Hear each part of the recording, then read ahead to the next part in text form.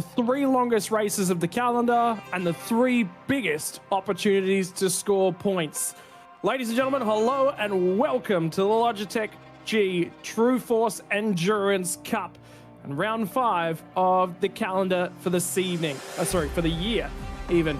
We're off to probably one of the coldest places you're ever likely to race a supercar. If we ever head even further south to Tasmania, that will obviously change. But until then, the island where you can go for a nice sail around it, you can have a look at the penguins and experience some lovely lush national parks, tonight roars to life with the sound of V8 supercars. This is it, Sandman. This is where we start that wind up. Before we can get to the final series, though, we've got to decide ourselves an endurance champion for 2026. But if you're probably sitting in that endurance champion seat at the end of the next 3 races, that's 90% of the job done to get yourself home and into that final series as well. Yeah, absolutely. Good evening, Scotty, and good evening, everyone, wherever you're watching around Australia, indeed around the world. Absolutely. Enduro season is upon us, and it's only round 5, so a little bit different this year, mixing it up in the Enduro Cup. So 3 rounds. So the next couple of races, obviously, we've got Sandown after Phillip Island, and then the big one at Mount Panorama. So really mixing things up, and there's a lot to play for tonight, isn't there, Scotty? So we're going to quickly look at the points going into tonight, because what happens with endurance racing, it's double points. So it really makes things different. So you can see if your favourite driver happens to be there, they may not be there at the end of the night. Who knows? You know, we see how much of an impact that endurance racing can play on a points championship. So step 1 tonight, get rid of Phillip Island, get that over and done with. You want a decent race tonight and grab as many points as you can, because the next 2 Enduros are going to be crucial as well. So check that out, and who knows where those drivers may be at the end of the night. And some of the things, we've had some late breaking news as we check some of the driver pairings, the lobs. You may see that you've got Jared Filsell, Brody Kostecki. Now, unfortunately, Brody Kostecki's had to withdraw from tonight, so there's been a late change at lobs. The latest mail that we've got at the moment is Jared Filsell will be teaming up with Geordie Marcon. So as soon as we find out, we don't know who Thomas is going to be driving with at the moment. So that's obviously a little bit of late breaking news there. So not too much of a shake-up. I know this team always performs, and it would have been great to have Brody here. But unfortunately, if you saw the recent round at Hidden Valley, he wasn't well. And we're only speculating. We don't know if he's still unwell, unfortunately. But it would have been great to have him here tonight. So all the best, Brody. Hope you're feeling a bit better soon, and we see you back on track, mate. And no doubt he'll be part of the lineup for the other Enduro races coming up in the season too. So, of course, that's the Lobs drives. We check out Eclipse as well, because they're obviously a strong pairing and team in the championship points so far. So you can see Matty Bowler, Joe Stewart, Zach Rattray-White, Griffin Gardner, Hayden Veld, Cody Deeth, Ryan O'Sullivan and Gina Lutz. So those guys are going to be there or thereabouts tonight. It's going to be a strong lineup of racing, no matter what team you're looking at. We'd be here all night if we went through all the driver lineups, but that's just a taste of what we've got to experience tonight. And no doubt everyone pumped for 500 kilometres, 113 laps around Phillip Island. Should be an absolute ripper. I think a really interesting part, we're probably going to be spending the entire night talking about it as well. Can you just point to those round black things that are on those cars for me? You mean these things? Yeah. You reckon they might be a little bit important tonight? Mate, critical numbers tonight. So a little bit of a change compared to last year. Last year, we only had ourselves about 121 litres available to us. We were trying to match the real-world supercars. They threw themselves some nice big styrofoam balls into the fuel tank just to restrict that maximum capacity of fuel tank down. This year, that's gone. We are 100% tank size. I love a good number. I love a good stat. In fact, actually, Jay, our producer, and I were sharing stats about cricket this morning. But the big one here from car racing tonight, 100% fuel tank. Well, maximum burn, it's about 3.6 litres, Sandman. That's 37 laps. Well, your co-driver's got to do 38. But the big factor is those round things, the black things that you were pointing to before, unfortunately, they don't last 38 laps if you extract every last ounce of performance out of the car. What do you think the guy's going to do tonight? You mean drivers have to look after those things? No, that's not important. No.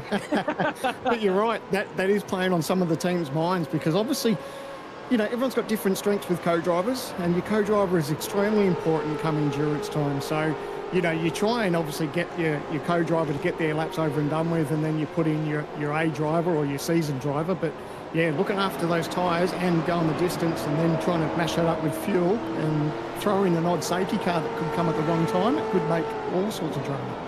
walk me through this track map, because the reason that we're actually talking about tyres, it'll become really, really prevalent, is Phillip Island down in Victoria. We know this place like the back of our hands, all of us Australians. If you're joining us from overseas, hello and welcome. You guys might not be as familiar with this place, but we certainly are.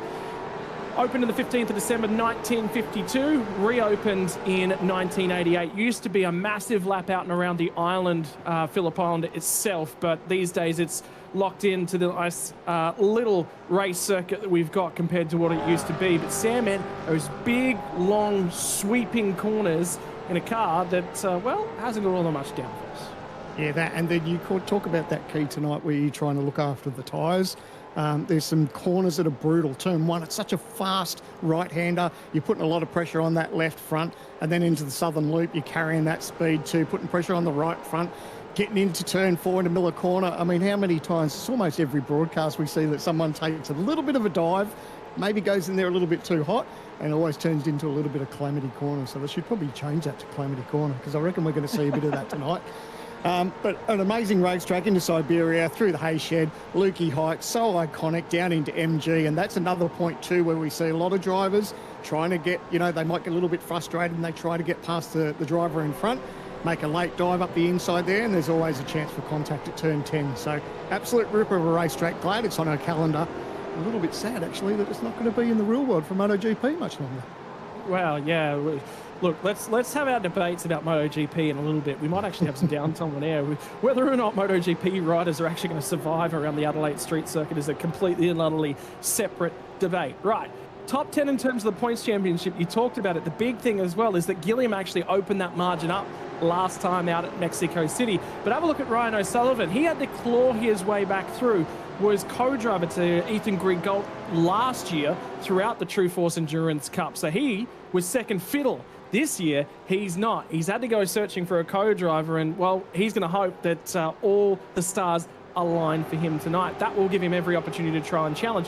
Now, that debate for the top 10, it's somewhat sort of important. This one is the critical one. For the first time in our series' history, we are going final series racing. Now, the big thing about the Endurance Cup, double points at each of the next 3 rounds. 500 kilometres tonight, 500 kilometres from Sandown in a few weeks' time, 1,000 kilometres of Bathurst. Lots of points on the table. That means that this picture will change massively. You have a bad round somewhere in the middle of that.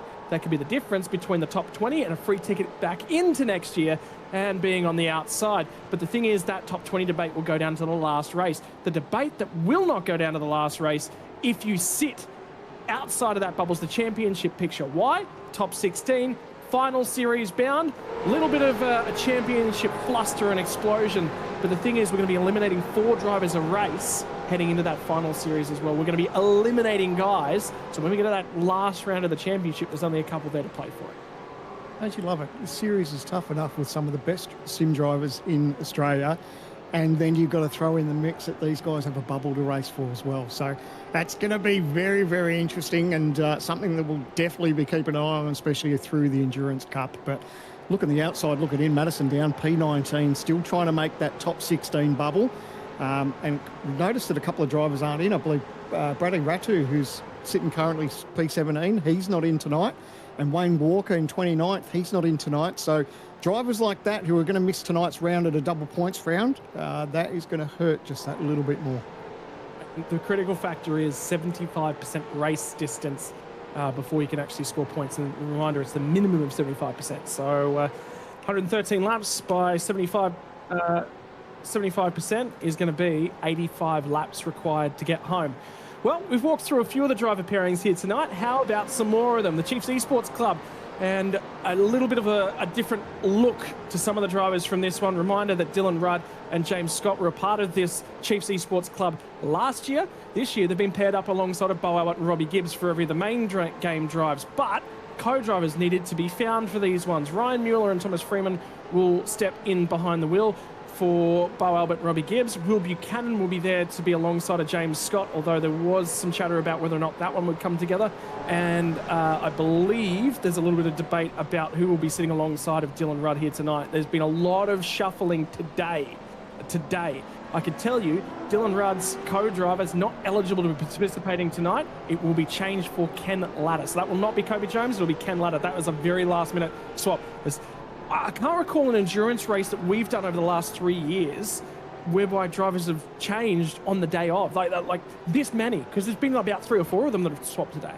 Yeah, and sometimes maybe as late as within the last hour or two, So, yeah, it's a bit of a line ball, isn't it? But, obviously everyone wants to bring their A game. And, yeah, when you hear those last-minute changes, it does put up the hairs on the back of your neck a little bit. Damon Woods picked up his first ever championship race win last time out at Mexico City. Seth Brown will be handed the co-driver duties for car number 56. What will Seth be able to bring us on board that one? Damon will be hoping it will be a taste of success. But this is also off to the Synergy Sim Racing paddock as well. I believe Brenton Hobson and Brady Baldwin will not be in contention here tonight. Look for them in the next 2 rounds of this calendar. Tom Ferrer will be joined by Billy Mole. Dylan Pereira will be joined by Dylan O'Shea and the All Dylan 61. Blake Warboys will have Sean McNamara alongside of him, and Adam Briggs and Jordan Ross. So the 2 veterans step into cars 63 and 72 as the co-driver rolls. So wiser heads will be hoping to prevail out of those guys. They're certainly quick enough to still be in the series, but elected to both of those guys to take a little bit of a backward step and a supportive seat. But it's this one. Have a look at the different names of all the drivers that have won over the years at this place. And the big thing is, when I was doing stats and things for this round, we've only actually held 1 endurance race here before, and it's only been in the Gen 3.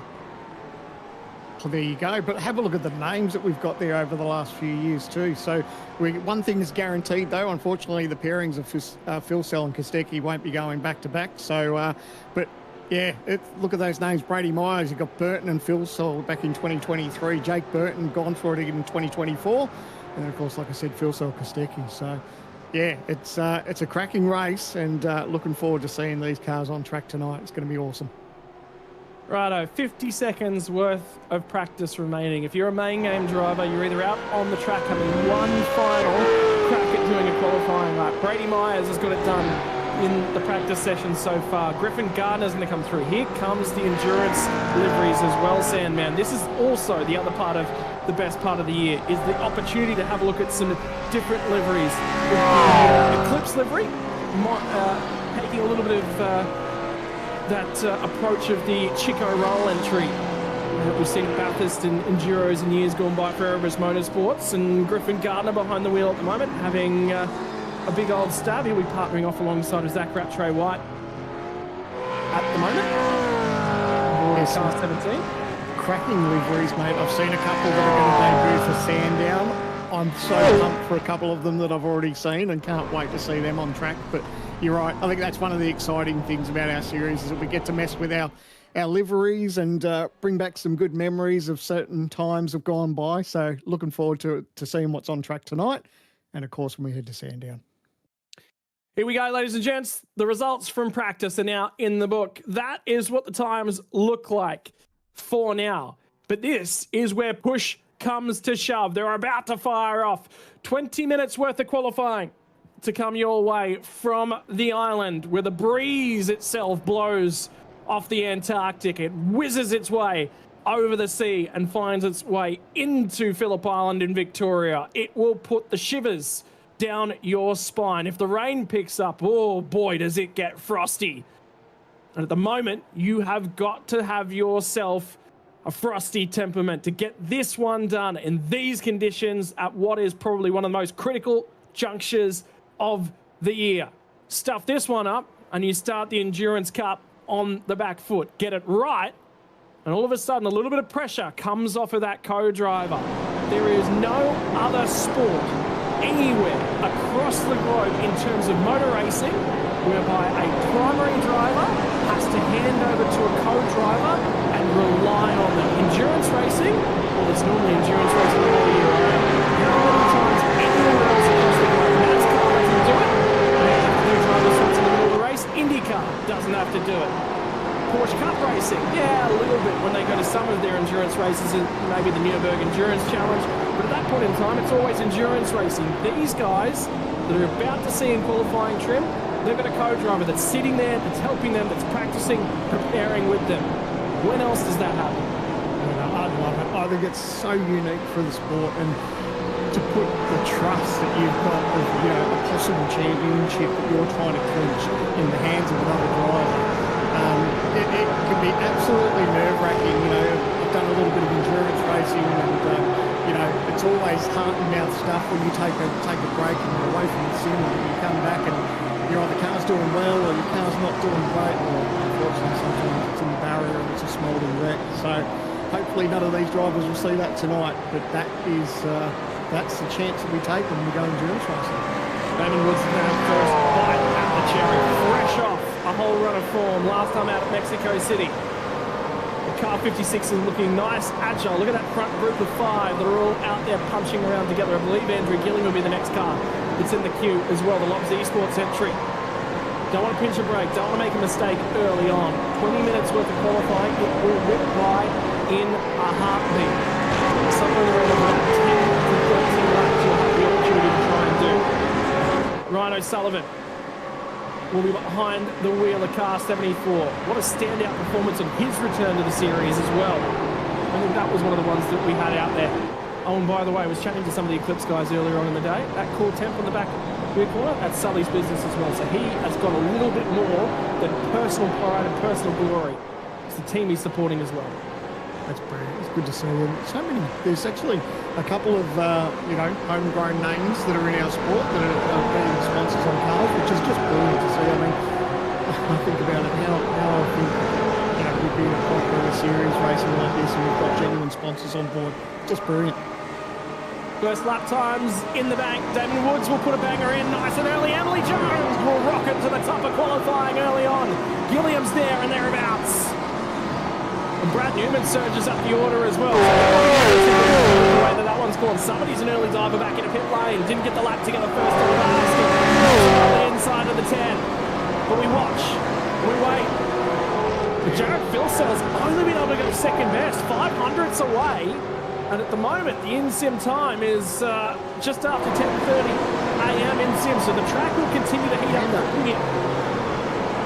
Josh Anderson's gone P1. Have a look at those times, though. Absolutely nothing in it for the top 5. I mean, it go back further too, but just a brilliant start there for Anderson, Madison Down, Brady Myers, all those TTR guys, and Jake Burton up there as well. TTR in the fold at the moment, and that's a good outlap for those guys. I'll be very happy with that one. The fact that it pipped Jared Philsell by 1.8 tenths effectively. Downs right there in amongst it. Robbie Gibbs as well, up and inside the top 7. Burton, Griffin Gardner. Rattray White not behind the wheel at the moment. Griffin obviously stepping away, taking a little bit of a back seat in 2026 in terms of running in Logitech GV8 Pro Invitational. But that enables him to come on board as a co-driver and focus. Well, this is going to be a little bit of a rinse and repeat. You'll go out, do your hot lap, and you'll be straight back in. You see every car that's already punched out a decent time, straight back in the lane, new set of Dunlops, and they'll go again. Because obviously you want the freshest rubber at the right time. Still just under 15 minutes to go in qualifying, so a lot of time to play out, but it does tick away fairly quickly when you sort of out, do a lap, come back in, out, do a lap, come back in. So a couple of drivers probably didn't get their first lap as well as they would have liked. There's a lot of people like Sam Blacklock dead last, nearly 9 seconds off the pace. So things obviously didn't go right for him, but plenty of time to make it up. Just having a quick look through the circle as well, I don't think Thomas McMillan's necessarily having anyone jump on board to assist him tonight. And that will mean that he will be forced effectively to sacrifice his co-driver to help Jared Philsell. So that's unfortunate, but that is the way that the breaks go sometimes. Sure, he'll be back in action from Sandown. If they want someone to run rear of field, I'm sure I could. I'm a great rear of grid driver. Fantastic. I believe the term is field film for you. Yeah, pleb with no talent, just stick him in the seat and watch him go slow. Mate, if somebody else is paying for the fuel and the tyres, you really don't care too much, do you? Yeah, that's right. That's right. I'll gladly show everyone I've got no talent. Stay behind the microphone, mate. It's a fair bit safer up here. Absolutely. You You know, the one thing I haven't heard you say, and it goes on the bingo card just about each and every year, is buy a ticket to the end.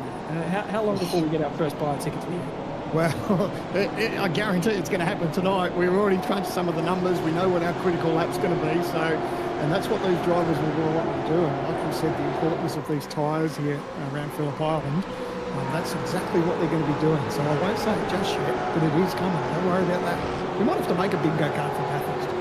Might have to. We'll list the aid of some drivers and people behind the scenes that are certainly strong to assist us. In the meantime, round number 2 of having a crack at qualifying. At the moment, William Sapstead is up and in the mix, certainly trying to put a lap together. And how good does the Kmart car look? Doesn't quite look right sitting on a Chevy, does it? Kmart Commodore. It's not necessarily the same feeling, but it does evoke a feeling of years gone by. Looks brilliant. Hats off, mate. That looks really good.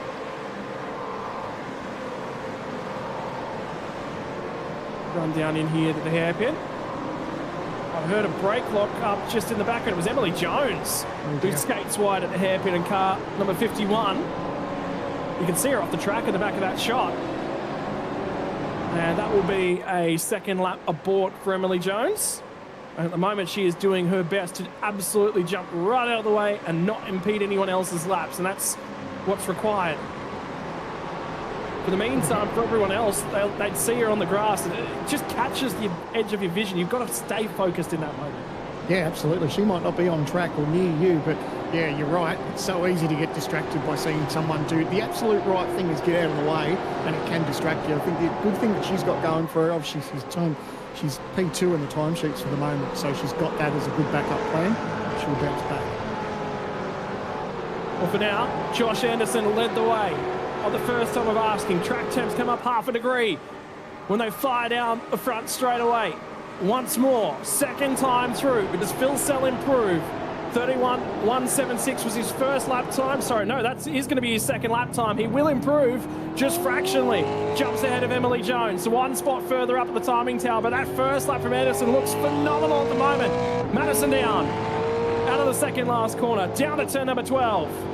He will try and get the car tipped in. Car just ahead of him misses the apex at the final corner. And now it's sit back, watch the timing charts and relax. Down is in 4th position, looking for an improvement on 31. Turn 31 flat, goes to the front row. He was almost positioned perfectly coming off that last turn. He was just enough behind the car in front of him. He grabbed that little bit of toe, took him to the line, and it's a TTR 1, 2, 3 for the moment. Lots of work put in for this round, and it's paying off at the moment. It was Andre Youssef on board car number 900 that was just ahead of Madison down as we come out of there. So that little bit of loss of the tip-in point at the final corner would have certainly hurt him. This is probably a good opportunity to jump on board with probably Damon Woods at the moment. Just have a look at what the pit lane entry is going to look like throughout the night, because this will be critical. There's going to be at least 3 stops required. There's going to definitely be more than that, though. I would expect most of them are going to do 4 stops. And this line right here, we have seen penalties just about every year we've been here, because that pit lane entry, it's narrow, and sometimes the car ahead of you brakes a little bit early, and you've got 2 options: run at the back of them or dodge to the grass. And often dodging to the grass, you're never going to pull the car up in time. Yeah, and how many times we've seen too with that pit lane entry, you touch the grass, you get a little bit sideways and squirrely, and you miss your braking mark or whatever the point might be. So that's always a bit of a concern too, and you always obviously want to try and carry as much speed into the pit lane as you can. And but it's catch-22. You go a little bit wide, you touch the grass, it could make things very interesting. For now, Brian Borg steps into the series. I believe he'll be partnering alongside Jack Witters for this round on board car 017. Have a crack and an opportunity for the Mustang Mods boys to... Sorry, my apologies. It's Jason Bentz who'll be partnering up alongside of here tonight as they make their way down into the hairpin. My apologies. Jack Witters is out there alongside of Tom Bewley. By the way, the interesting note on board of this one is Tom Bewley is the guy that owns the Porsche Cup. There's been a massive moment on pit lane exit. I've got about 4 cars that have just made huge contact, and one of them is Tom Freer, who has got a massive mark on the rear end of his car. And you know what? It was Jacob O'Reilly was on a hot lap, and he exited pit lane straight across in front of him. Now, is that motor? Has he killed the motor, or it's weird that he hasn't sort of plucked reverse and just spun it, because there's enough room there where you can pull reverse and just turn it round on the grass. Well, I've got the yellow flashing light in the rear of that car. It's got a replay. There's an issue. OG gear replay. It joins. Oh, that's bad. That's poor. I mean, he really, look at that right rear is absolutely plucked out of it. So that thing's destroyed. That could be his qualifying session. Yeah, Jacob O'Reilly, the issue for Jacob O'Reilly was he was just starting a hot lap. So that's effectively impacted his ability to put qualifying times together. So that will be a problem. There'll be enough time for O'Reilly to get back out there and have another crack. But he'd literally just started. That car's still there. I don't know if the stewards have something to say to that too, because that was pretty bad that he came out of the pits and unfortunately just collected someone. I mean, you've only got so much room where you've got to rejoin the racetrack anyway, but yeah. At the point of collision, O'Reilly was doing 268 kilometres an hour, 270 kilometres an hour compared to 175 k's. So the cars are coming out a pit lane, and Freya goes, I've got to get out of this, guys. Ends at turn 1. You can see what he was thinking. He's like, I need to get out of the way, but unfortunately he just hasn't timed it, and that's heavy contact. I wonder whether or not Freya might have hurt himself as well. Just, there is obviously, the biggest benefit of this place is that, you know, it is simulated, but you can rip a steering wheel out of somebody's hands. And if you are gripping it tightly, but on the way out of pit lane, somebody missed entry there to Lukey Heights. Yeah. But yeah, you're right. I mean, the steering wheels are getting stronger and stronger, and it's so easy that if you make heavy contact, it's not unusual that some drivers, you know, might sprain a wrist or, you know, get finger damage or something if a wheel gets plucked out of your hand. So yeah, it's not unheard of. Brad Newman is trying to go through and settle up, but fired off to the right-hand side. Jake Burton will jump up in the 7th spot. Damon Woods improved. He jumped into P6. A little bit of shaking. This would be about the furthest back that Jared Philsell's ever started a race from Phillip Island at the moment, P5. And again, late co-driver swaps mean, you know, there's a few extra elements there. They will be looking to minimise Geordie Macron's time on board car 94 tonight. Of that, you can be certain. So it will be a 38-lap stint. Well, cast your mind back a couple of years ago. Do you remember that, actually it was last year, wasn't it, from Jerez? And we spoke to the Lobs boys after the race, and they said we actually hadn't done a long run all the way out on the fuel. We blew tyres and we just didn't know we were going to do that. I do wonder whether or not they have done 38 laps on the tyre yet. That's a name I was worried about. It was Gilliam, obviously our championship leader coming in tonight. He was P17, so now he's got up to P8, which is a vast improvement, obviously, and hopefully he goes a little bit better. He'll get one more run out of this with 5 minutes to go. But, yeah, wasn't expected to see our championship leader that far back. I'm interested to note as well, was that 40 cars covered by 9/10 of a second? Don't you know it? Mate, that's why they're close. That's why we're up here. That's exactly why we're up here. Yeah. Both of us would be a minimum of at least 2 seconds further back, so. Just how's the garbage on the racetrack too, where the drivers are entering pit lane? There's a heap of marbles and gravel that have just, you can see right, almost as you turn in, so it looks like someone's had a bit of a moment and they've decided to dive straight into pit lane, but they brought all that garbage on the racetrack. Have a look at this paint scheme, buddy. This looks the goods. I've seen a few shots of this behind the scenes in the lead up to it, but Lachlan Cable, guess what? His co-driver tonight will be Dan Yeaman as well, who's one of our broadcasting colleagues from years gone by. Mate, I saw that paint scheme and I thought that was only debuting at Sandown, so I'm stoked that it's here tonight. That's a brilliant looking car. What's Stenny been up to over the last week? Probably whinging, complaining, not being necessarily all that happy with his race car, or has he been feeling quite good about it? I haven't been in the stable, to be honest. So, as you can see from our driver cam, he's always up on the wheel, probably a little bit further back than he would have liked, but still time to improve on that. But the one thing, look at him, look how committed he is. I just love his camera and just to see how focused and determined he is. He gets up on the wheel, turns it in. You can see him always hard at work. He wants to improve on P32. now. It looks like he's going to start his hot lap now. Thankfully, he's dodged a couple of cars on pit exit. A little bit of a wiggle on the wheel. Always a good indication when you watch these driver cams just to see how you get a real understanding of how their car's behaving. Because if they're jerking on that wheel, they're obviously fighting it a little bit and struggling. So you can see he's got a little bit of traffic in front of him for the moment. Hopefully they can see what's going on and they get out of the way. So a couple do here. He's still got a couple into the hairpin. Can always be that distracting, and you can see it's actually a teammate that's got out of the way there too, so that's nice. So even if they don't get in your way and hold you up, it can be a huge distraction just knowing that you've got cars around you that you've got to get past. And sometimes you just appear at an awkward spot on the lap as well. It just happens. That's just part of qualifying in this series. You are out there and you've got to put the lap together. There's only one person that matters at this point in time. And it's the guy behind the steering wheel. There's another bit of traffic trying to jump out of its way, and they're trying to prep for their final roll of the dice. As we get underneath 2.5 minutes left in the qualifying session for the first of our 500-kilometre races for the year. For Stenberg, 32nd on the grid at the moment. There's an opportunity here to try and find a little bit of something else.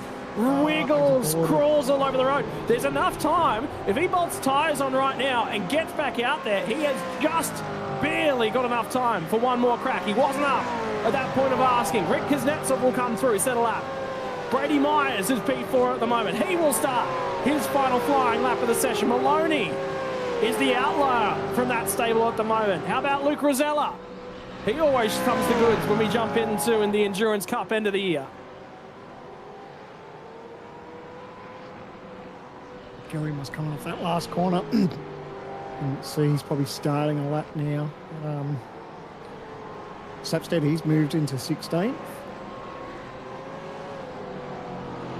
Good change of fortune for Madison Down. He's had a year to forget so far. So I think he'd be quite stoked at the moment. Madison Down moves up into second spot as well. So there's speed. Still on board. No, that's that earlier lap, wasn't it? Yeah. He'll start one more flying lap. Mazzaroli's not going to find enough speed to have a crack at this one. Andre Yusuf jumps out of the way. Is he trying to prep for a lap? That was a car on the one through the Lucky Heights. He'll be okay. Rivera on the run at the moment to the final couple of corners. He'll try and build. You just wonder, is he going to dive in a lane? No, he's going to certainly have a crack at it. Capel's the car just ahead of him. These two would have been teammates last year. Not anymore. Now they're on the different sides of the fence. Still supported by the Logitech logos on both sides. For Rivera, does improve fractionally to a 420. Angus Lawford. Scotty went to third. That lap's come out of nowhere.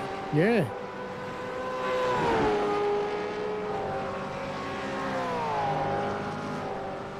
The attitude coming out of that last corner. You want to get on the throttle as quick as you can. Short to the line. Can he improve on P33? Looking like from that lap, yeah. Right. Yep, Mads' qualifying is done, and the checkered flag has now flown on the first qualifying session of Endurance Cup season. Burton's in the lane. Best he will start as P9. I'm not seeing a lot of drivers on improved laps at this point in time. Warboys will dive in and out of the way. Bo Albert's not going to improve either.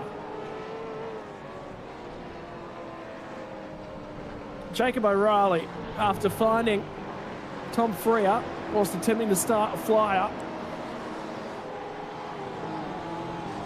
has not been able to make much of that session. James Chastaneff with an opportunity at the back end here. He will try and set the best lap time remaining to him.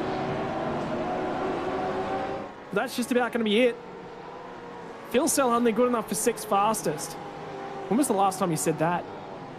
I wasn't expecting. I didn't have on the bingo card that Lobs wouldn't be inside the top 5. And how's the turnaround for TTR? They got 4 out of the 5 cars in the top 5, and James Scott's just jumped in there to spoil the party for him. So a good change of fortune for TTR coming into Phillip Island.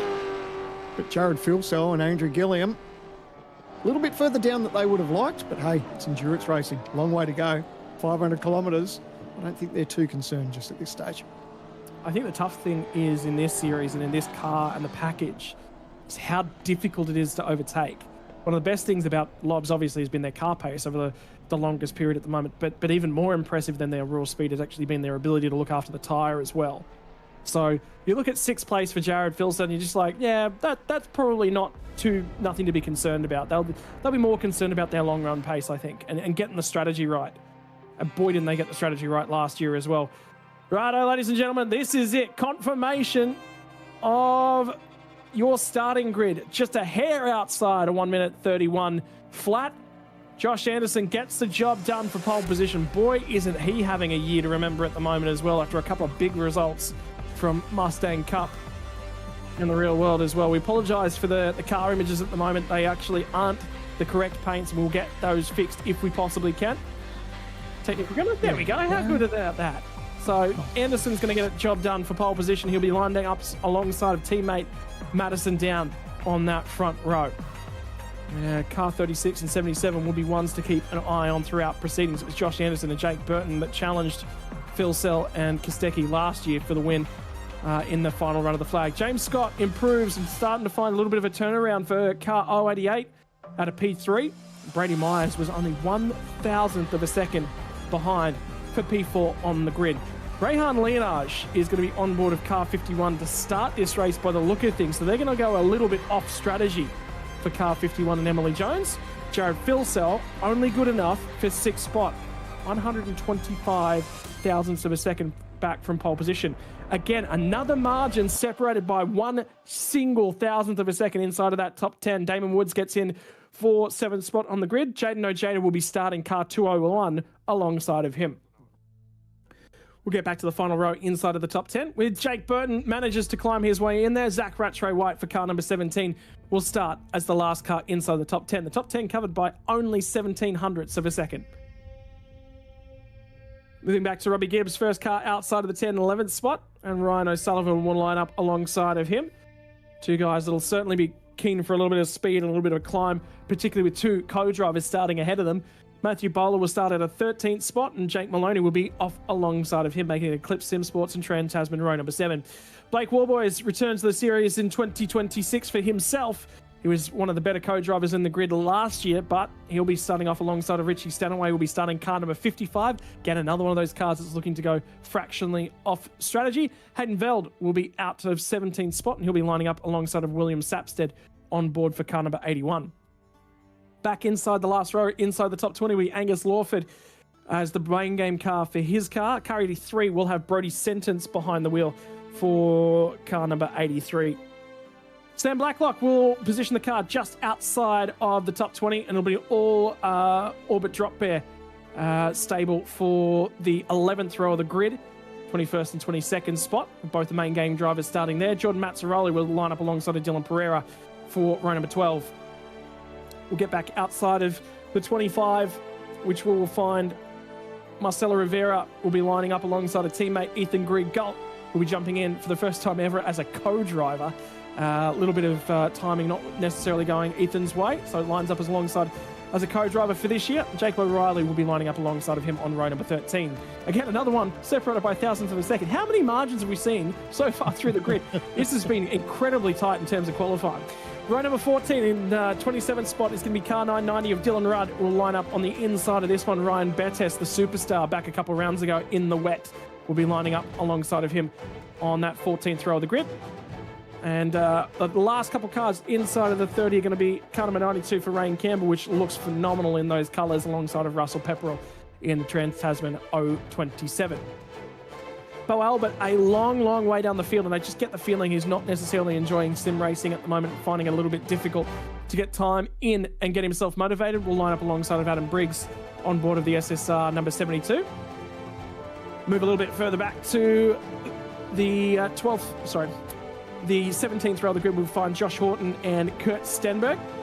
Before we get back to the 18th row of the grid, we'll find kind of a 41 and Tom Frere. We're wondering whether or not there will be a penalty coming that way. And Ryan Jones will line up alongside of him. Back on 19th row of the grid will be Andre Youssef lining up alongside of James Chasnoff, with both of the main game drivers lining up here last drivers inside of the 40 is going to be Brad Newman ahead of Jason Bentz, who will be one of the co-drivers lining up on board car 017. Outside of the 40 will be the final row of the grid will be Tom Bewley, who will start things off alongside of Daniel Poulton. Now, there is the entry of car 248 into the server, which was for Thomas McMillan, but he will not be joining us here this evening. Unfortunately, no co-driver to go his way. But here we go, ladies and gents. It's time to have a chat to our drivers. I'm going to start off by chatting to pole position and car number 36, and I believe it's going to be Josh Anderson. Sorry, just give us one moment, ladies and gents, as we're going to go ahead and grab these guys. Actually, might go ahead and grab Forzen El Nabi, who's going to be his co-driver for the start of this one. Forzen, mate, you've been picked up and asked to do co-driver duties this time out. Josh Anderson's managed to put the thing on pole position. Does that all of a sudden raise the amount of work that you've got to do and a little bit of the nerves, or does that settle things because you know you've got quite a quick hot rod? I think it's a bit settling, just because Josh has obviously done a great job. He's put it on pole. The car seems very fast, so that's very good. Yeah, it's also awesome to be driving a TTR car, so yeah, it's definitely bucket list stuff. Yeah, it's just a matter of doing the job of the co-driver, and yeah, I'm pretty sure I've done a few laps around here, so I reckon we should be going all right. Mate, you've driven alongside a whole bunch of different drivers over several. I mean, you've been in and around this circuit for a long period of time.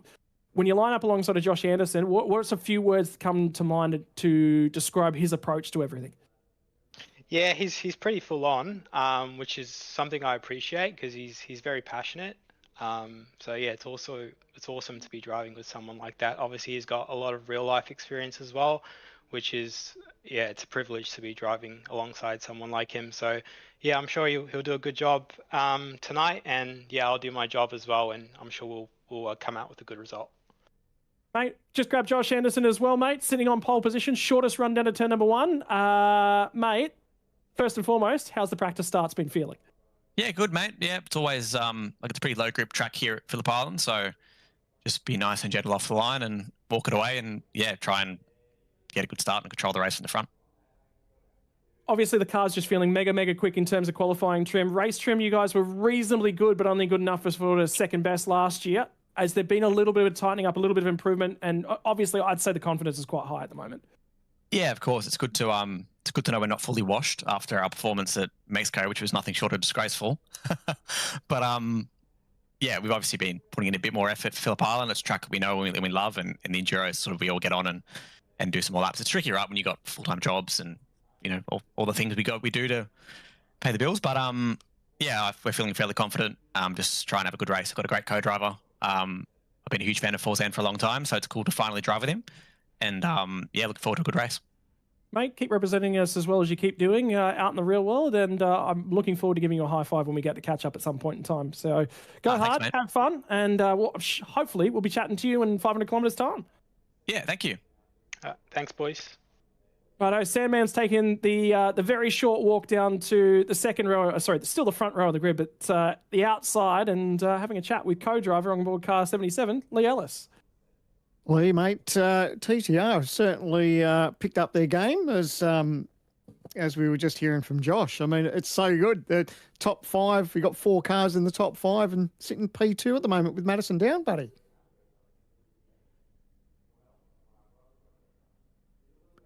Lee might have walked away, you know. He's going to have a bit of a nervous week, do you reckon?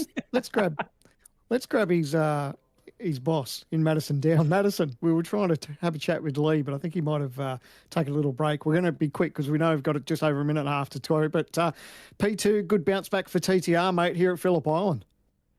Yeah, nice to have some speed after what was a pretty disappointing last round. So yeah, we always tend to be pretty quick here, and nice to see so many TTR cars up the front. Nice turn of events, mate. The top 5, 4 in the top 5. That must breathe a little bit of sigh of relief for you. Yeah, absolutely. We just got to try and get the job done in the race. We haven't had many good results, especially in my car this year. We're only just sitting inside the cut line in the points. So, need a really strong enduro season. So hopefully we can keep this race clean and finish somewhere in the pointy end. All right, mate, we'll let you go and concentrate. 1 minute to go before we go green flag. So all the best, buddy, and we'll talk to you after the race, hopefully. Thank you. So there you go, Scotty. TTR front row, and nice bounce back for those guys. And now they settle themselves in for 500 kilometres racing. And, you know, there's plenty of chariots down there behind them that would love to spoil the party for TTR. Mate, certainly there would. 40 seconds to grid start. I reckon Lee's walked away for a little bit of a break just before he gets ready to go. If you were sitting on that front row of the grid, like we said, shortest run down to turn number 1. It's the easiest in terms of trying to get the car pulled up because you probably don't need to put the foot on the brake all that hard. For everybody else, it's a challenge. And that critical number tonight, tank length, 37 laps. You save yourself 100 mils worth of fuel, you can make it 38 laps. Will the tyres last? You need to do 57 laps at a maximum with one driver in the car concurrently. You've got to clear 38 laps for your co-driver. How do you put it all together? For V8 Supercars from Phillip Island, the revs will rise 500 kilometres, 1,000 kilometres to come from Bathurst. The first 2 stanzas are away on the run down to turn number 1. Looks like Phil's got a reasonable getaway. He's the best of the front 6. He's going to look to go up the inside 3 wide. He's already trying to get down the inside of Anderson. Anderson did not get away. Anderson and Meisner into each other. Turn 1, lap 1. Confidence levels. We talk. He said he was good on the start. It's not going to be that good. Phil Dell goes from 6th to 2nd, and Madison down back at the pointy end of a Supercars race. Mate, that was a concertina effect. He just put up the inside there, and then unfortunately Anderson got wide, touched the grass, and just slipped off the racetrack. So thankfully he's still pointing in the right direction and rejoined the racetrack. But man, heart and mouth, he's going to make a dive up the inside. Whoa. So everyone's still having a red hot go. What a great camera angle as we go into the hairpin, but everyone has survived so far. There's lots of work to do. Get your head down. Get yourself strapped in. If you're a main game driver and there's a car ahead of you, you are looking to pick them off as quick as you possibly can. But we've got some all-star co-drivers in this field. They're too wide heading through the hay shed. That's absolute bravery on lap number 1. It was Warboys who was looking for a little bit of an opportunity to try and get past someone. He'll have Bowler in the rear view. He's got Ryan O'Sullivan ahead of him. He's in an eclipse sandwich, and Sully was looking down the inside of one of his teammates as well. He was trying to get up the inside of Rattray White. Get yourself settled in. The first lap is the best opportunity to grab yourself a little bit of real estate. And while Jared Philsell's done just that, Anderson has a whole mountain to climb. Yeah, Anderson's back in 15th position. And see up front, Jared Philsell looking very racy, and it looks like he might be keen to get past on Madison down at the moment. So, mate, some people might say aggressive, that it was aggressive at the start, but it's opportunistic. He saw the gap, he went through there, Jared Philsell, and unfortunately, 3 into the corner just doesn't work. And yes, Anderson will be kicking himself for the start, but unfortunately back in 15th. But the main thing is, he's got a straight race car. The initial jump was okay. The reaction time was quite good. It was the second phase of that launch. And look at Philsell. He just goes, there's a gap, there's a gap. He was actually on the right-hand side of that shot. He was on the outside and into turn 1 when he initially launched it, and there's the contact with Myers. He got in too hot. The thing just didn't want to pull up, and now there's work to do. And then that gets your temper up. That gets you a little bit flared, and I can tell you that Anderson on the current lap a little bit deep, and I'm talking a little bit deep. He is out of rhythm and out of sequence already. There is work to do. If they put a lot of work into that qualifying car, and it looks like they did so, Sam, man, they did all the hard yards. But now he's going to do it all over again. That is the challenge. The beauty bit is, though, now is all they need to do is just tell him over the radio just to calm down, not let it, obviously what's happened. He's going to make a dive. Here we go. Possibly. Oh, Madison down. He's got, so there we go. I said Philsell was looking racy, and sure enough, he's done that. But just to quickly touch on the point, they just need him to calm down. It's a long race, long way to go. Don't have to worry about it just yet. Yes, it's not great, ideal start, but he's still in the race. Top 5 already starting to walk away from the field, just a fraction. Here's how this move got done. See how late that was. It was basically, he just whacked it at the inside and said, Madison, look, I'm coming through. Do what you can. And the other end of that too is that the smart heads up driving by Madison saw him dive, and he's like, you know what, not going to fight him because we don't need to come together. Just gave him the real estate, and look at him right now. He's all over the back there, upper of Jared Philsell. And James Scott, who had that terrific run in qualifying, he's now in P3 and seeing that all unfolded in front of him. So what a start. Absolute ripper. Well, belt yourselves in, buckle yourselves in. If you thought there was time to grab popcorn, you probably missed it. They're diving down at the hairpin. I can tell you Rattray White is trying to have a go at this point in time. Car 35, it's Jake Burton, and they were just leaning on each other when they got down to the hairpin. Now at Siberia, one of the coldest feeling points of the country. And somehow they wrapped a little bit of a racetrack around it. Now they're going to go side by side through the hay shed. Warboys has got the onboard camera at the moment. And Burton runs a fraction wide and off the track. Sullivan's had the door opened up for him, but it's around the outside at Lukey Heights. This will give him an opportunity. Burton's trying to cover him, gets to the middle of the road, can't quite cover it. Where does Warboys go? Well, Burton created a little bit of space for Ryan O'Sullivan, and he slots in behind. But Jake Burton's also on the back foot. It seems the TTR cars were quick in qualifying trim, but the race is 500 kilometres of a different story. Yeah, Burton got caught out a little bit. I think he was thinking about a dive up the inside, but he knew that he wasn't quite clear of Ryan O'Sullivan. So I think he just thought better of it and didn't make that move. But I think you could see from the nature of the race car, it looked like the attitude was going to be that he was going to dive up the inside, but thought better of it. Damon Woods ranging up on the back of Brady Myers. And remember, it was Myers who had that contact with Josh Anderson. Turn 1, lap 1. I had a quick look over that car. Everything looks okay. This is where the meat grinder sort of starts. Remember, Capel was up inside the back end of the top 20. He was right there. I think it was 22nd he started out of, so he's gone backwards a lot of positions on that opening lap. So something's happened to car number 18. And now he's trying to range up on Badass, and there's block brakes in behind, and there was contact just ahead of these guys as well. I think it was O'Reilly, who's had his absolute bell run during that qualifying session. I thought someone was sideways. Sorry. Yeah, you just see him. And he's on the radio to race control. I can tell you that incident, whatever it was, has already been reported. Also, someone was sideways. There we go. Yeah. So got that little bit of a tap, thankfully got going, but lost a handful of positions there. So I thought I saw a car sideways, but maybe I just got myself wound up. But that makes me feel a little bit better than I did actually see someone sideways.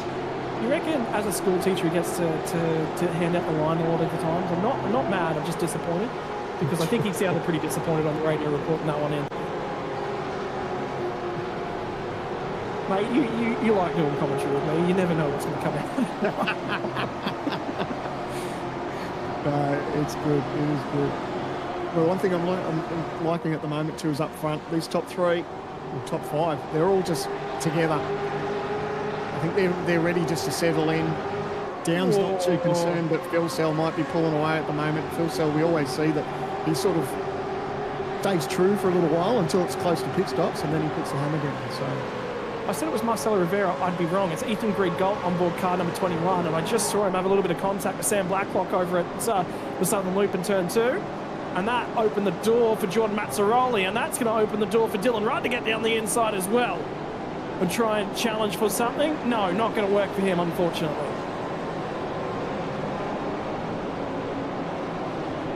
Drops back in. Right, 500 kilometres. You can't win it in the first 5 laps, but you certainly can lose it. And the big thing will be who is already thinking about perhaps doing 38 laps on the tyres. You guys watching along at home, ladies and gents? That's the driver pairings for tonight. Have a look. Where's your favourites up and down the order? Glenn Postlethwaite is going to jump on board that car with Blake Warboys later on. I'll tell you what, there's some jostling. Again, Dylan Rudd and Mazzaroli have just gone elbows out. Deeper in the field, going side by side through the last corner. That is bravery.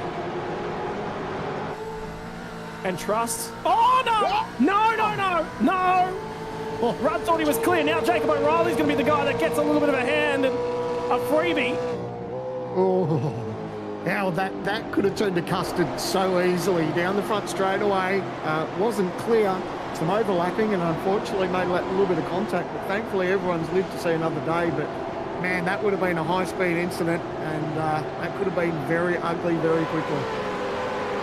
Well, for now, they've all managed to recover and get their cars back in line. But therein lies the tricky nature of it all. And now they're going to try and dive it down into the hairpin. Everyone just takes a little bit of a breath. Lap 6 of what is going to be a 30-lap or longer stint, potentially. Now, the critical lap to throw your co-driver in for minimum time, and we're talking the minimum time, lap 18. You can get them to the middle of the race from there.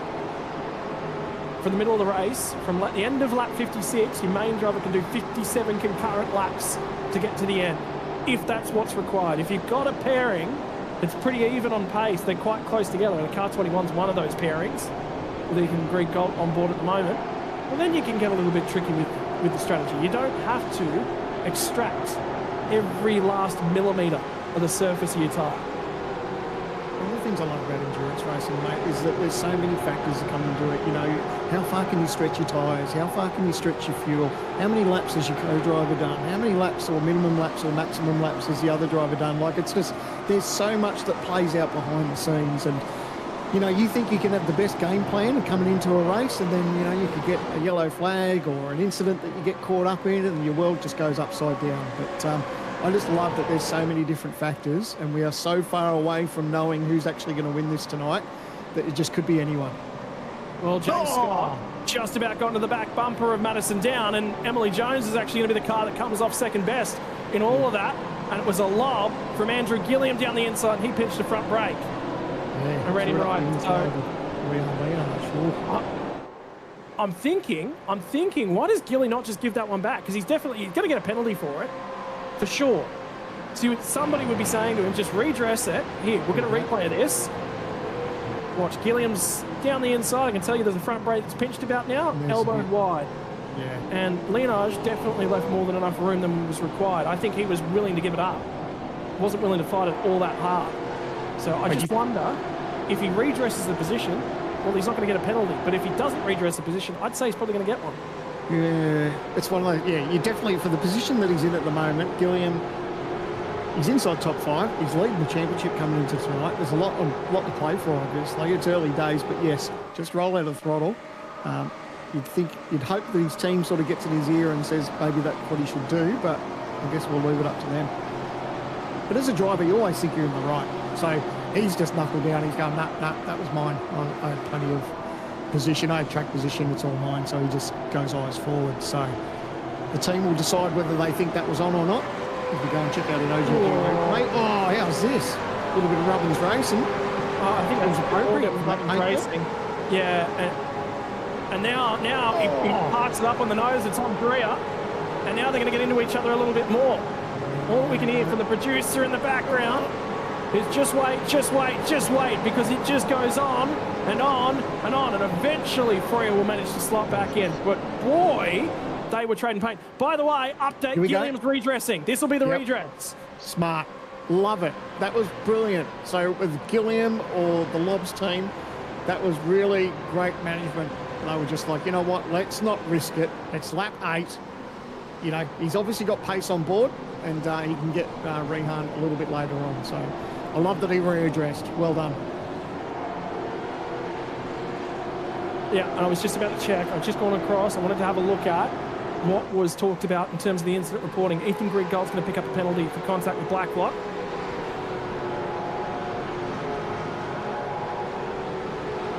And so I caught something between car 21 and car 215. That's Rain Campbell. And who's gotten into him? Bo Albert's involved in that. Look at the front bar that's popping through the air. That'll be Rain Campbell's just about done. That car is going to be walking wounded for the rest of the day. Well, if his steering's, obviously it's going to hurt his aero.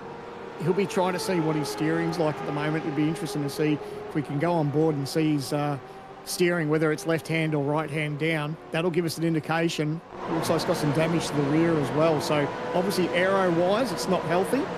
But as long as he's got a straight steering wheel, he can probably get away with it. By the way, take 2. Gilliam's gotten by. Leonage. This time, this pack is getting aggressive, and Josh Anderson's looking to be the aggressor at the moment.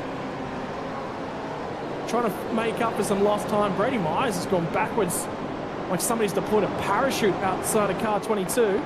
There's already damage on car 92 when it gets to this point, so something further's happened to that car. Oh, drive up the inside. Bethes, yes it is. And Bethes rotates him, and then Bo's just left with nowhere to go. Yeah. We see that time and time again. Spoke about it in the G Hub, and we're going to see it again over the next 100 odd laps too, I would imagine. Mate, long Enduro Cup to prep for. And I cannot tell you how important this section is to the bulk of the year, because this sort of makes it or breaks it, doesn't it? Because it's the bulk of the points. And this is that move that you said just got up the inside of Rehan again. And that's exactly what he needed to do. That was good smart racing there from Gilliam. Gave back the position. Got the job done fair and square now. Now he doesn't have to worry about a penalty lingering over his head. So sorted for now. But that pack, that second group of cars is all starting to sort of concertina back together. Brady Myers is 6th. Bit ahead of that group at the moment. He's got Robbie Gibbs sort of starting to think about harassing him. We're hearing Richie Stanaway might have had contacts with Hayden Veld. And this will tell a little bit more of the story, because there was some aggression in this little pack, and this is Stanaway trying to line them both up. Gets down the inside. Whole bunch of pinch brakes. Well, Stanaway was there, you know. Was he far enough up? I don't know if he was up far enough alongside to demand a little bit of track real estate, but job done. Yeah, no, I think you might be right. Yeah, probably have to look at it a couple more times. But yeah, you're right. He might have been in there enough. Obviously, there was a little bit of elbows out. That's why I'm staying in the commentary box, mate. Mate, for the rest of the Endurance Cup, I want you to put your steward's hat on, and we're going to keep score of how well you do, I think. For the fans watching along at home, yeah, whatever I can do. But for the meantime, head down, and we'll see what can be done. James Scott's not necessarily had a great year to date thus far. Time for a little bit of an opportunity for some redemption work as he sits on the back end of these guys. Righto, here's an alternative angle. A couple cars get in there. You know what? Maybe he was up far enough. Either way, a couple checkups in that pack, a couple little micro mistakes, and that's tyre that they're wearing, which is worthwhile pointing out. Yeah, there was room there, so I don't know if the stewards will look at that, but they'll look at it, but I don't know if much will come from it. We'll dive up the inside here. Zach Maloney's just given up that spot. Oh, we're just hearing from our producer that Stanaway has thought better of that contact, and he's actually readdressed. So, how good? How good? Lobs are playing the smart game, playing the long game. And so even though that we didn't think there was probably much in it, they were like, you know what, let's not take that gamble. Let's be risk averse, yeah. Good to see. It's really good to see. Yeah, heads up, smart racing. The end of 500 kilometres, that is what will see you through. And at the end of the day, you don't have to be the fastest car all day. You never have to set the fastest lap time to win one of these endurance races. It's how can you stitch 113 laps together with the lowest cumulative race time at the end of the day. Sometimes it's not the fastest car, but it is the car that looks after its tyres just a fraction better. There's nothing in it across our front three. Yeah, where were you looking, Sammy? No, I was just saying that you only need to lap to lead out of the last corner. You don't even need to lead the whole lap. So, dare I say, buy that ticket to the end. And you don't have to be the fastest chariot all day. So, Dylan Rudd's accruing a couple of penalties at the moment for car 990. 5-second time penalty for contact with 081. A cover in there. It's a dive. Gibbs up the inside. Job done. That was, yeah, and Myers actually lost 2 spots out of that. So Woods has got through as well. Isn't he looking good on board a supercar at the moment? There's only, I had a conversation with Damon Woods, I want to say probably about 24 months or so ago. And he was wearing himself into an endurance co-drive, and he was just sort of thinking about it. He's, mate, what do I do with myself? Where do I go in this country? And I said, well, look, you've got the talent. Nobody's questioning that. You know, he's already competed internationally and represented the country internationally at a very, very high level. And what do you want from it? He said, what do we recognise a little bit more locally? Well, I hate it. You're going to have to put yourself in a supercar. You're like, right, okay, that's what we're going to have to do. That's what we're going to have to do. And all of that culminated in winning a race last time out at Mexico City. So 2 years worth of lots of work, and a guy that doesn't drive a lot of supercars, and a guy that probably didn't really appreciate the car all that much and looked at it and went, yeah, no, not necessarily all that interested. If you've got the skill, you've got the talent, 2 years to go from nowhere to somewhere. That's actually not all that bad. You're not wrong. And the supercars are unique car to drive. Everyone knows that. There are a lot different, better, faster, maybe more grippier cars out on the service, but you know, if you love your V8s, you know, it's something that you just adapt to and you work away at it and chip away at it, and before you know it, you know, the speed comes and hopefully the results come, and then, you know, before you know it, you're loving life behind a supercar wheel. Oh, dive up the inside again. And that is now, I think, Matthew Bowler and Hayden Velder getting into it. No, sorry, my apologies, Jake Burton. Yeah.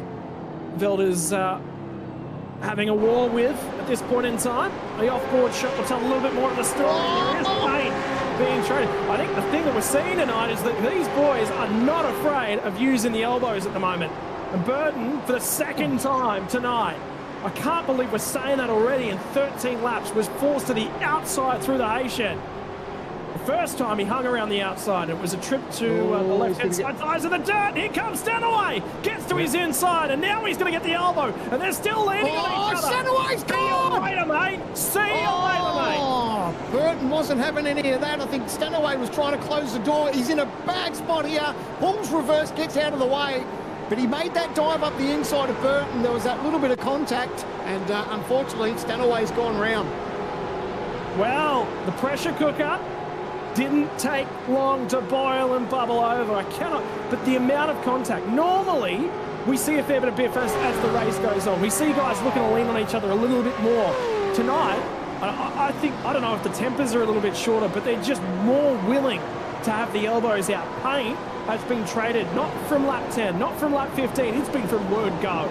I think Burton was just like, you know what, I'm still here. You can't just... So he's made the dive there. He's trying to move over on him, and Burton's on the edge of the racetrack anyway. He can't do anything. And Stanaway's just kept coming across. So Burton's just held his ground. He's gone, you know what, mate, you can't move over. I'm still here. You've got to give me some space. And they've come together. So, I know Richie... It's easy to say for the commentary rocks, but maybe Richie should have maybe just opened up the wheel a little bit. Yeah, going back to the right-hand side. Look at this pack of cars that are all into each other at the moment. Look at a whole bunch of them. Somebody's gone around in the background. Where's a Horton? It was Josh Horton's car 43. Saved it. Kept it down the fence. But look at the concertina that's going off at the moment. There's a whole bunch of cars that are just squabbling and trading paint, trading position. This is just outside the 20. This point in time, Badass is going to try and get the lunge down the inside. It'll be Angus Lawford who's on the wide side and on the marbles. And now it's looking to be a little bit more than one. There's a little bit of damage on board Dylan Pereira's car, the left rear corner of it. He's going to try and go toe-to-toe. But it's not done in this little pack. They're all into each other. Everybody is scrapping at the moment. There's a big dive there from Stenberg at the inside of Cape in terms of the corner. I'm just saying there might be a little bit of damage to the front of Lachlan Capel's car too. Something's happened to Robbie Gibbs. Yeah, there is damage on the front end of Lachlan Capel's car. You've been right. Split up. So the Gibbs run wide at the southern loop. The car looks straight. It doesn't look like he's having contact, does it? No. Let's have a look at the OGV replay. Has he run wide and touched the grass? No. Oh, what happened there? Downshift. Early downshift. I reckon he's plucked a gear and that's just locked the rear on him. He's lucky to still have an engine, if that's the case. Yeah. Because that could have been the first safety car of the night. Now the paint is certainly being traded. Well, you thought it had been traded aggressively to this point. Here comes Stenberg. He's looking down the inside. Mazzaroli's in the wide stuff. He's in the marbles. He's in the dirt, the dust, and the weeds.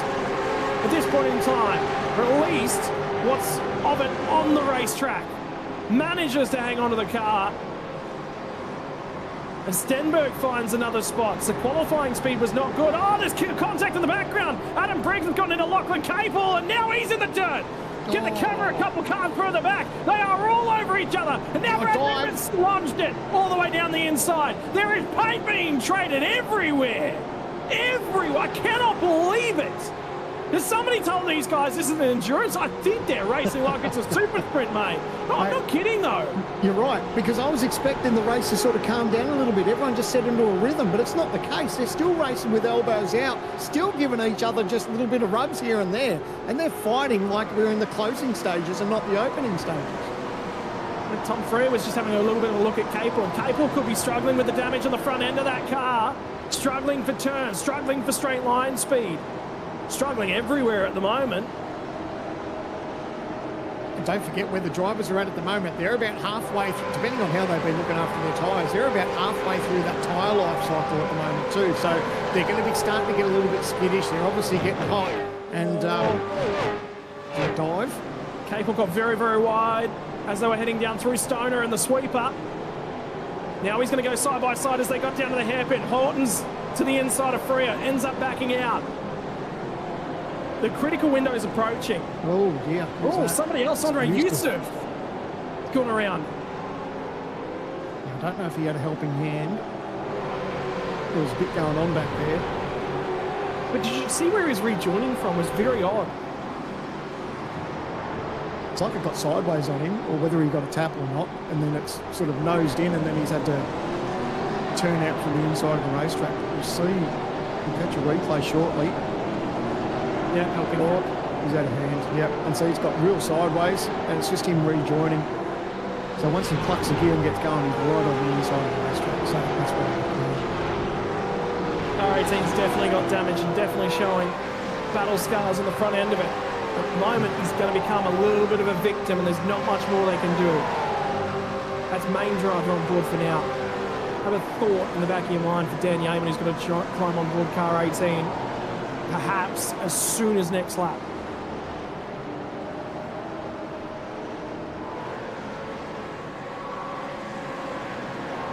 Do you reckon we can take a breath now? As I say that, it's flashing lights there. Is that Bettis that was flashing the lights there?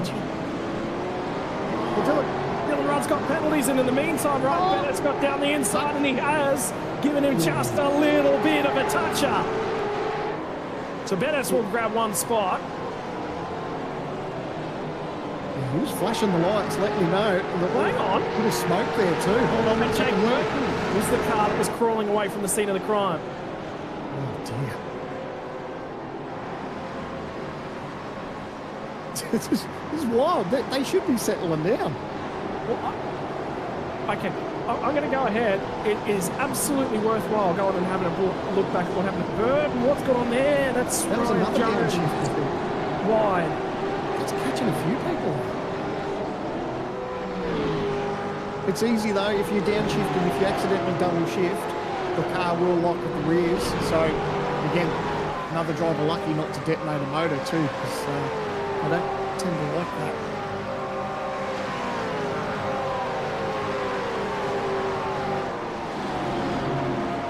So up front it's still Jared Fieldcell over Madison Down, James Scott, Andrew Gilliam, Rian Leonard as your top five. And we go to another OGG replay. So this is Burton, just stay with this. There's a little bit of paint trade, and it's this next little, that's not good, but stay with it. Check this out, dips into the corner, and all of a sudden just picks up the throttle. I don't like that. I really, really don't like that, because the car should not be catching the car ahead of it at the speed it just did. Everyone will have their own opinions, and I've got mine at the moment. I think it's coming across as clearly as I need to make it. I think Burton's probably just, he might be a little bit frustrated. You know, there's been a lot that's going on. We saw that replay with himself and Stanaway too. So again, it's easy for drivers to get a little bit frustrated and wound up in these races. And half the battle with these teams is just coaching their drivers to get to the end. You know, if things don't go as well as they'd liked, or they get caught up in something silly, half the deal is coaching the driver. If we go to an OGV replay, and this is a dive up the inside. It's Ryan Bettis. Well, there was a little bit of contact there. We thought we saw that from the other camera shot when we saw the replay, but there was just that little bit of a bump and run. And now James Scott is into P2 and Madison down back to third. Rian Leonage is in fourth. Gillian's back to fifth. So there's a little bit going on here. I don't know if there was a moment there for Gillian. Rian just had the pace and made the move up the inside, but he's now snuffled that position back off Gillian. So we'll try and settle our way back down and in for these guys. This is down the start-finish straight. What's going on here? Yeah, well, Gillian was sideways coming on the front straightaway. Rian's taken it to him. He's gone round the outside of him. He's going to hold true there. Brilliant bit of driving by both those drivers. Well done. And a great move from Rian. And that all started when Gillian came onto the front straight, just got that little bit squirrely, got sideways. And Rian just snapped him up and got it. So well done. It's worthwhile pointing out for a co-driver, he's sitting fourth on the racetrack at the moment, with a little bit of head smarts and driving smarts. But the lead of the race is a maximum of 3.8 seconds down the road. Yeah. Right? It swings around a little bit. But Rian is a co-driver. What, 19 laps in? He's losing less than a tenth of a second a lap to the leaders. He is doing everything he needs to do and more. I don't think I've hidden my feelings. I've talked up Rian's stock for quite some time, and no doubt he could be a main driver in this each and every round. So to have him as an endurance driver, that's a hell of a pairing. So yeah, love to see that Rian's back in the field, and be good to see more of him. Well, for now, a lot of responsibility because Emily's sitting quite handily placed in the championship. So if he can just go ahead and do his job, and you need someone with speed that goes about their job quietly. I think Rian has been in this series as a co-driver for long enough for that exact reason. Just goes about his job. There's nothing flashy. But the best co-drivers aren't flashy. They're quiet. They're sneaking away. But the fact that he's doing this drive amongst the main game drivers, that's the big part of it. You can't do that as a... if you're doing that as a co-driver, you should be in this series on your own. What are you doing languishing as a co-driver? Yeah, I think there was talk of him maybe being part of the series at some stage, but I don't know if just real life commitments got in the way and he was a little bit busy. He's still a young guy too, but when he's got the likes of Madison Down that's coaching him at TTR, you know, there's plenty of good heads at TTR to take the lessons from, and to be in that sort of stable with those drivers. I know his dad's with him too, as when Rian is racing too. So he's got his dad in the background as well. So he's got a good head on shoulders, and I know he just absorbs everything that he gets taught, and it reflects on the racetrack. Let's just talk a little bit about lap speed at the moment. Now, we've crossed over that critical window to get your co-driver in and then clear them and get them back out of the car nice and early. So consider that in the back of your mind. We are at the critical juncture of this race in terms of putting it together in the quickest possible method you can. Jared Phillip last time by, 32.973. James Scott, 8.73. Down, 8.74. Rian Leonage, 7.93. Right, so all of a sudden, the TTR cars are just coming back at him just a little bit. Is there a chance that for the first time in a long time, we're looking at the Lobs cars and not going, no, they've got the tyre, they've got the longevity, they've got a really, really good race car? Well, there's no doubt that they'll take it to Lobs, but I wouldn't be too worried if you're a Lobs fan or if you're fighting in the Lobs stable, because they're always there or thereabouts. I don't imagine that Jared Phillip is trying too hard at the moment. He'll be racing to a number. So, but you're right. It's good to see that another team has taken it right to him, and it's been a little while. There's no doubt that TTR's gone through a bit of a dry spell, but it's good to see that they're back and maybe taking it to him. But even Stenny, he's making a fair bit of progress at this point in time, and that just says how good their car is at the moment. I thought for a sudden he was going to be looking at that 61 machine. And Pereira just ahead of him and thinking I can get both here, but he's still on the outside, still dealing with it tough. Stenberg does not get 24th spot all that easily at the moment, but he is lurking, and the car speed they've got, all of a sudden, though, he steps a fraction wide. I reckon that's Brad Newman to his inside at the moment. It is car number 3. And here comes Newman. So Newman sensed an opportunity, and he's there. Job done. Well, it's not quite done yet. Stenberg's back and down the inside. Newman will naked in at the apex and just barely gets it there ahead. Yeah, Stenny just found himself just that little bit wide when you're trying to battle on the outside. He was just out of position there and unfortunately got snuffled up a little bit there, but that's okay. He's still there. He looks like he's got something to deal with and something to fight with, although at this stage. So lap 22, Whoa, we hang know on. we're not too far. I can tell you his safety car's just been called. So that is right at a critical juncture, and the reason for it is Tom Bewley has grenaded an engine. So we have a safety car. This is a critical juncture at the race. The lap that we were looking for happened about 4 laps ago. Do you throw a co-driver in the car and clear your slower driver right now? You can run 38 laps on this next stint with a safety car. The whole field will box. Everyone will do it. A driver swap for me is just about mandatory. Could we see the thing about this, Sandman, is you clear your co-drivers 38 laps right here, but they're going to blow tyres. If you can single stint your co-driver, perfect, job done. Yeah, and this has worked out beautifully for the entire field. Basically, I was just saying where we're at, sort of in lap 22 at the moment, so it's almost perfect for them. So some people will roll the dice, but you're right. Let's get those co-drivers in. Let's change the drivers around a little bit and let's see what happens. But it's just going to be. Now, did someone miss their pit box? I just saw someone leave pit lane. I wondered if someone just missed their box. Because the amount of cars in pit lane, it is so easy to go past your pit box. Everyone's going to be rolling. Will Buchanan has just rolled out with the race lead. They've done something there. Have a look at Emily Jones. She's fired off into P2. You know what? With how well Rayhan was driving there, all of a sudden you just think it doesn't specify. The only thing that needs to happen in terms of race is that your minimum laps for any driver is 38.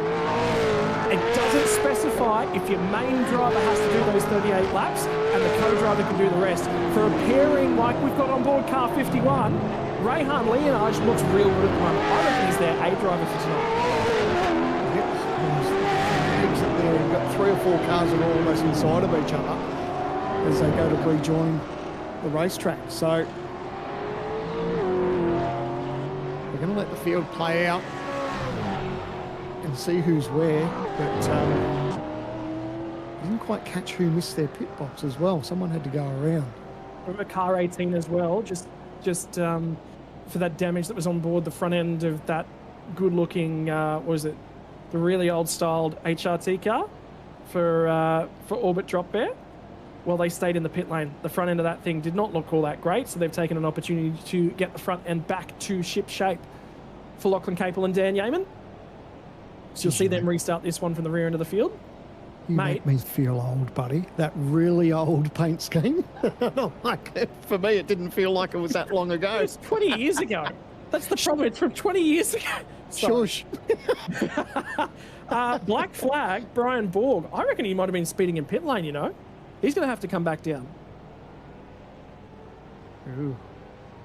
Which is the sister car to the one that's parked up on the side of the road at the moment. Apologies to everyone watching along at home at the moment, by the way. Yes, we are experiencing technical gremlins. We are aware we're attempting to resolve them as best as we possibly can, but we are going to continue on with this in the meantime.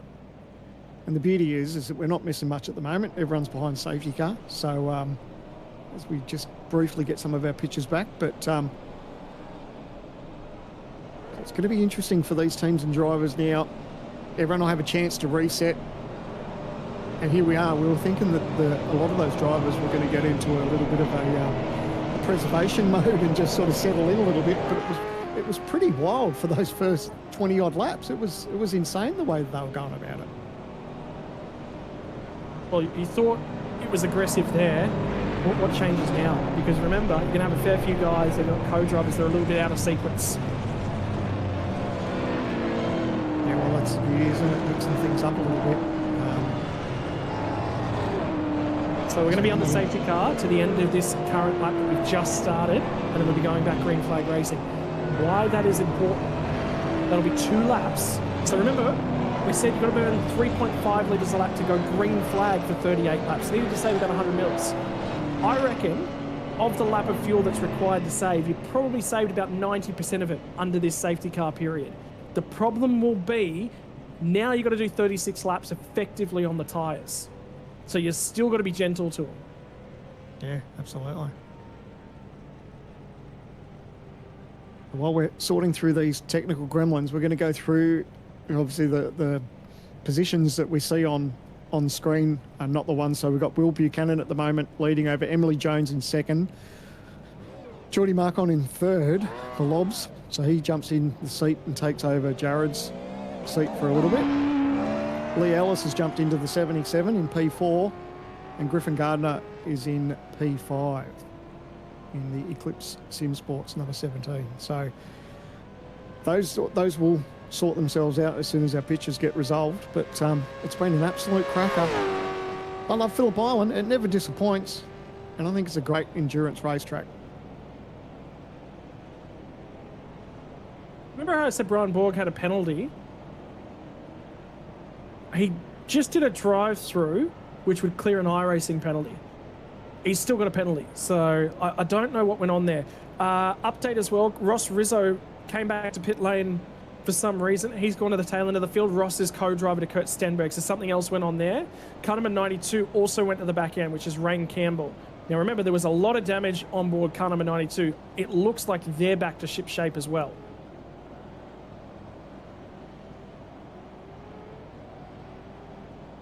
It's going to be an interesting restart. Have a think about car number 36 as well. Forzan El Nabi's got a job to do here, and he's capable of doing it. He's a driver of enough speed to be back up at the pointy end. They qualified on pole, went down to 15th a spot or so on that opening lap. They're back to 9th. If Forzan can pick off another 4 or 5 spots or so, all of a sudden that car's back eligible, perhaps, for the race win. Big weight for him tonight. Absolutely. Anderson said he was actually excited about racing with Forzan. He wanted to race with him for quite some time. So we've seen what Forzan's capable of. They obviously know what he's capable of. And to be at the position where they are at the moment, the field's bunched up. There's some different drivers in there for the moment. And yeah, he could definitely pounce. Griffin Gardner, another driver capable of being in this series on his own. Lee Ellis has missed the jump on the start. The front three got a great getting away, but you cannot overtake. You cannot overlap until the apex of the last corner. And now Griffin Gardner is harassing and haranguing Lee Ellis. He's got putting himself on the outside on the run into turn number 1. Ellis backs out of it, but can Griffin hang around the outside of turn number 1? Yes, he can. The field gets through for that restart. And we're back underway. Co-drivers are in. This is the biggest challenge for the least experienced drivers of the night. This is where you make or you break your endurance campaign. The co-drivers have such a weight to bear. And at the moment, there's a massive race for the race lead. Will Buchanan is leading his first ever laps in the series for James Scott and car 088. And Emily Jones is giving it absolutely everything. Welcome to the big leagues, buddy. Welcome to being absolutely mobbed at the moment, because you've just got to try and hang on to this thing.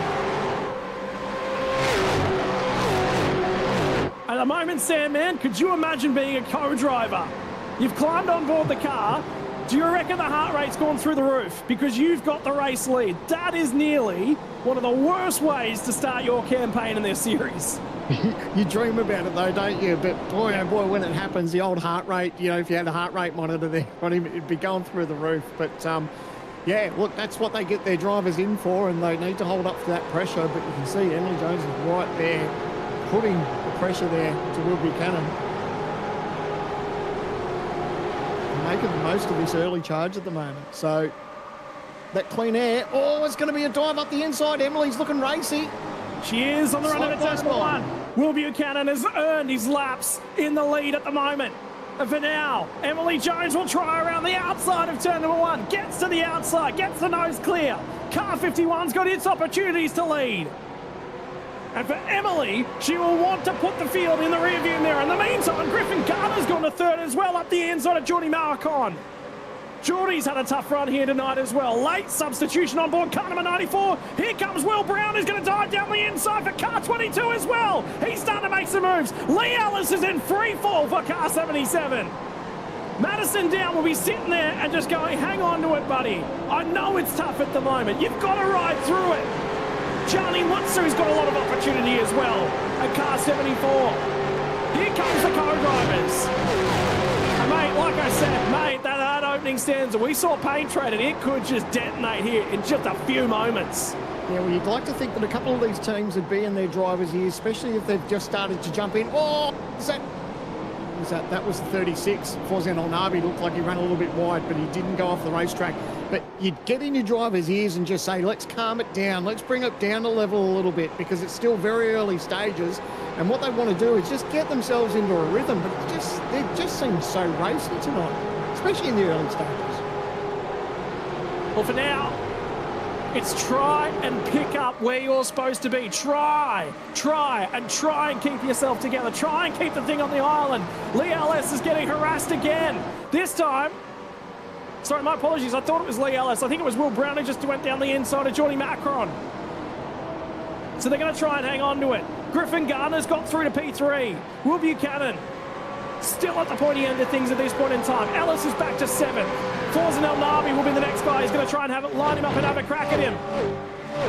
And Forzan will get to his inside. Here comes car 36. But again, Sam, just keep yourself alive. Seth Brown. I was talking to Rattray White earlier on today. He said Seth's actually driving really well at the moment. Keep your eye on him on board car 56.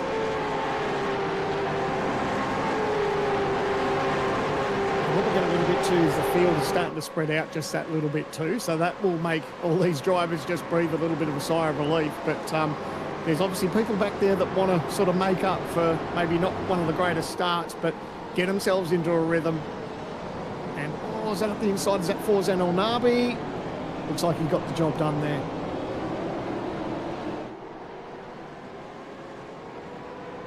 So for the meantime, the field spread starts to happen. And this is where you're just going to try and settle yourself in and get yourself acclimatized. Lachlan Pryke is defending from Brodie Sentence. That's down for 19th and 20th. But Albert's just had something happen to him. Or, sorry, car 06. Luke Rosella's climbed on board car 55. So he's the main game driver in amongst all the Coes. So he's trying to get a little bit off cycle, off sequence and buy some track position, and it's working for him at the moment, up to 21st.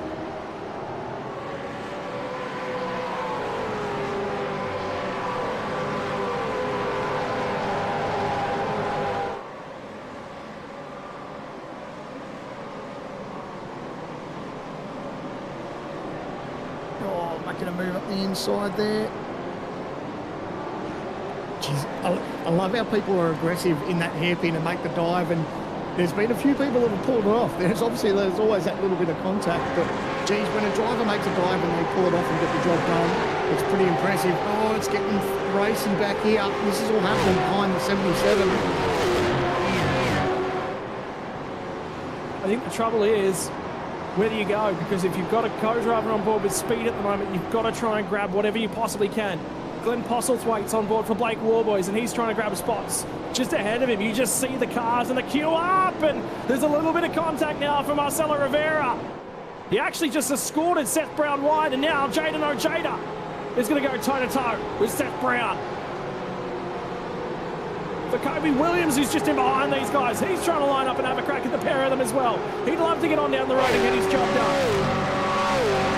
In the meantime, top 3 are starting to just run away a little bit with it. Jones, Buchanan, Griffin Gardner are your top 3. I'm wondering if car 17 and Griffin Gardner are just being a little bit circumspect, looking after the tyres. There might be a plan for Griffin Gardner to do his 38 laps and hand it back over. For everyone else. So just talk to me about it, Sam, and you drive a lot of this car at the moment. How difficult is it to extract pace from the car and at the same time look after the fuel, look after the tyres, and make the tyre last 38 laps around this place? Mate, I tell you, it's an absolute art form, and it's one thing that I've never been great at as far as trying to go fast and save fuel at the same time. That is unique in itself.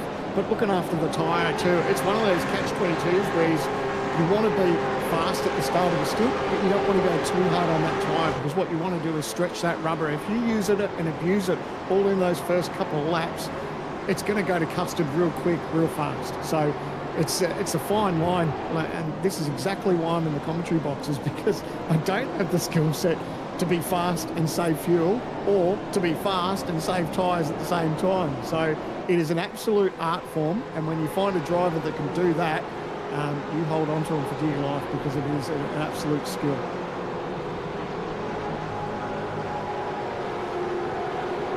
But in the meantime, I'm going to apologise to everyone that's watching along at home. You know that we have the best operators here. That's what we're all about. The Logitech G Pro Invitational, that's what the field's about. It's not just the field, though. It's everybody that chips in, from the stewards. I'd love to sit here and say we're the best in the business in Australia in terms of the commentary box. I'll hold back on that comment. I don't have an ego that big. But I can tell you, one of the men that is most respected in the Australian community is the guy that sits behind pushing all the buttons at the moment. He just said, everything's broken. I can't even kill the tasks. And I can tell you there's a challenge for P2 on the racetrack at this point in time. Griffin Gardner's just sent a giant old lunge up the inside of Will Buchanan. Griffin Gardner has moved car 17 as co-driver for Zach Rattray White to P2. And the timing has broken. And again, like I said, the thing is, everything works, everything works. He had a small glitch earlier on in the proceedings, just as we got things underway. Mate, why does it all break now? It's because you sent it all live, Jay. So he's going to work. As soon as you ask anything of it, as soon as the race gets to a critical juncture, things break, don't they? Right, that's the world we live in. That's the way it is. But you know, for what we've got at the moment, what'll be lap 30 at the moment. Emily Jones over Griffin Gardner, Will Buchanan, Forzen Olnabi, and Will Brown in your top 5. So lap number 30, still an absolute long way to go for these drivers and teams. And I think what we're starting to see now, maybe it is that rhythm that we've been asking for and wanting. I know a lot of the team owners in the background will be praying that we just get a little bit of a smooth period where everyone just sort of runs to a margin. The top 3 are pretty close, but then there's that little gap a little bit of just over 2.5 seconds back to 4th, 5th and 6th.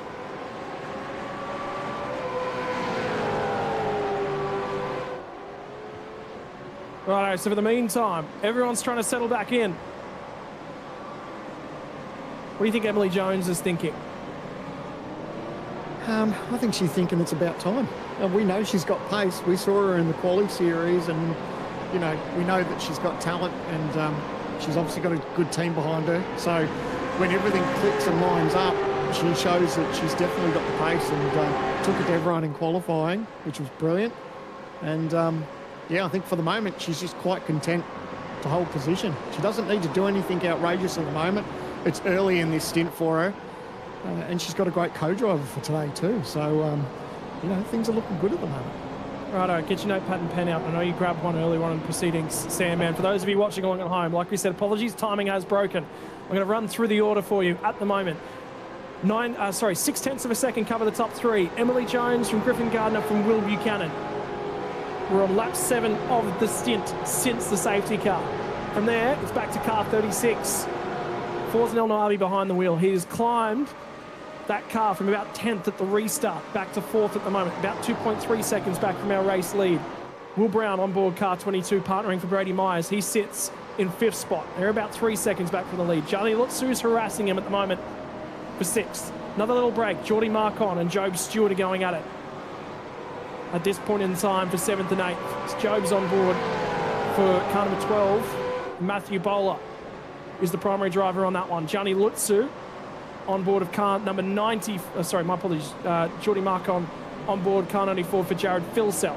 I can tell you Job Stewart's got down the inside and gotten that one done. In behind them, Marcelo Rivera, he's main driver for car number 21. Ethan Grieg-Galt. If you ever wanted a best-in-class co-driver, it's going to be between Brady Kostek and Shane Van Gisbergen and Ethan Grieg-Galt. I think Ethan Grieg-Galt's being treated as the primary driver on board car 21, sits 9th. Last car in the top 10, Seth Brown. Lee Ellis restarted about 3rd, has now fallen on car 77 all the way back to 11th. So they're going to try and do something on strategy to get that car out of the hole that it's currently in. 12th spot, Kobe Williams, car 53. Hayden Veld, primary driver for that one. Richard Hampstead, car number 29. Jake Maloney is the normal driver for car 29. Ojeda sits just ahead of Luke Rosella. So again, we've got another main driver in at the moment on board. Car number 55 for Luke Rosella, sits 15th. They've had a lot of work to do for car 55. Car speed is good. They're starting to make some time. Glenn Postlethwaite returns to the series alongside of Blake Warboys as the co-driver at the moment. 16th spot, Thomas Freeman on board car 31 for Robbie Gibbs. 17th, Lachlan Pryke, Antal Sabo and Tyson Broad covers your top 20. I'll keep an eye on chats where I possibly can. If you want an update on where any of your drivers are, please feel free to let us know, and I will radio style them out as best as I possibly can. Yeah, I can assure you there's a lot happening behind the scenes to try and get this issue sorted, so we apologise in advance. But yeah, look, it is what it is, and at the end of the day, we'll try and give you as much information as we can.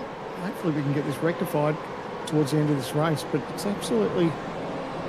it's still anyone's race at the moment, and that's what I love about endurance racing, is that regardless of where you're running at the moment, you could be first, you could be last. Doesn't mean you're going to finish there. So, yeah, we've seen stranger things happen, and, you know, we've already seen an engine detonate, and which brought out our first and only safety car for the moment. We've seen a couple of people downshift and almost lose the rear and almost go backwards, but they've managed to save it. So it's not unusual that things can go pear-shaped, but everyone will just be hoping that they can survive this stint. Request for an update on two Project 36 cars. At the moment, Dan Hall on board car number 52. Co-driving alongside of Angus Lawford sits 32nd. And, there's actually been a car rotated down at the hairpin at the moment as well. Didn't quite catch that one. It was Brody Sentence on board car number 83. So 32nd for Dan Hall behind the wheel of one of the Project 36 cars at the moment. Jackson Dials, the other on board a car 061 for Jordan Mazzaroli's co-driver, sits 25th as it currently stands.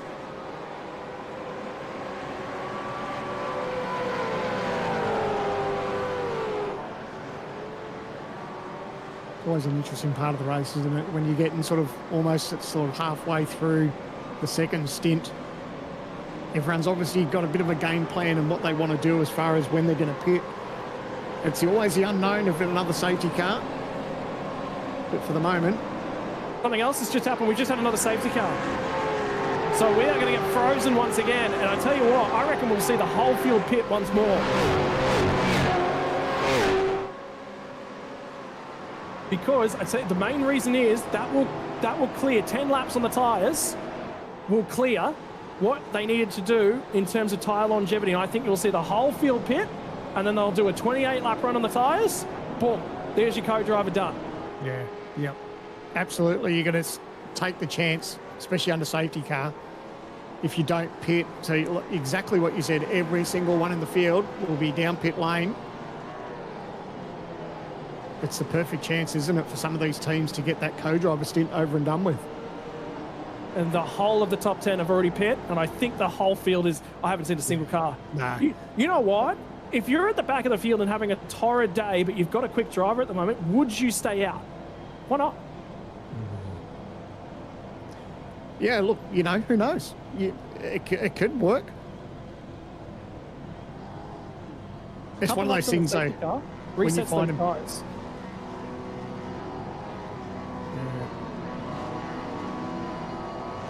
See what everyone's doing. What's that noise coming out?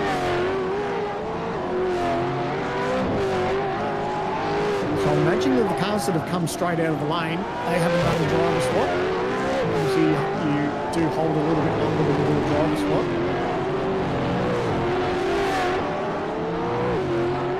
Car 51's regained race lead the whole. There was not a single driver in the alternative strategy. So I think everyone's locked in on where we've been for the rest of the night. Yeah.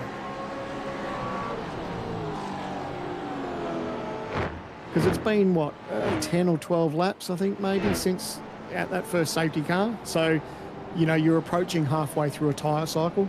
And we spoke about, tyre drop-off and everything here. So, yeah, it'd be a tricky one to stay out if everyone else was on fresh tyres. But... nevertheless, I'm going to go ahead and debate it because I'll put it out there. You're not much of a PC guru, are you, Mr. Sandler? No, I wouldn't say I'm the smartest one in the field about PC. Why is that? Well, to put it this way, I reckon I'm going to go ahead and diagnose what I reckon has happened to Jay's PC at the moment, because he's given us a couple little updates. If you've been keeping track of some of our administrative channels that we use to communicate stuff from up and down the field, mate, the guy can't even open Task Manager to close anything. I reckon Windows is sort of, you know, I've only ever seen it happen a couple times, and every single time it's happened to me, it's just been, all right, well, it's fresh Windows install time. I reckon Windows itself has crashed, but everything's still operating, so he can't open or close anything. He can't open or close any windows, do anything whatsoever with Windows. And the problem is, if we can't go to a commercial break, we're just stuck with what we've got. If we shut the streams down, ladies and gents, good night, see you later. So we're sort of stuck like this, unfortunately, is what we've got to do for the rest of the night. So apologies, that timing tower on the left-hand side, just ignore that for the rest of the night. There is absolutely nothing we can do. But it's one of those things whereby when Windows breaks in this manner, everything continues to function, but you can't open, you can't close anything, and there's just nothing you can do. If we shut this down, night's over. You guys won't be able to get much coverage for the rest of the night. We can't reboot the feeds. That's just the way she works.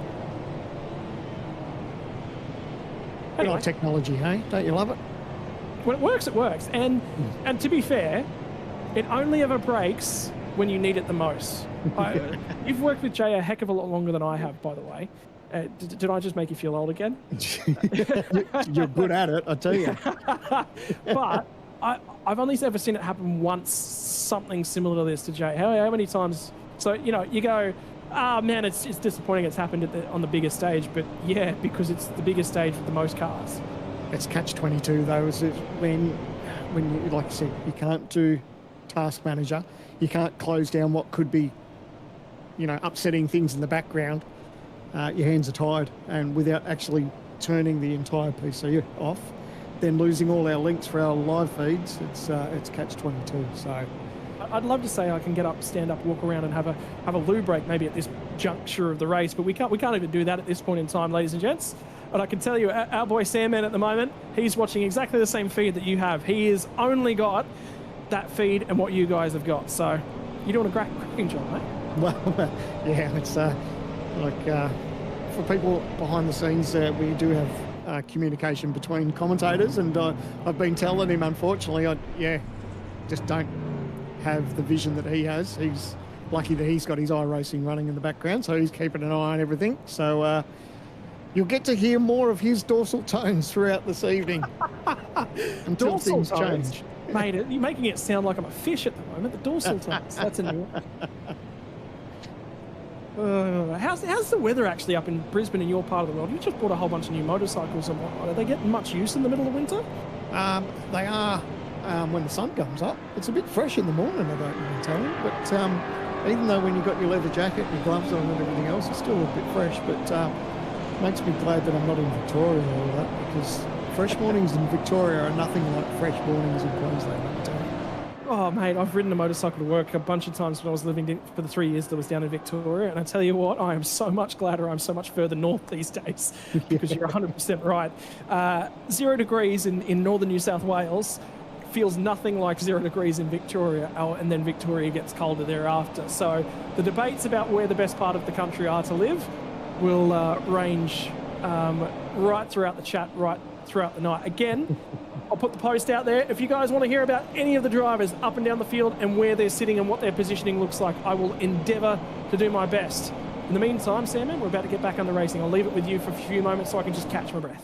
Yeah, absolutely. So it's in the hands of Emily Jones now. She's got Griffin Gardner right behind her, Will Buchanan in third, Fawzan Nayabi in fourth, and Will Brown in fifth. So Emily gets to control the start, and she'll just take her time. She's in no hurry to go to the start-finish line. She can start whenever she wants. She may have jumped early, and she has. So I think a couple of people probably expected her to go maybe a little bit longer. There's going to be some debate about when you can overlap and when you can't overlap, because in the meantime, William Brown is side by side, and it's going to be Gianni Lutzu who's on his outside at this point in time. So it is Gianni Lutzu who's going to try and go the long way around into turn number one. Lining him up in behind is Job Stewart, who's going to try and get to the inside of the southern loop, and will do so. Look at him, 2 by 2. All of a sudden, this starts to feel a little bit like the freeway. Here we go, ladies and gentlemen. Hold your heart.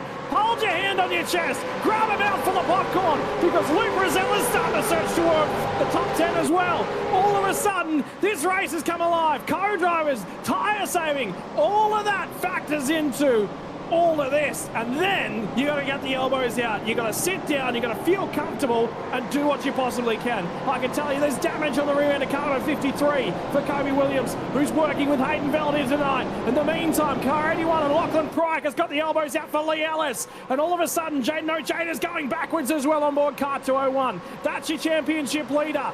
This is trouble. This is tricky because you've got to navigate this, and again, think about all the Coes up and down the field, the biggest amount of points in the season, and all of a sudden it all rests on somebody else's shoulders. That's it, and it's only the first race of 3, so we're in endurance season. Oh, there's contact! Massive! And that's car 21 that's gone around. Rivera's gone around. Car 22's involved in it as well. One of the Lobs cars, I think it might be the 94. No, it's the 55. Rosellary's gone out and around. It's exploded. Here goes. Here goes a massive one. There's 3 wide on the run through the final corner. Bo Almond's car's been elbowed wide. Rosella's off the racetrack once again. Are you kidding me? Are you kidding me? There's 500 Ks. We said it felt like a sprint race. My word. All of a sudden, safety car, mate, it just set a powder keg underneath a lot of them. Yeah, absolutely. They always say safety cars breed safety cars, and there's been that little bit of biff and barge. It's only lap 37 at the moment, so still a lot to play out, but boy, oh boy, not giving each other an inch. And that contact, lucky there wasn't more cars involved in that. And the smoke cloud that went up from car 21, and remember we said Ethan Grigott was looking good. Well, not anymore. That car is now towards the tail end of the field. Aaron Borg on car 35 for Jake Burns' co-driver has just had an elbow put to him by Dylan O'Shea. If there's any car in the field that has got a temper up tonight, I think it's car 35, and Borg will not be happy about that one for certain. He certainly races with a little bit of a temper at times. But other times, he's nice, clean and concise. We'll see which version of Aaron Borg we get here tonight.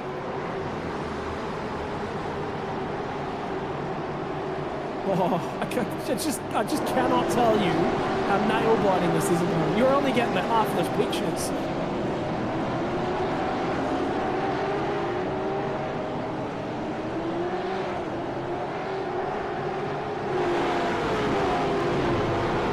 But now, ladies and gents, we just continue on with what we've got. They're still side-by-side. Foyles and Nabi's looking for a hole to try and open. He's looking at the back end of Job Stewart at the moment. Car 88, Will Buchanan is on the back foot and going backwards.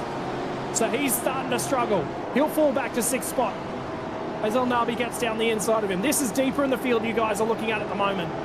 That's car 55 and Rosella who's trying to cut his way back through. There's an Eclipse car that leads the race. The next two are 3rd and 4th on the road. So there's been a lead with Ellie getting past. So Griffin Gardner now leads over Emily Jones. Just wonder, I do just wonder, the Eclipse cars looked strong early on and then faded a little bit, and that Trans-Tasman car come good in the middle of the stint, didn't it? Yeah. And that's not a bad thing. We're talking endurance racing. You want a car that's good at the end. So, yeah, we obviously didn't catch the action and what happened, but, there could have been a bit of a moment Emily had, and Griffin just capitalised on that. Could have been a genuine pass, too, at the end of the day, too. So, and cars do go through that stage where they struggle a little bit after a pit stop. They're obviously on pole tire.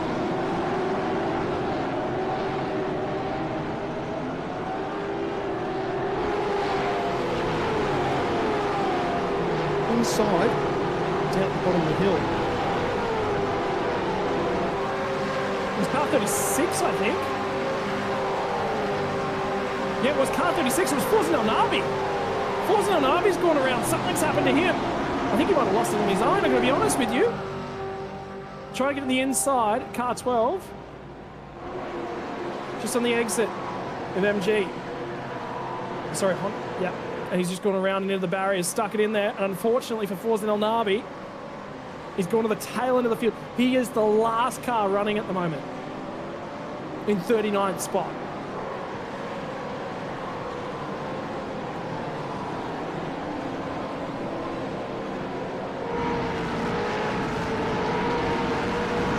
meantime, 2 OPR entries in the field.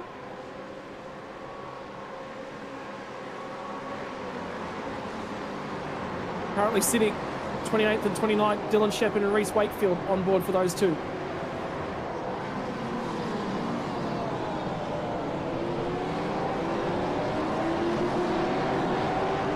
We'll see what they're capable of. Andre Heimgartner's on board for car 027. At the moment, Russell Pepperell's his co-driver as well. Dan Yeaman on board car number 18 as well, cutting his way back through the field. They restarted that last restart about 37th, 36th, 37th. They're all the way up to 23rd at this point in time. Anyone you want to have a look in on at the moment, Sam, man? I'm happy for people who are playing along at home. I've actually got Scotty he's got some feed going to me for the moment, just so we can try and keep you updated on what's happening on track and maybe see if there was any dramas. But I'm happy for you to play director, buddy. And if anyone at home wants an update on their favourite driver, obviously let us know. Don't pay any attention to the timing on the side. But give us a shout out if you want to know where any of your favourite drivers are.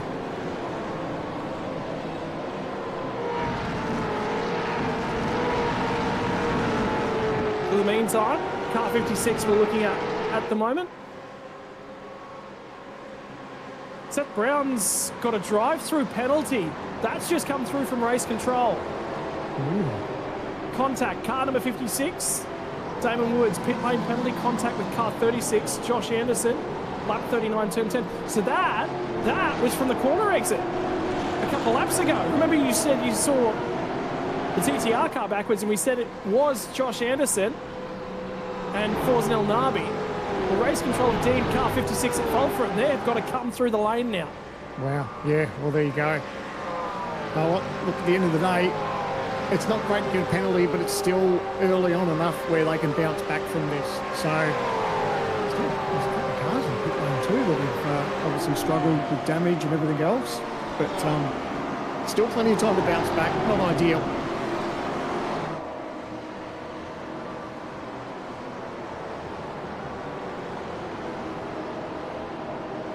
In the meantime, rejoins down in 36 for car 56 and some work to do, but still in the race. He's still capable with the speed that's on board for that one. I don't know what more car 56 could have done. Unfortunately, it was just a moment. There's a big lob up the inside as Jaden Ojeda getting to the rear end of Kobe Williams, which is a damaged race car at the moment. I was glad he thought better of that because I thought that was going to result in contact. Oh, a little bit of a wiggle. But Kobe Williams, that was in front of him, just got on the power and that thing got sideways.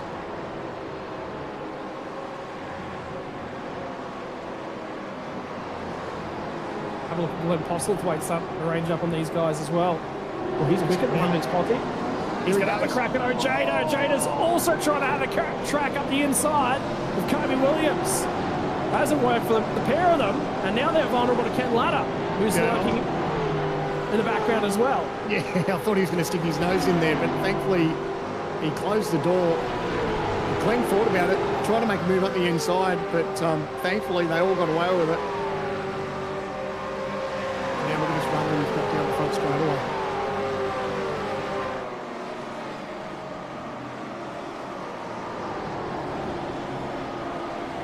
Well, for the meantime, ladies and gentlemen, Jay is continuing to work away at the background. If the feed does drop, we'll try and get it back up as much as possible.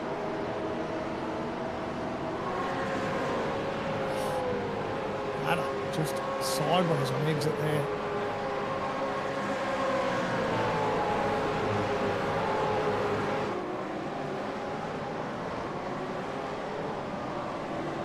And a move up the inside, or a little bit of contact. That was the Lobs car. That's Jaden. Is that Jaden Ojeda? It was indeed Jaden Ojeda. I can tell you Marcelo Rivera's just left the server. So day might be done for car number 21. Because they had damage as well as the spin, unfortunately for them. Yeah, Ethan Grigolt's done as well, car 21. Evolution Racing team entry is done for the day. There'll be no points the first time of asking. They just might become win it or bin it car for the next couple rounds of the Endurance Cup. It's just not gone Rivera's way this year.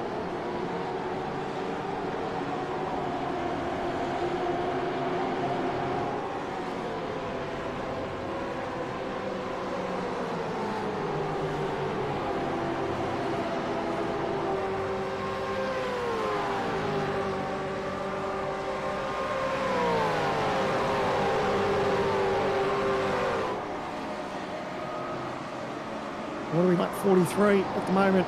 It's Griffin Gardner leading over Emily Jones, Job Stewart in third.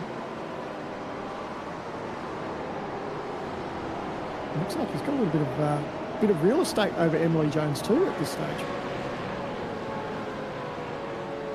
Yeah, Emily's not necessarily been able to go with Griffin Gardner to this point in time. Top 5, we'll run them through back again. Griffin Gardner from Emily Jones, Job Stewart, Gianni Lutzu, Will Buchanan, Richard Hampstead, Lachlan Pryke, Jaden Ojeda, Glenn Postlethwaite and Ken Latta, your top 10.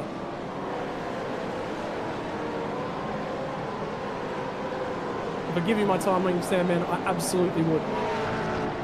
Oh, no, mate, that's fine. That's, I just feel for everyone at home. Obviously, we're doing the best we can. And, yeah, it's still shaping up to be a good race and still a lot to play out. Lap 44 of 113. And that's the beauty of endurance racing. You just never know. It's not over till the checkered flag falls. We've already seen a little bit of Griffin barge. We've seen some people fall out of the race. We've seen some blown motors.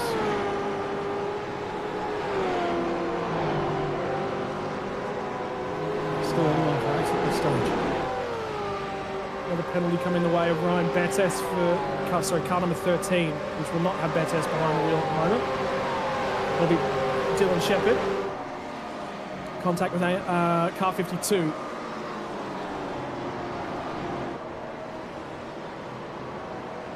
In the meantime, the field is starting to spread out just a little bit. Like we said, we expected that with the co-drivers. Second string drivers is where you start to get a little bit of that pace differential, that spread. The big story we're trying to track for you is Lee Ellis has slid all the way back down to 20th spot at this point in time after leading the race at one point on lap 1. Work to do for Madison Down when he climbs back on board that car. But the big factor as well is Geordie Marcon on board car number 94. He's slid all the way back down. Oh, that's a car wide actually. Ooh. Down at the hairpin right now. And it was Dan Yeaman in hot on board car number 18. And running wide. That was all of his own doing. Something's just happened to Antal Sabo on board car 222.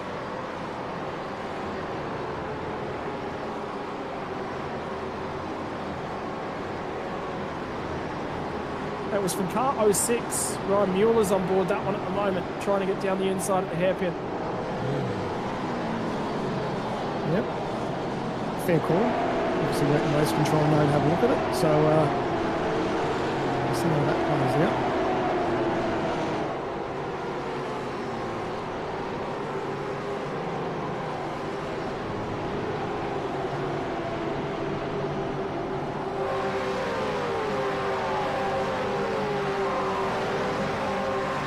When you get caught in a situation like that, just let calmer heads prevail and it's almost head down, bum up and just try to put it behind you, because as frustrated as it might be, you're only sort of hurting yourself if you get caught up in it and let it get to you. You can't change the outcome, so it's good when drivers can just sort of make mention of it and then just push on.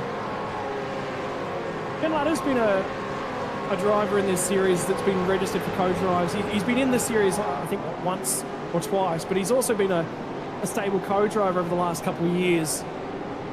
Again, beyond the age of 40 for Ken Latta, mainstay up in the top split of V8 veterans. But at the moment, not only has he just elevated car number 990, partnering with Dylan running this one, all the way up and inside of the top 10, he's also matching with those guys at the moment. It's the car 990, and Ken Latta's doing a phenomenal job as a co-driver at the moment. There's no shortage of talent in the old vet series, I tell you. it's a brilliant series, and plenty of, we see plenty of names come from it, and it's really good to see.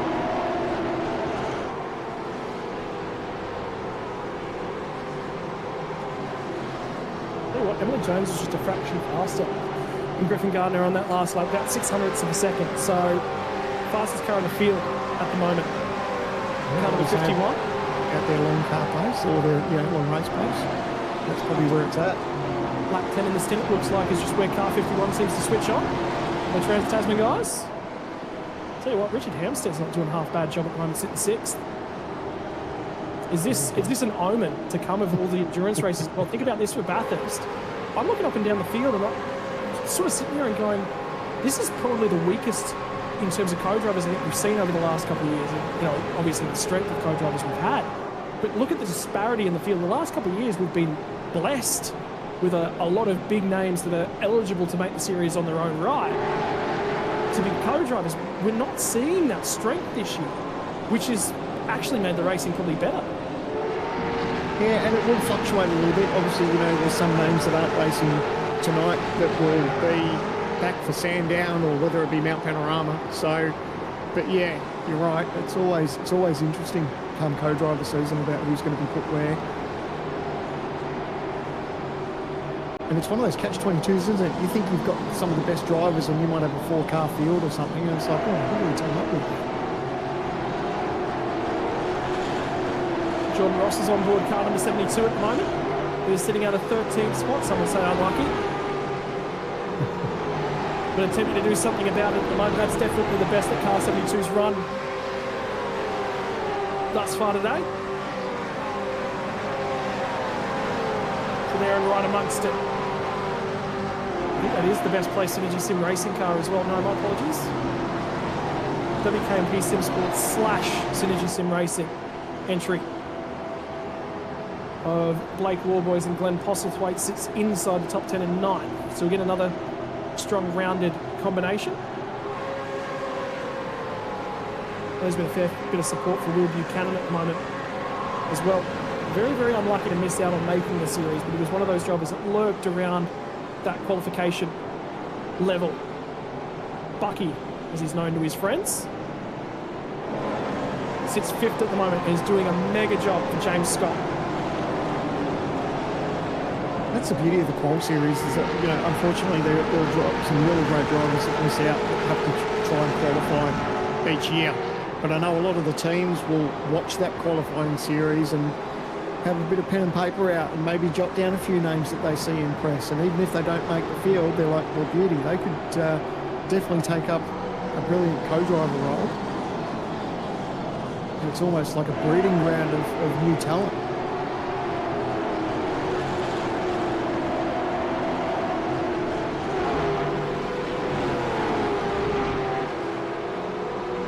Well, for the moment, ladies and gentlemen, I can let you guys know in the background that we're still working away at a solution, and we might be coming to the point of where we're right on the precipice of a restart in the near future. So if we drop out momentarily, all I can say is reboot your stream channels. For everyone watching along, wherever you are watching, refresh the page that you're on. Go back to the title page. If you're over on Facebook and you're on the Australian Sim Racing Group's pages, go back to the main page and reopen the streams again. Give us a little bit of time and there'll be a fresh feed up in everywhere that we are actually streaming. No matter where you're watching, if that's on YouTube, refresh the channel that you'll be on. And we're not there yet. We will be looking to do that. Wait for the streams to go down before you do so. But that's what we're trying to prep to do at the same time. What I'm just hearing in the background, the first time I've heard Jay's voice in a very long time, so he's still okay. Hasn't burnt to the ground as of yet, but he said it should be the same stream. We should stay where we are. So just wait. If the stream gets better, all good. Everyone's a beneficiary. The Sandman doesn't want to be a steward, and he also doesn't want to be the technical guru, is what I've heard from tonight. Mate, if you wanted technology from me, you might have an old transistor radio and a black and white TV, who knows, but... No, well, we try our best. That's how I started to get the G-Hub going. So, we're starting to pull a little bit of technology there. But, oh, was that drama? There's a spin and some drama back there coming on the front straightaway. Who was that? Did they spin? They must have gone. Oh, Car yes. 94! It's car 94! Wow. Shooting rock on. There's been Is that- contact with Jackson Dial on board a car 061 for the project's 36 entry. And I don't know who's going to be at fault at that one, but Macron got rotated and he didn't get his foot across to the brake in time, and the rear end of car 94 went into the barriers. Phil Sell will have damage when he gets on board of that car, and car 94 of the cars that are running is now the last car on the road. And I think car 18 has just had drama as well. So we're going to take a short break here. We're going to try and fix these feeds. So stand by and we'll go for a reset.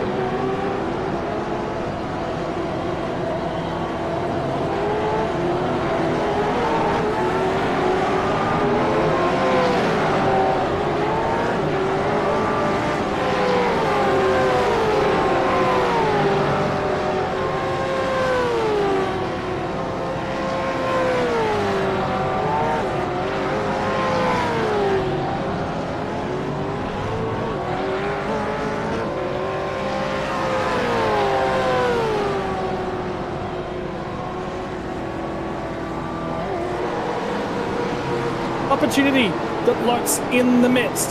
The front group of cars have elected to stay out. So at the moment, I can tell you that Ian Zhu, who sits 7th spot for car 43 alongside of Josh Horton, forward, have all stayed out, 7 cars. Everybody else has come in. Now the thing will be, you can clear your co-driver here in about 6 or so laps. So for the guys that stayed out, they'll be able to dive into the pit lane, but they will be off cycle. The strength for them is that they're good to get home on that strategy from there. The problem being the guys that have to pit or have just done their pit stop will not have enough room in the tank. A driver swap's about 25 seconds. That is, I think, about half a fuel tank. We're going to need to wait on them another 10 or 15 laps of having co-drivers in the car. That is a big risk. Yeah, I do love that there's a little bit of strategy that's having to play out here. You know, rolling the dice and whether you stay out and pit. So beautiful to see. And it's going to be interesting in the dying stages of how this all plays out. Update on car 51, they've done their driver swap. Rayhan Leonage back behind the wheels. So Emily Jones did a short stint. They are probably going to swap drivers at both of the pit stops home. And good news, we've got a replay to come our way. We've got a fair few replays that we're going to try and take a whack out. So at this point in time, this will be the replay of what happened to car number 94 and Jordy Marcon behind the wheel of car number 94. This was the contact, and you'll see it awkwardly gets speared off the racetrack right across the nose there and makes contact with the tyre barrier right there. So unfortunately just a little bit of damage to the back of the 94. That could have been a lot worse. That's the track position that they lost. Might see just the damage to the rear. Just a little bit. A couple logos a little bit mixed up. Still rolling at this point in time. But yeah, we've got 7 cars on an alternate strategy.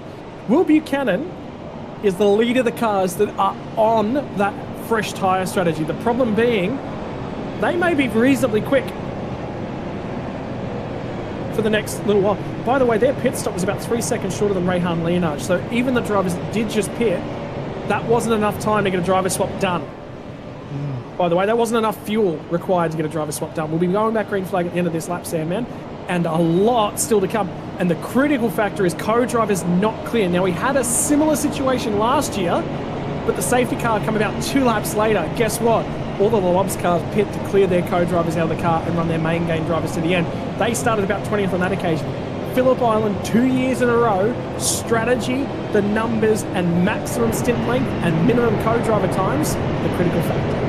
Yeah, and the thing that I hope that they, obviously, the drivers are paying attention to, but the teams are in their ears too, that there's obviously different people on different tyre strategies. So these, like you said, the top 7 have stayed out, so everyone behind them have got fresh tyres. So they're going to have that speed advantage over that top 7. So they need to be smart and obviously just keep that in the back of their mind that they're going to have that tyre grip difference out of the corners. Well, this is going to be a fun one, ladies and gents. We are forming ourselves up for a restart. We are on lap 55. For the bulk of the field, they're about 5 laps away of clearing co-driver laps. Get them out of the car. For 7 cars at the pointy end of the field, that is their goal. That is what they're going to try and do. They're about halfway through a fuel tank at this point in time as well. Will they run maybe 10, 15 laps before they do a swap over? How much of a difference is there going to be on fresh tyres compared to the old rubber?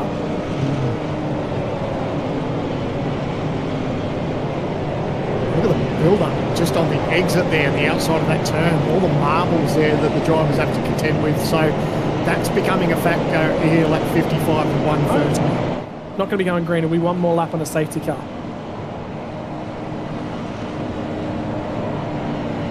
Righto. Doesn't this spice things up just a little bit? No, sorry, my apologies. I didn't lie. Really, really interesting. Do you remember car number 92 and the amount of damage it had back at the start end of the race? Guess where it's sitting in the moment? 6th spot. See? I think I might have said it. Doesn't matter where your driver is. It could be leading the race or it could be last. It could be having dramas. You just never know how it's going to play out. But at the moment, he's 6th. We'll take that and run with it.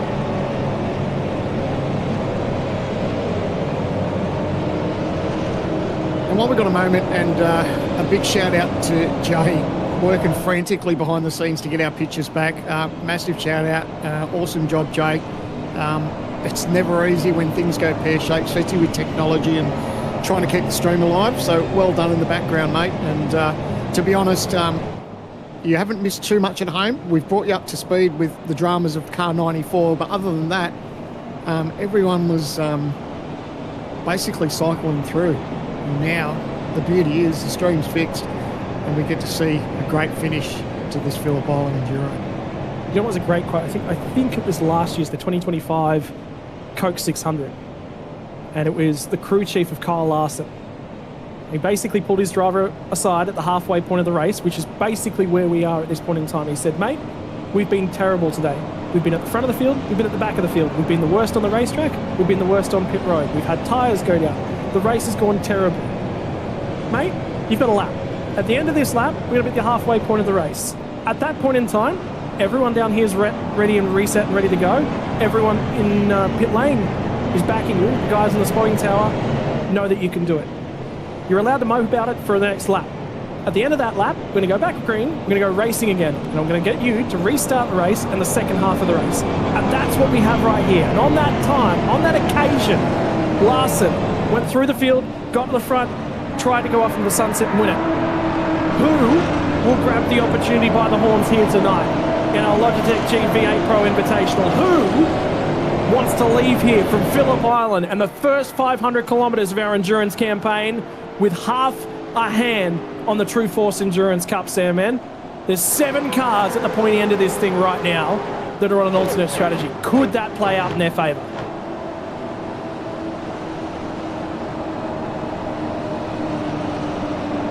Just that little bit of replay we see. Oh, that's with the 77. And that was 070 that we saw. So it's happened a fair bit. People aren't giving up the real estate. They don't mind holding their ground if someone's trying to cut across the nose on them. as we go green flag. Looks like Griffin Gardner, Job Stewart. They're running and bolting with it now as we come through the final turn and we start finish straight. 57 laps to go. Buchanan is the lead of the drivers that are on fresh rubber at this point in time. Ian Zhu on board car 43. Co-driver for Josh Horton is the guy that's defending for all his life, for all his money. Emily Jones is looking for every little bit of real estate and overlap at this point in time, running it down into turn number 1. The car 88 just about had a Mustang label imprinted on the rear bumper of car 43 that's had a few imprints on it so far today. The second half, the second 250 kilometres awaits. There is time to go forward, and that time is now. And there's a whole bunch of strategy and a whole bunch of games to be played out in this one. Here comes Rehan Leonage. We'll get to the inside now. Will Buchanan. This isn't the first time we've seen this move today. Have a look at who's ranging up in the background as well. It's Richard Hampstead who's here. He's ready to come playing. He's ready to get the elbows out, and it just about opened the door for him as well. And we saw from the earlier run that when we were watching Rehan behind the wheel, he had great pace, so he got that move done, and now he's eyeing off. Was it P8 for the moment? So aiming for P7 at this stage, and we've spoken about that tyre difference that people are going to have too. You can see it when we get up and across the crest at Lukey Heights. All the guys that are on older rubber struggling to keep the thing to the inside. Emily Jones. So Rehan Leonage, I keep thinking Emily's behind the wheel at this point in time. It's really starting to apply an afterburner to the rear bumper of Ian Zhu. Now the tyres will come back to these guys that are ahead at this point in time. But some life has already been extracted from it. Was that a new fastest lap in the race? No, sorry, my apologies. That'll be the timing issues and the restart of it for Griffin Gardner instead of 1:31.556. No, I tell you what, I'm going to take that back. That is a new fastest lap of the race. From a car with old rubber on it. And all of a sudden you take some temperature out of the tyre, what comes back to you? Rehan gets the job done on the run down to turn number 1. Now Ian Zhu is going to be a cork in a bottle. And at some point in time, you've got to try and hang on to the thing, and he chops the nose of Will Buchanan. Buchanan's got to try and hang on to this thing. He's been given a whole host of responsibility for James Scott. Now he gets to the inside. Hampstead's there. He's going to try and follow him through. And Zhu took all the world worth of risk, because at this point in time, why not? You're in a funky position. But for Will Buchanan, he had to make some difficult decisions about where he's going to place the car. There's no power. There's no traction for car 43 at the moment. Ojada's going to deal with him. Here comes the 990, and Ken Liner's going to have a go at him as well. Oh, Ian's doing the best thing he can do. He's just trying to hold on. He knows he's battling cars around him, but you can see the grip that Jaden Ojeda had as soon as he got back on the throttle, just how Ian was a sitting duck, and especially on the brakes, that's obviously going to be there as well. So doing his absolute best to stay out of trouble and just dealing with what he's got at the moment. And the critical factor for Ian Zhu, 37 laps he's on at the moment. At the conclusion of this one, and then the conclusion of the next one, he can climb from the car, and his job for the day will be done, but he's got to survive. In the meantime, there is a horde of V8 supercars hunting him down with things flat to the floor. In top gear on the run down to turn number 1. Here comes now around the outside for Jordan Ross as well. How often do you see him move on the outside of turn 1? Got the nose there. Will Sapsted's trying to hang on to the thing just ahead of him. They're all going for it, Sandman. My word, we've seen elbows out so far today. I tell you what, someone get the wraps ready down in these garages, because these things are going to have paint from about 5 other different teams swapped amongst them. It's incredible. Oh, a big dive here up the inside. This is always hold your breath. They've managed to get through there side by side. Oh, we've already seen that. We've already nicknamed it Calamity Corner, because so many people make the dive up the inside under brakes, but they got away with it. And geez, your first field, you just see him sliding backwards, just trying to hold on. Ian's just hold as best as he can, but he's basically a sitting duck. He's not doing anything wrong. This is just a grip advantage that the cars have got around him. Now the thing is, Griffin Gardner's got the lead of this thing, and they're making headway at the moment whilst everyone else is trying to pick off traffic in behind them. Rehan Leonage, first of the cars. Look at them. Is it 3 wide? No, you don't. Shepherd's into the rear bar of someone. Someone else has been rotated. Tyson Broad catches the clutch, manages to keep the thing rolling. Again, cars will be thinking about pit stops. Now that's teammates side by side. And look at the front end of that car. There is a bit of the bar poking through on board car 215. Well. I'll tell you, I thought it was aggressive earlier on. I don't recall an endurance race where these guys have boxed each other as much as tonight. The co-driver's gone in on it.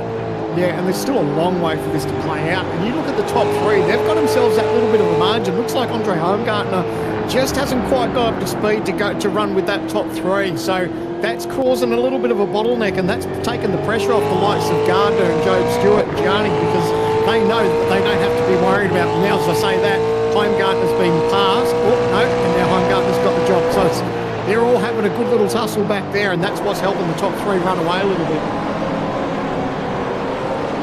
Problem is, they need to sort of get this figured out because the rest of the field is coming. And coming at a rate of knots as well. It's worthwhile pointing out that this strategy only works if you can get clear and use some clear track to just buy yourself a little bit of real estate. Once you start slipping, abort. Co-driver laps will be up for the bulk of the field at the conclusion of this lap. They're all ticking 38, 39. Just about done for a large number of them today. That means we've got a lot of opportunity for strategy to start playing its way out. But the thing will be, you will want margin. For car 17, Griffin Gardner, 2 seconds clear at the front. Why would you pit? You got clear track. Yeah, absolutely. There's no pressure at this stage, so stay out and stretch it for as long as you can. Because who knows, you might get another safety car in the next few laps and it might just fall right in their lap. Something's happened between car 94 and car 77. Do you remember, these guys were boxing on earlier on in the piece, and here it goes. Huge lunge for car 94. Doesn't get there, but gets into the rear bar of Lee Ellis, and around he goes. Yeah, stewards will look at that one, absolutely. So it's always tough. Oh, there's a dive up there on the inside too. It's always tough when it's a nose-to-tail incident. It never looks good for the car that was behind. So we'll let the stewards sort that one out, but geez. Hasn't the 94 had a fair share of dramas in the last sort of 15 odd laps? Well, in the last 3 or 4 hours, don't forget as well the late co-driver swap as well. Yeah. So, Pajani Lutsu gets the job done on teammate Job Stewart. And now it'll be all the Eclipse guys at the front. Think about it. And again, I'll come back to a point I made much earlier on. Minimum race time.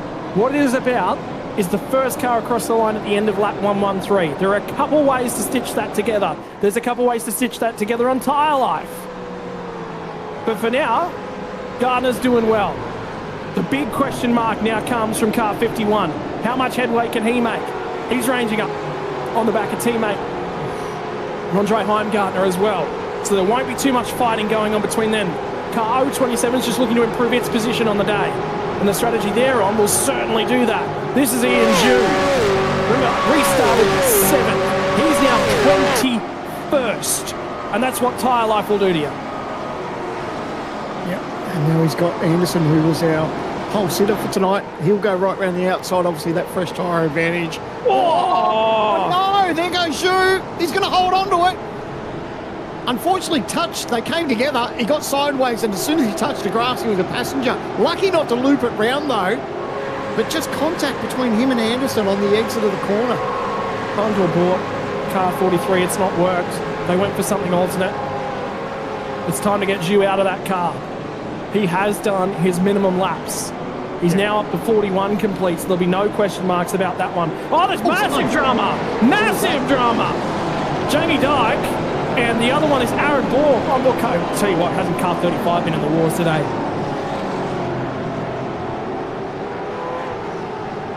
No doubt we'll catch a replay to find out what happened there.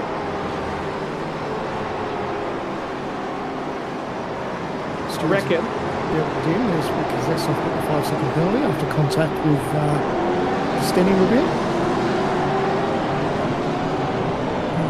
You please pit, buddy, it's not working, just get out of there. That's what he'd be thinking too, just get me out of here. I reckon he's about to dive off into the lane because that thing just cannot survive any longer. He had a massive wobble coming out of the second last corner, which meant he was on the right hand side of the road with pit lanes on the left, and he had to get all the way across there. James Chasnoff was leaning on him as they come out of the last corner. The co-drivers, they've had a massive impact on racing today. Massive impact. I didn't expect it to be in the format that it has been. What does this look like when we get to Sandown, to Bathurst, though? So this is only the first taste of what we've got available to us. Oh, the 35 did it all by himself. He just looks like he got out on the marbles and got sideways. We touched on the marbles earlier and said just how much you could notice the build-up on the edge of the racetrack, and I think that's exactly what happened.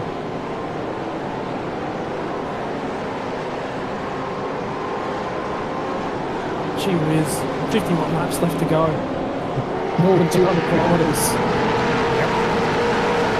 I'm glad whilst we were doing the stream races at reset, I went off and grabbed myself a coffee because I think I needed that energy hit. Well, here we are waiting for this race to settle down in periods, and it's not really doing it. It's going against the odds, isn't it? Because traditionally, you'll have a bit of it's a dive up the inside. Again, that's Kobe Williams and Leo Duncan. I was thinking, is it that Eclipse car that's still hanging out there? Sorry, the Vermilion car that was still hanging out waiting for its pit stop, car 43. Please, somebody extracting Andrew from that car. I don't think he's having a great time of it at the moment.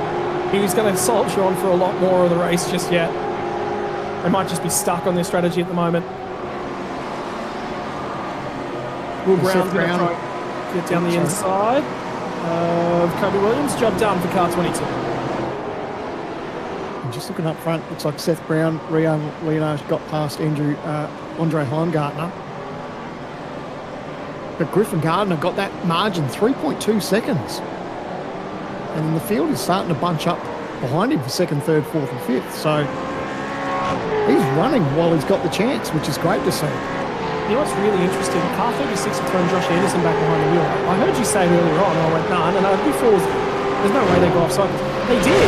You know what they did from the rear end of the field? They're looking to grab track position whilst the co-drivers are still in for Josh Anderson. And they're back up to 21st after being at the rear end of the field. But got to do something else. Got to do something different. When everybody else is zigging and you got no track position, well, you kind of have to zag, don't you? Absolutely. Yeah, well, if you do what everyone else does, you're going to finish behind them. So roll the dice, see what happens. For the moment, we know he's got pace. And isn't it funny? Motorsport's a funny game where you can grab pole position and you think, tonight's going to be an absolute ripper. And lap one turns to custard. Oh, more rubbish. Oh, my goodness, that could have got a lot worse. I thought the cars were going to touch the grass there and then fire off through the gravel, but they all managed to get away with it. Oh, no, they didn't. Car 215 got forced beyond the limits of the racetrack. And it was the 53 machine. Kobe Williams was the driver that was using the elbows. I'm going to throw one out to you. I've just seen a penalty come through. Car 35, 10-second penalty for contact with car 215. Now, that feels like a statement we've seen, 4 or 5 times this year in different rounds? Kind of bad, isn't it? I don't think we're on each other's Christmas card list. Well, that last incident, that was absolutely the 35. The car just got away from him. So, well, that's in addition to what we saw from being out in the marbles and the mistake contact with Jamie Dyke. For Aaron Borg, it was a different one on lap 59. So, either way. Yep, when it rains, it pours, eh? Drama does continue. The only car that's really fallen back at a rate of knots is that Ian Zhu car. Even Sebastian Vanderl has only lost 2 spots to cars that have fresh rubber. For co-driving on board with Rain Campbell, positions gained. Of course, again, at the end of the day, for Sebastian Vanderl, he's out of sequence in terms of where things are popping out. But they're making hay. But for the rest of the race, there'll be an alternate strategy, perhaps fresher tyres for a significant period of time. That just might be what the doctor ordered. In the meantime, Griffin Gardner is showing why he's won series at the national level in Australia at the moment. 4 seconds clear of his teammate Gianni Lutzu. That's critical. We'll have a look at Rehan Leonard, just 6.4 seconds behind him. That is margin. And an alternate strategy that they didn't have before. And you just wonder, we're on lap 30 of the stint since these cars that didn't pit under that safety car. They've had 2 safety car interventions during the stint. How much further can they get? They said 37 laps under green flag conditions. They might make lap 40 on the stint. 40 laps on a set of tyres. Oh, boy. And obviously a little bit of help there with safety car, but yeah, you're right. But rolling the dice, love to see it. I'll tell you what, there's a little bit of a hornet's nest back here too. At the moment, Jordan Razzaroli's also back behind the wheel of car 061. Trying to do something a little bit different, get off sequence, get a main game driver back in. Remember Tyson Broad last year at the Adelaide finale, 7th spot. Well, he's the co-driver this year. Unfortunately for him, work commitments as a fly-in, fly-out worker.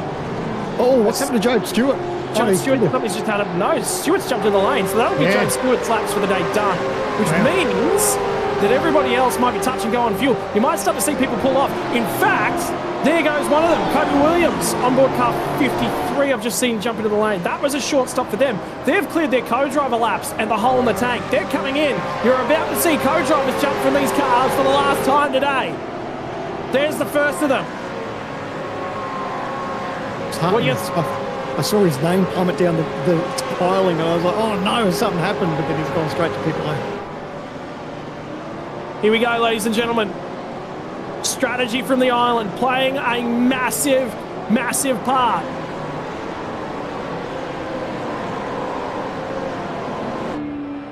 I'm just trying to find out where that car fell to.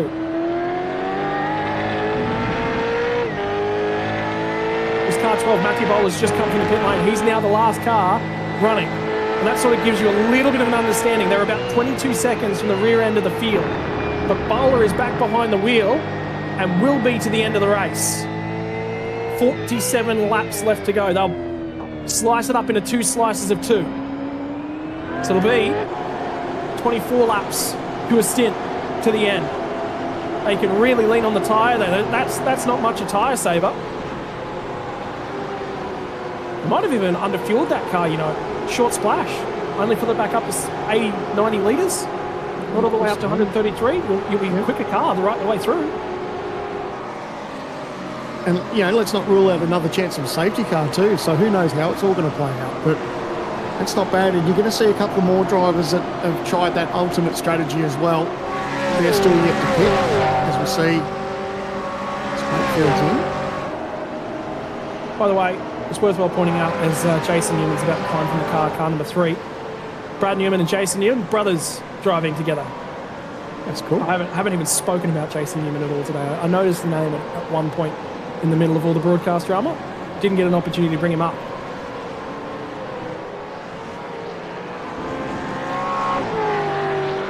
I was talking to Brad Newman probably about a month or so ago. We were sharing anecdotes about his brother's racing career. He said he loves to get his elbows out, loves to trade a little bit of pain. And Jason was always quicker than Brad when they went racing together in the real world.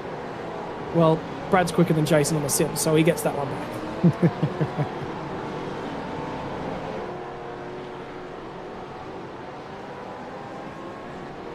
Car number 94, there's the penalty for that contact that you mentioned earlier on, Sandman. 5 seconds. Charlie Lutzu's now going to dive into pit lane as well. Just watching Rain Campbell's car, currently still being piloted by Sebastian Vandel. Here comes the pit stops.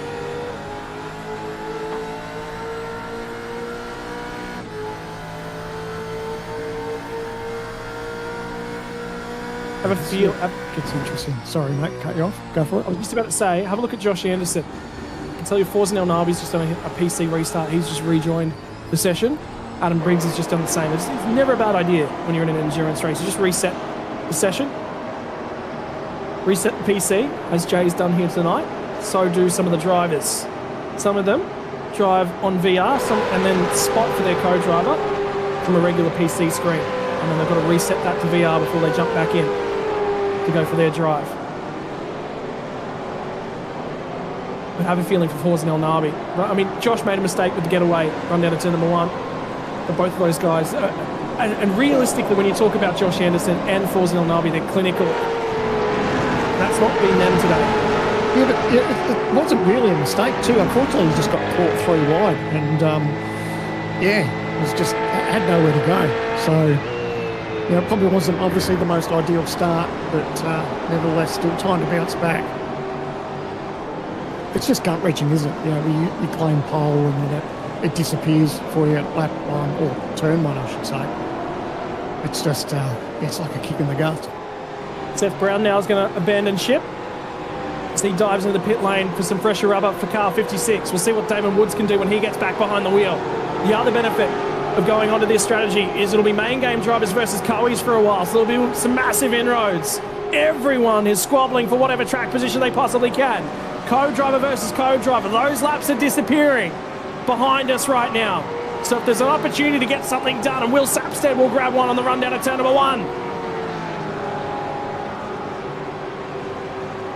Vandel will be the next car on the road. It's a light, agile Mustang ahead of him at the moment, but tyre life is secondhand. Once he gets the foot down for Sebastian Vandel, the thing moves like a rocket in a straight line from all that fuel that's now burned from the cell. But when he steps on the brake pedal down here, Will Sapstead just shows you what a lot better tyre life looks like. It makes you feel like Superman, doesn't it? When you know you've got that tyre advantage. And you're a sitting duck. You've got nothing to fight with when you know that people around you have just got that tyre grip. Just think about the championship picture as well. Of that top group, Jaden Ojeda has got a big lump of pressure on him at the moment for car 201. And the reason there's a big lump of pressure is everybody else in that championship picture discussion to now has had a poor day. But herein lies the big old reset that is the final series as well. The big important factor of all of that is that you make the grand finale. That's it. That's all you're looking for. Make it into the top 16. Tick it off. Yeah, there goes Griffin Gardner. Right, I think that'll be Andre Heimgartner's the only one left out there on the alternate strategy at this point in time. No, Vandel's still going to continue on. Look where our leader is. It's a great effort. A good pairing. Rian Liage, he's done a great job today so far and just opening that margin up a little bit. Not a bad combo when you put himself and Emily Jones together. They've really done everything right so far, stayed out of trouble, had the pace in the car to make positions when they needed to.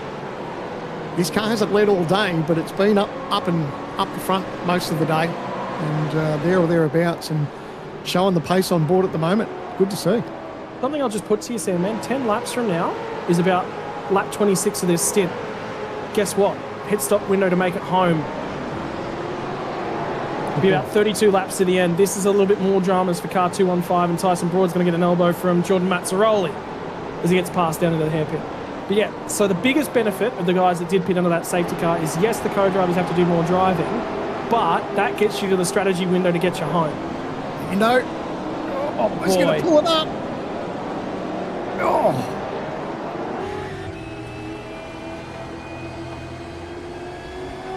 He's doing a good job. Sorry, almost starting to choke here. I was just watching Ando. He was all sorts of crossed up. Had a moment.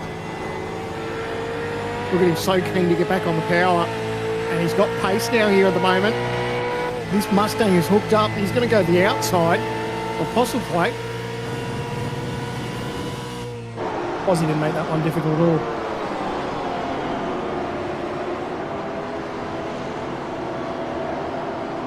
And he's just looking to look after the thing in car 63 at this point in time. Knows that Blake Warboys is currently pointing his way in at the finals. His job is just to keep that car alive. He knows that Ando is very, very quick at the moment. So his job is just to make sure when he hands back over car 63, he hands it back to his main driver. Says, here you go, champion, your job. 10-second penalty for Dan Yeaman on board car 215, looking for an opportunity down the inside of car 52, and that door just closed and Dan's just locked up. And it's hard, you know, when you commit to your braking zone, just because you can see an accident happen in front of you, you can't push that brake pedal any harder, because you push it any harder, you're going to lock a tyre and probably slide into them any faster than you may hit them anyway. So it's a horrible feeling when you know you've overcommitted and you can't pull the car up. So Particularly from the unfortunately, left just window yeah. into that right-handed hairpin as well, because the only place that goes to the right, you can't really bail left. You know you're tagging someone, and it's just a matter of who. You know what? Regardless of how your day's going, think of the big picture. We talk about points. The likes of Gillian and Phil Cell, Ryan O'Sullivan. You know, those cars aren't in the top 10 at the moment, and it's a good day to pounce on opportunities of making up some points in this championship. So, I mean, just because they're not inside the top 10 for the moment doesn't mean they're not going to finish there, but it's certainly been interesting and not the form that we expect. We always expect dominance from the Lobs cars, and we haven't quite seen that today. No, it's been very hit and miss, hasn't it? But again, just about everyone up and down the field's been that way today, which is it's just so weird to see everyone sort of in that same hole.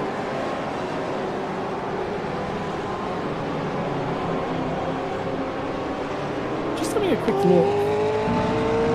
Where did Griffin Gardner hand back over to Zach Rattray White? Where did they pop back out? They went quite long with Griff, and the reason for it's a 10-second longer pit stop for Zach Rattray White. It was very, very long at that last stop. The big plus for him is that he's only about, let's say, 7.5 seconds behind Ryan O'Sullivan. Was the first of this group to come to the lane. So he's still in the window, and theoretically he's taken the biggest chunk of fuel that they have to take to the end of the race. So Sebastian Vandel has just had a meatball flag pop up for him at this point in time, and if that's popped up, they are very, very deep on the stint for car number 92, and that says to me that might be a flat tyre. Yeah, have a look at him struggling to pull it up. You reckon it's the right front? I reckon it's the right front.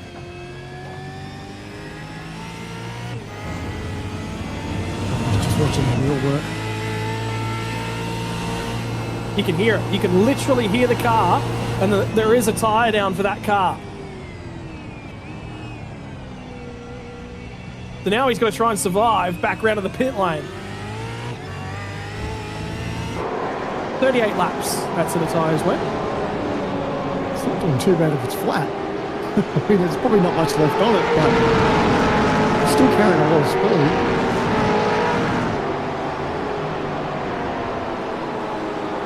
One of the rears, you know. Well, if it was one of the rears, he'd be struggling. Yeah, I think it's going too fast. There it goes. Boy! So you would imagine he'll be straight to pit lane. I don't imagine there's much left in terms of the fuel mileage left on that car anyway. He'll be in within the next 2 laps. He'll come to pit lane entry here in just a few moments. There it is. Now he's going to pull it up. And I don't imagine him being too aggressive on that line. Yeah, no, he wasn't.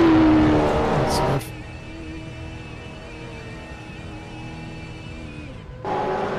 It's a lonely feeling when you come off the racetrack and everyone's still at full speed and you're trundling down pit lane.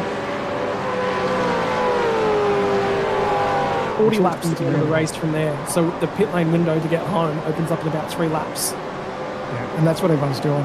We'll see everyone works these races backwards and works out when they can make their final pit stop. If opportunities arise with safety cars or whatever the case may be. With the likes of Rehan and that, they know that they've still got decent tyres on them for the moment. So they'll run with it for a little while.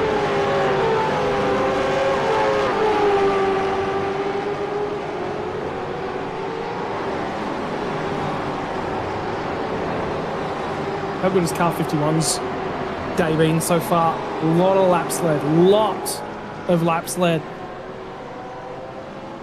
Yeah, it's been faultless so far. And let's just hope we just didn't do the old commentator's curse because... I was about to say, what have you done?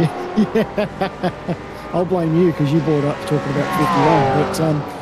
But Look, yeah, you can't fault them at the moment. They've done a brilliant job, and Rehan has definitely flown the flag and done everything right for his stick, as you see Andre Heimgartner in the lane. This will be a driver swap. Yes, it will. So when the cars disappear like that, that's our version of driver out, driver in.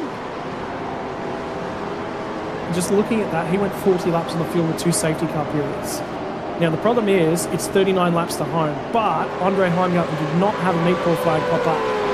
And again, we said TCR's tyre life was supreme. They really come alive from about halfway, well, a bit shy of halfway, they evened up, and then beyond halfway into the stint, they were just the quickest cars on track. And that matches to what we just saw compared to Sebastian Vandel for Rain Campbell's car. So they actually might try and get that car home from there. It'll be a big ask on tyres and a big ask on fuel, but it isn't impossible. Alternatively, you split it in half.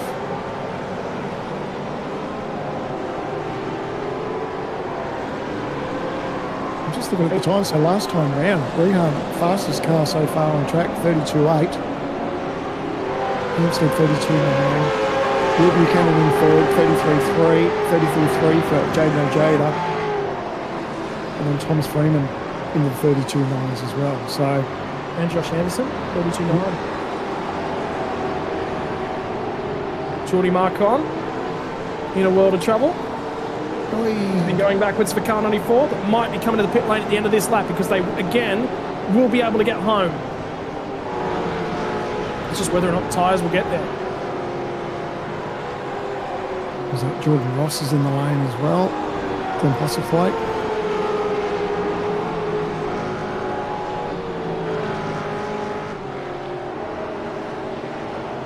And the tricky factor for a lot of these guys will be, there is opportunity now. For the guys that are going to have to do another pit stop, they just go hard. They know that they just wear those tyres down to the cords. But that's freeing in a way, because you know you don't have to save. You don't. It's a big question mark when you have to save tyres sometimes, because if you have a feeling your tyres are bad, the life is poor from the car, you go into it just going, I don't know. It's a big ask of the tyre. But when you know that you are not going to get the car and the tyre down to such a low point in time, you can just go, right, we don't have to save. We just got to press on and show what we're all about. Everybody else will have to save just a little bit of tyre, a little bit of right front. They'll be lifting coast, and that creates overtaking opportunities. And those guys have already made those second to last stops. Talking about car 17, talking about car 56. Just gives you that opportunity. Here comes Jason Bentz, who's about to have a crack on the OG Gear replay. Tyson Braun down the inside. Ooh. And that, my friend, is a door.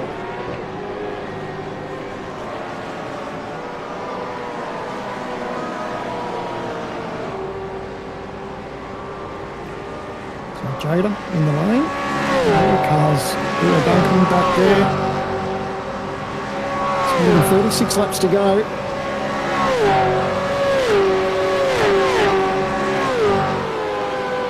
This is where it gets interesting. And like you were just touching on, it's a good feeling when you know you don't have to worry about saving. Might be a little bit of team orders here. Yep, so that was a nice move anyway up the inside.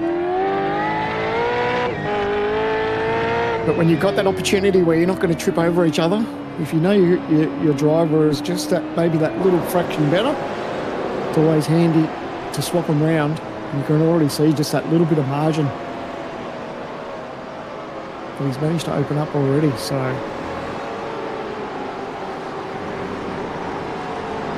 Ben Lana knows he's got a job to do, and it's just keep car 990 in good shape, in good position. Car 990 has had a lot of penalties today. Will Buchanan, again, cannot say enough about what Will Buchanan has done today. Richard Hampstead's going to dive to the lane, as will Buchanan. Job done for car 088. James Scott's co-driver. He will get back behind the wheel and he will have opportunity. Think about the flexibility that car 51 has. Both of their drivers are about the same pace. It does not matter who you stick in. And they've done that all day long. Start one driver, pit stop swap, pit stop swap. And at the final pit stop that's incoming, it'll be one more driver swap. Rehan Leonage, who leads the way. He's done 47 laps of this race. Well and truly clear of his minimum driving requirements. You talk about the driver pairing. Emily, don't forget, Emily qualified 5th. She was only a 10th off pole. So, you know, no shortage of pace there, and Emily drove really well throughout today's race so far as well. So, as we see Jake Maloney rejoin after his pit stop. So it's a good feeling, you know, when you've got a good driver and a good co-driver and the car's good and it's behaving and it's quick and you're in a good position, you've got track position. It's a good feeling, and when it starts to come together, that excitement builds as we get towards the closing stages of the race.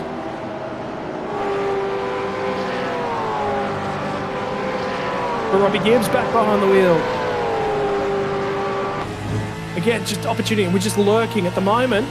We're in the middle of all of this strategy play that's going on. Lachlan Capel's just climbed behind the wheel of car 18. That'll be that car through to the end of the race. And remember, this is, again, long run to the end of the race. The deeper you go right now, the longer that your fresher tyres will, the better your tyres at the back end of the race. It just gives you options, doesn't it? Yeah. Because you know you can sacrifice a little bit of time on older tyres compared to everyone else if they're out on fresher rubber. You've got that track position, but you know you're going to carry that fresh tyre advantage towards the end of the race. And yeah, knowing that you've got that in your back pocket, it's always a good feeling. As we see Lee Ellis in the 77, he's going to come in and probably hand over back to Madison Down for the final stint. They've had their fair share of dramas too. And Madison obviously starting on the outside of the front row. Little frustration for car 77, but not much really you can do about it. It's just either get on with it or don't. Is really your options. The thing that they can take away from today is that the improvement that TTR made, you know, they showed that in qualifying of how strong they were. Everything hasn't maybe fallen all together for most of them, but they know that they've got a good package at the moment, and if they can work on that for Sandown and Bathurst, look out. But just the engineering across the field. When we rolled out the Gen 3 for the first time at the start of last year, everyone knew the pecking order was. Yeah. The pecking order still exists, but it's less defined these days. The gap has closed massively compared to 18 months ago. And that's huge. That's huge for the sport. It's very, very, very important. But car racing's difficult. And the problem with that is the cars and the drivers get closer, and here comes down the inside, and see you later. Jake Maloney gets it done on Ryan O'Sullivan. That's a difference in tyre life as well. Yeah, absolutely. And that is the difference between 10-lap older tyres for O'Sullivan versus just bolted on fresh tyres.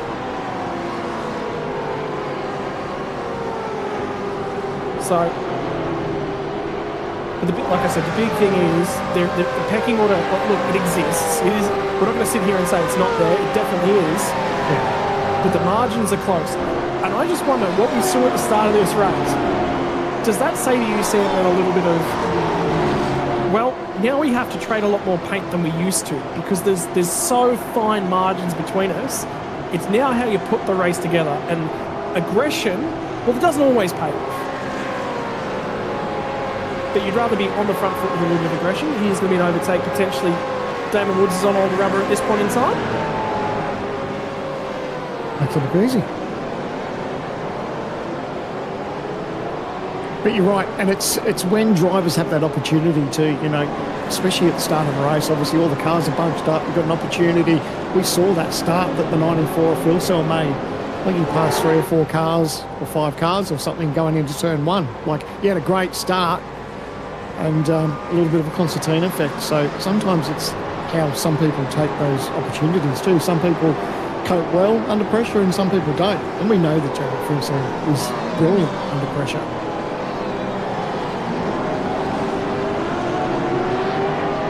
Righto.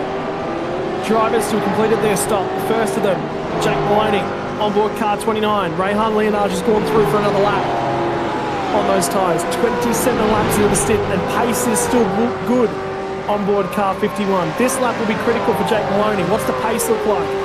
It's only a couple tenths quicker than Rayhan Leonard. But the critical factor for Maloney was it was a very, very short stop. Only 31 seconds spent static. There are cars that have done 40 plus seconds of static time to be added. They are splitting the fuel to the end of the race. What does Leonard's pit stop look like? And that margin, think about how big that margin was. I'm going to go ahead and estimate. I think Emily Jones has to get behind the wheel of car 51. She will. She's only done 31 laps, so she will be required to do that final stop. So that locks your strategy in for that car. We already touched on her pace and her qualifying, so we know she's quick too. So that's such a good problem to have, isn't it? When you see like which driver you're going to put in, doesn't matter. They're both quick. How about this, by the way, for car 51? 51 laps for Rayhan Leonard. If he does 5 more laps on that set of tyres, they'll have split that race perfectly in half between the two of them. Yep, and that's the beauty of having a great co-driver. So curious to see how Forzan goes. Again, he wanted the opportunity. Well, now you're going to get it. You're going to be put out there against the best in the country. And again, Forzan capable. We've seen him in this series over years. He's been one of the stronger enduro pairings in years gone by with the Logitech GV8 Pro Invitational. But for now, he's sat static. Anderson did some overtaking, had to do some work when they were on the back foot. And now Forzan's just going to try and hang on to the thing and bring it home. And I tell you what, they're going to pop back out somewhere inside of that 10th to 20th spot margin. So there'll be some capability for car 36 to the end.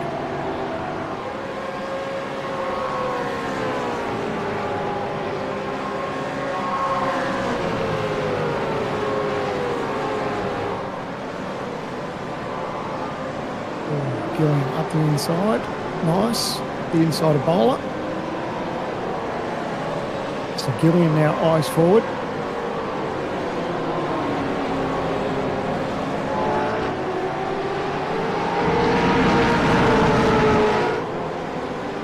What's the next opportunity look like for him?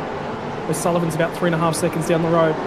Stenberg gets the job done. Again, his race pace for car 47 has been good today. In that first stint, it was all the main game drivers. They were very, very quick. About halfway through the stint, they'd worked their way up a fair way, and they were still on the front foot. And then we got all this strategy hullabaloo.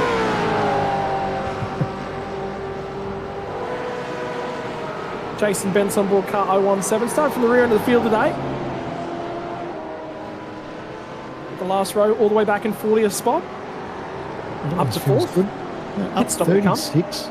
36 positions at the moment. Mate, just throw the red flag. Just check it out. Yeah, we'll right. Points. Yeah, that'll do. They still owe us one more pit stop, by the way, for this car. But still, that's still a good effort. Sapstad's getting aggressive down the inside for car 81 as well. Just thinking, are they a little bit out of sequence? No, they're 5 laps into their run. So that's legitimately where Will Sapstead is. They've got a pit stop to come for that car. They're out of seat. There's no way car 81 gets to the end of the race. They still owe us about 20 seconds worth of fuel. At least stop. So somebody's muffed the calculator there for car 81. There's so many drivers out there just praying for a safety car right now, just to mix things up a bit. How good was the pace on the tyres after the 10-lap run? And then a safety car. Our fastest lap of the race was from car 17 on a safety car restart. And those tyres were about 15 laps old at that point in time too. So they'd had some life scrapped out of them.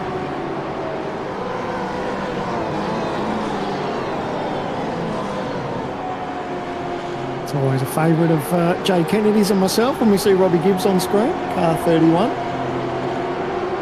It was the only bad thing about racing is that we always used to fight over the number. Both big fans of number 31. What's in it for you two? What's the reasoning behind that? Well, for me, it was the very first number that I was ever given in sim racing. So I joined sim racing back in the R Factor days, and I got a drive with Team Bundy, it was called back then. And I was given a paint job and a number, and that was the number I was given, number 31. So, And Jay Kennedy's going to punch his story away into my ear here in a few moments. he might be typing. He's typing away. He just said it's a very, very long story, so we might save that one for after hours on the stream. We'll see. We'll see if we can squeeze it in, Jay. There might not be enough time left. In the meantime, Matty Bowler is starting to range up. I tell you what, he's on older tyres too as Bowler. 17 laps into the run for car number 12, so that Eclipse car's still punchy. James Scott, look at him lurking up in the background as well. Oh, so Rehan's in, swapped over for Emily. So we're going to see 29 this laps at the end, short, very, very short run. Car 51 feels very confident in their pace. Is that what that says to me? Yeah, I wonder if they were just worried about everyone else around them on fresher tyres.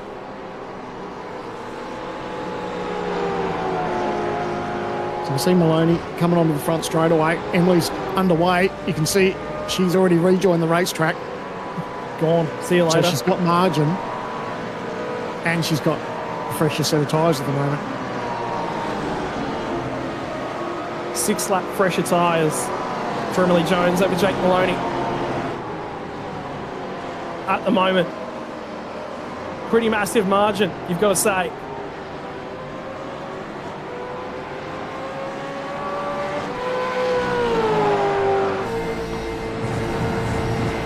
Oh, is he going to dive up the inside? Yes, he will.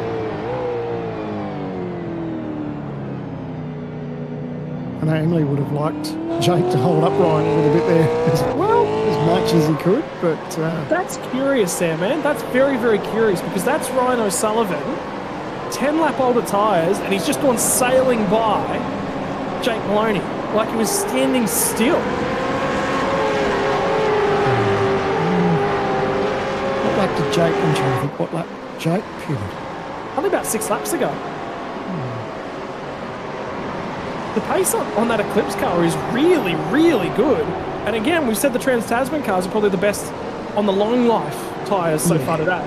Yeah, I think we saw after about 10 laps, that's when those TTR cars came alive. So, alternatively, I'll throw something different at you. Is that Jake Maloney just being a little bit conservative on the tyre, knowing he's got to get that thing home? Yeah. And I reckon Sully's got another stop to make. And he's just like, right, we've done our tyre conserving for this stint, let's now push hard. And again, this is where he just pins the ears back to his if Sullivan has to pit, then absolutely. Then Maloney's not going to worry about Ryan at all. So,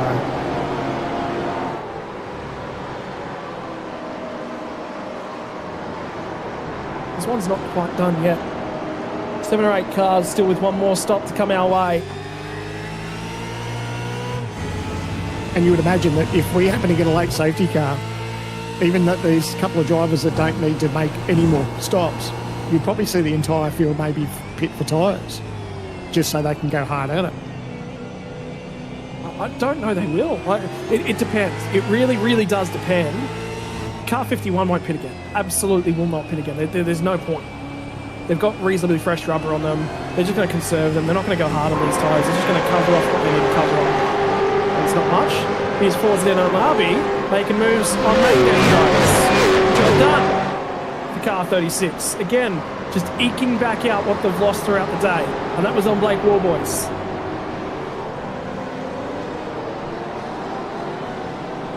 Again, car 36 fresh tyres to the end of the race as well, relative to the bulk of cars around them. They were one of the last pitters on that cycle.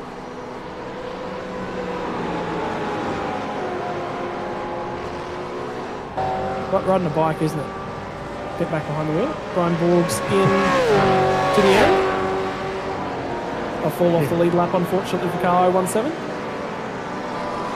Actually, my apologies. I might have that one wrong. My apologies. That was car 017 from P4. They'll stay on the lead lap.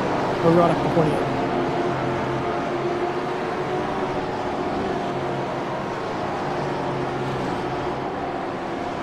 Completely different race to what, 60 laps ago.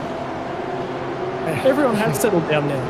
Yeah. And this is what I expected. I expected this sort of tempo and this sort of calmness, I guess, in the early stages, but it just wasn't that. People were aggressive. People were keen to get the job done and not let the race play out. Nearly felt a little bit, I've just seen something's just happened to Blake Wall, boys, and it might have been Luke Rosella got into the rear bumper of it on the way into a braking zone. They've both gotten away with it. I don't think either of them's lost a spot. So I'm sure we'll get a replay, immediately. There you go. How's that for timing? Calamity corner again.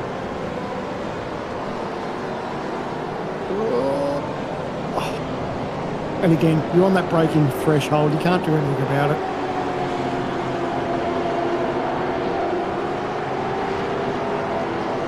Rosella just rolled out of it and let it happen, didn't he?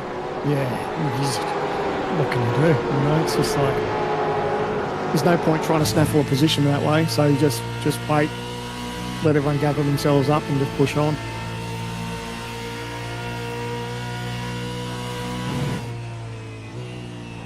Matthew Bowler's into the lane for his final stop of the day. Again, they'll throw fresh tyres at car 12. Go hard at the end of the race. The 25 laps to the final stint for that car.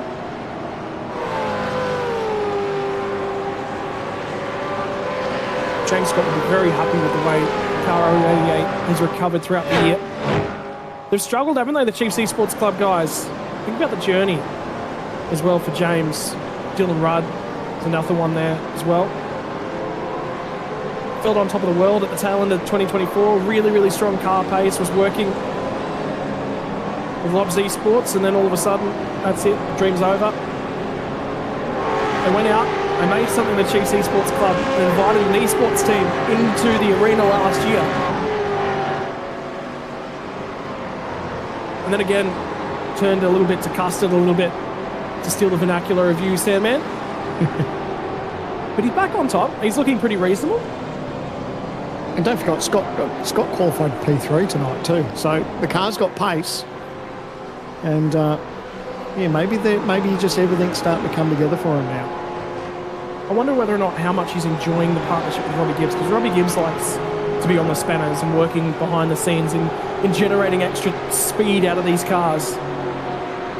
And from everything I've been told about the way he goes about it, Robbie will put together a little bit of a weird setup. It won't be as necessarily straightforward as you think it might be on the tin. But sometimes that's just what you need, isn't it? Just that, give me an idea, try something. Yeah. I remember a buddy of mine was my crew chief back in the old R Factor days. And we were quite content with our pace. And he said, let me just try something. He goes, don't laugh. He goes, just let me try something. And he threw this weird setup in it, and it was an absolute rocket. So sometimes it pays when you just think outside the square a little bit. And that's how some of these drivers find that pace, is that they just try something. They go back in testing and they'll think about something and they'll throw some crazy setup at it and go, you know what, that actually part works. We can probably work with that. And that's what they need to do. Therein lies the difference to the guys in the real world. The guys in the real world have to play around the rules of physics, and only the rules of physics. The simulator, it has its quirks at times. The rules of physics apply to a point, and then software takes over. All of it, realistically, it's physics, simulated physics at all points in time, but that comes with quirks. Sometimes math just doesn't math 100% of the time. Sometimes it doesn't apply. Sometimes there's just a random frequency in a spring that just doesn't work, and all of a sudden that spring goes rock hard in the middle of travel if you hit a very specific frequency note with a very specific... And while that's all been happening, looks like car 35's had more drama. Okay, AGP replay.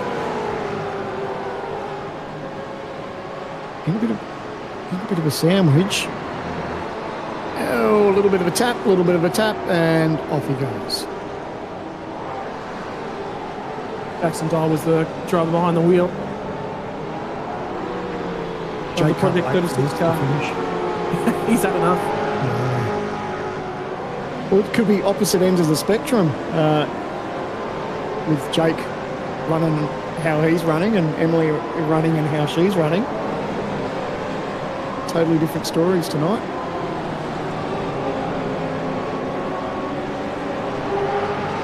Rick Kuznetsov's on a 36 lap stint, expecting him in at the end of this lap. Yeah, and indeed, I just said that. There he is, diving into pit lane. How's that for time? Will Sapstead, mate, you're going to have to yield it sometime in the near future for the short, sharp splash that you've done. But Will Sapstead will tick off a metric tonight, and that metric is laps led in a Logitech G V8 Pro Invitational race. There is a very small group of members to that list, and he'll add his name to it. We'll enjoy it for every moment. It might be only one lap. He might pit at the end of the lap. But for now, the only number that counts is the one in laps led column. Right. It's no easy feat, like you said. So regardless of how it all plays out, we still managed to get the job done. And hats off for the paint scheme too. How good does that look? But what that will do is hand the race lead over when he finally does pit to car 51. Car 51's nearest opponent, Ryan O'Sullivan, 6 seconds back. O'Sullivan still owes us a pit stop. So what that tells me is that Emily Jones will have 22 more laps. At the conclusion of this one, becomes 21. She'll be counting those down. Rehan Leonage will be in her ear, counting those down. For the meantime, this is Damon Woods diving down the inside and trying to take one away, and has managed to do so on Bo Albert. Again, another car that still owes us a pit stop. So we watch for car 74. Actually, that might have been, no, sorry, my apologies. Damon Wood does still owe us a pit stop. How long does Sully wait for his final stop as well? It's not doable. 44 laps to a stint home. It just cannot be done. Well, sorry. Yeah. My apologies. It can be done. It's not going to be done. It's not going to be fast. Yeah, no. But, you know, if you're in a position, you've made your bed, sleep in it, day out, you know, who knows? You might get lucky with a safety car. Who knows? So, you know you're committed to having to make a pit stop anyway. So let it play out. Well, the thing will be, if you want a tyre overcut, you better make it a big one. But at some point in time, you've got to go, right, there's 20 laps to the end of the race. I've got a 15-lap tyre overcut. That's all I'm going to be able to get. I've got to come into the pits because you're going to need 20 laps on those tyres to eke back every margin that you're required to do. And, you know, don't sit here and just let me say, look, you can do 37 laps at the end of the race on fuel. The next question mark then becomes tyres. There will be some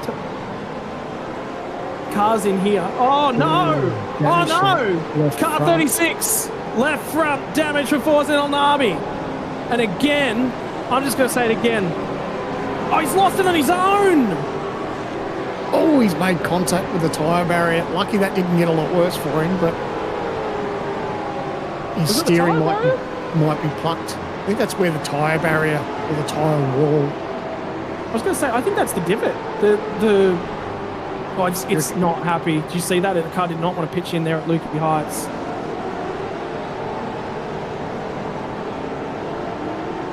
You might be right. Gutter, the trench. Yeah. So no tyre bundle there. Nope. But there is an embankment. Yeah, and that's what's done the damage. But again, from both of those guys, we know that both drivers on board that car are far more than capable of phenomenal drives. But we've not seen their best stuff today.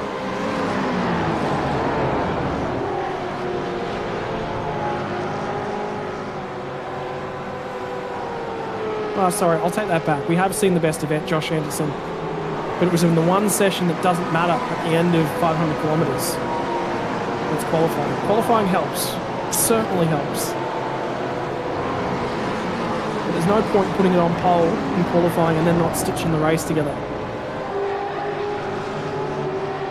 Yeah, look, you got a bit unlucky because it didn't get the best start, and unfortunately, and then it turned to 3 wide, and he was just on the outside, so it could have got a lot worse. He was lucky to get back on the racetrack, but Yeah, just it always hurts a little bit when you have such a great quality session when the race just doesn't go to plan.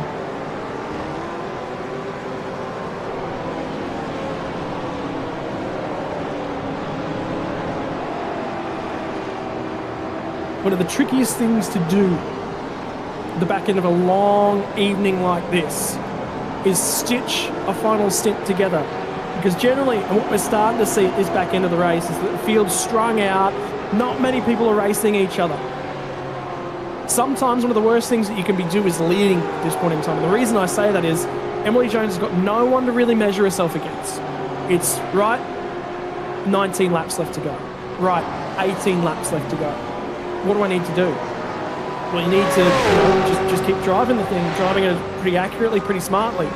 Doesn't need to be the quickest laps of the race. It needs to be 18, put it on the line, break at the marker. It does not need to be blistering fast. The job's been done to that point in time.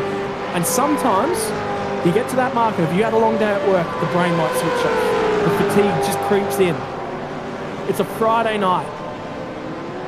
It's just after 10:15 p.m. If you're an early starter, 10 p.m. on a Friday night, or 10 p.m. on a Thursday night, you might be in bed. Your day might be done. You might have switched off. Everyone's got a life.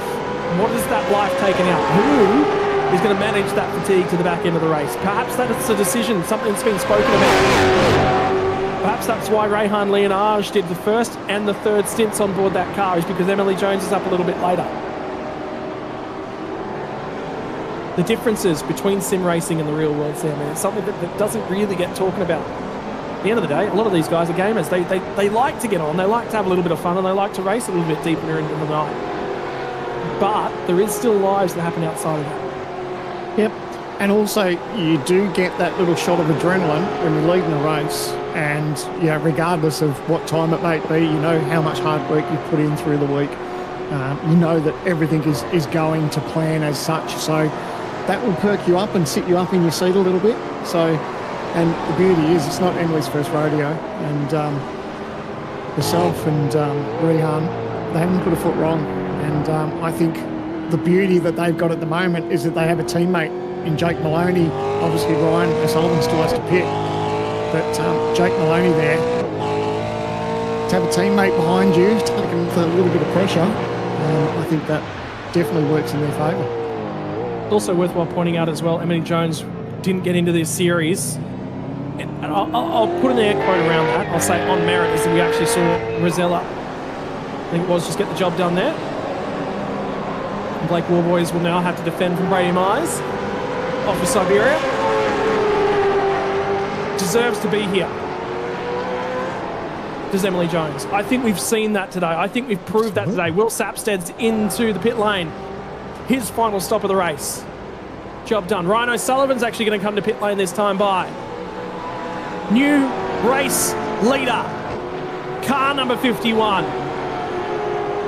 As we're talking about her, effectively just couldn't do the last couple of rounds of the qualifying series. Was hoping that she'd get a winning in. Last year, in 2025, got the first winning in when Brenton Hobson bowled a wide back at Canadian Tire Motorsport Park. Do you remember that moment? Yes, absolutely. On the last lap of the race, all Brenton Hobson had to do was just park the car up at the hairpin, turn it around, job done. No, bowled a wide, touched a little bit of the marbles, drifted off the racetrack, and Emily Jones snuck through and did it. This year, couldn't get it done in the qualifying series. Picked up a wild card. Not bothered at any point in time. Yeah, I agree. Yeah. Has earned her spot here. Has earned her spot in the top 10.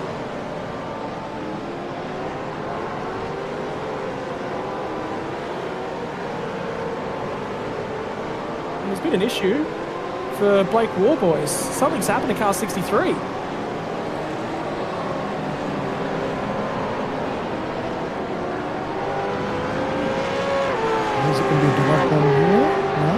Yes. Oh. Kind of, sort of. Yeah, Brady will get pinned for that, unfortunately. Unless he readdresses. No. Yeah, that's a tough one. But going back about car 63. It's just gone. You know what? Car 63 just came through and did a fresh set of tyres. Something happened to car 63 in the middle of all that. We might not be done in terms of pit stops to the end, Sandman. I am certain that Blake Boys. I think so. He just came through and he's on. He's just been through pit lane. He's just come through and stapled an extra set of tyres on. Now, remember when we were talking about not all that long ago, cars having to do beyond 30 laps, and we just weren't sure what that would look like? Interesting. Has the final roll of the dice been decided yet? No.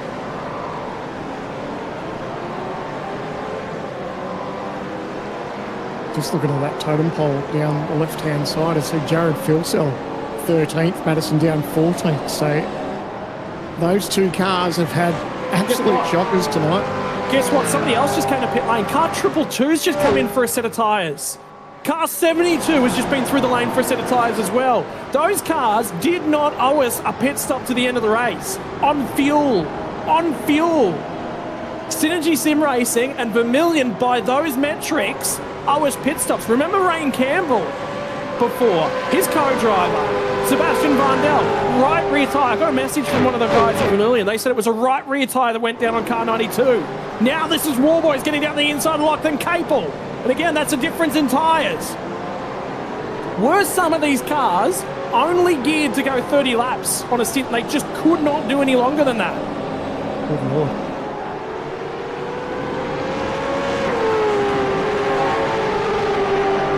Yeah, I know everyone will be crunching the numbers now, just thinking about where they're at. So there's Myers getting that 5-second penalty. We saw that contact with car 63, so we figured that would be the case. Oh, wow. Now it makes me wonder. I want to know what the teams are, what's going through their heads as far as how they think they'll go, whether they're going to make the end. Well, that's Adam Briggs on car 72. You just saw him fight with car 215. Sam Blacklock is on 17-lap old tyres at this point in time. There's Ryan O'Sullivan, new fastest lap of the day. So we knew the Eclipse cars were going to be quick at the back end because they owed us a pit stop. But were they not the only ones that owed us a pit stop? I reckon Trans-Tasman might be the only set of cars that were confident in their ability to go long.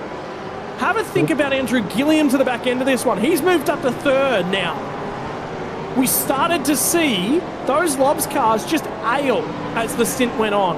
Jared Philsell, by the way, back to 13th spot from the rear end of the field. So again, that's lurked beneath the water. That's again what we expected from car 94 was that supreme level of pace. I'm just starting to wonder, have a look at the stint numbers. Yeah, look at Emily Jones, 15 laps on the stint. Everybody else is 6 or 7 laps longer. Yeah. Rosella's on a shorter run. He was looking for a solid run home. There was another car in the pit lane, Hayden Veld in car 53, just been through the lane. We may not have seen the final stops yet. Yeah, that's a great graphic to have there, actually, just to give us some sort of indication. And like you said, if Emily Jones have got 7-lap fresher tyres up over their teammate, that's good. But we also know how good the TTR feel like they've been on their tyres too. So maybe they don't have that pressure, but maybe other teams do. So that's going to be very, very interesting. Emily Jones just had a really, really slow lap. Last lap was a 33.6. And I just wonder, was there some traffic or something? I'm going to go back and have a look at that.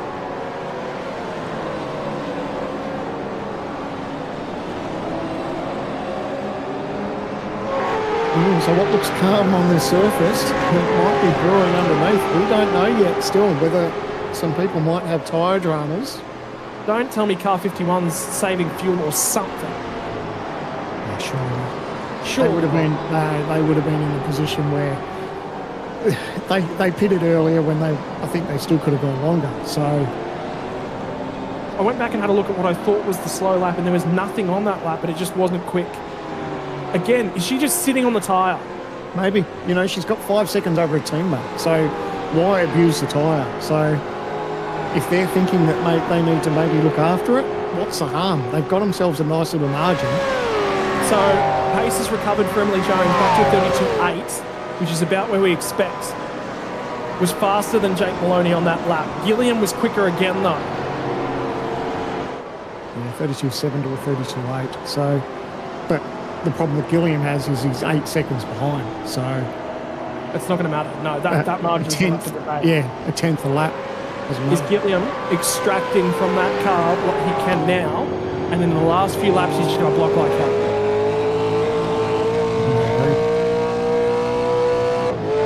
Because there's nothing in it. You've got Gilliam, Robbie Gibbs, James Scott on board with Damon Woods. He's looking for a move up the inside here. Oh, turn 1.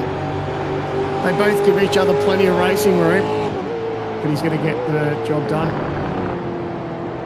It's just smart. I think car 11's got enough pace in it at this point in time, and that's a fresh rubber, invigorated car 56.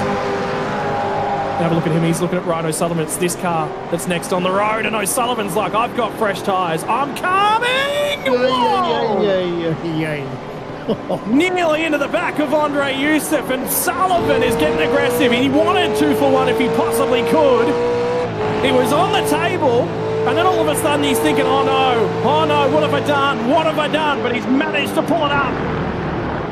This is going to be an interesting one as well. Stenberg, Phil Sell. Not a history of love between these two guys. Phil Sell's there, copped the whack. He licked it. He licked that stamp and sent it just straight up the inside. That was nearly a mirror perfect move compared to what Phil Sell did to Madison Down earlier on in the piece. Yeah, Sullivan clears car number 900.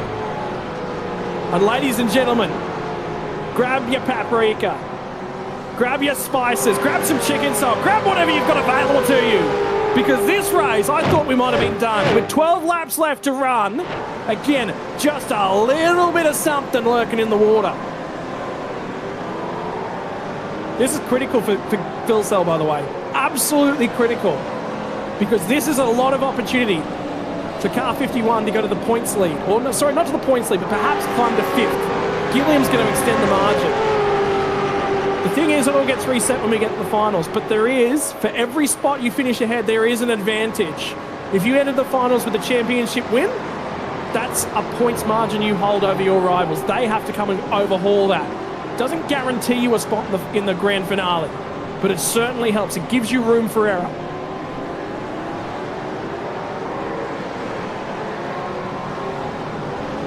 Something just happened to Emily Jones again. She just wasn't accurate. 33 flat last time by, 0.2 of a second loss to Jake Maloney. That's okay.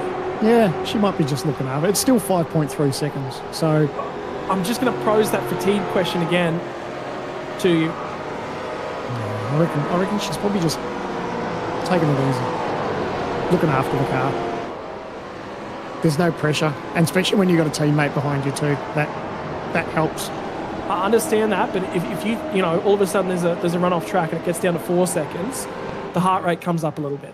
Everything comes up a little. I guarantee you, I would put money on she's locking it down and she's just going, yep, we've got this under control. Yeah. But the commentator in me says, let's add some more spice. The race fan in me says, I just saw a comment. Somebody says I'm a coriander fan. Well, maybe. Is there a bit of coriander out there? It's coming in the night.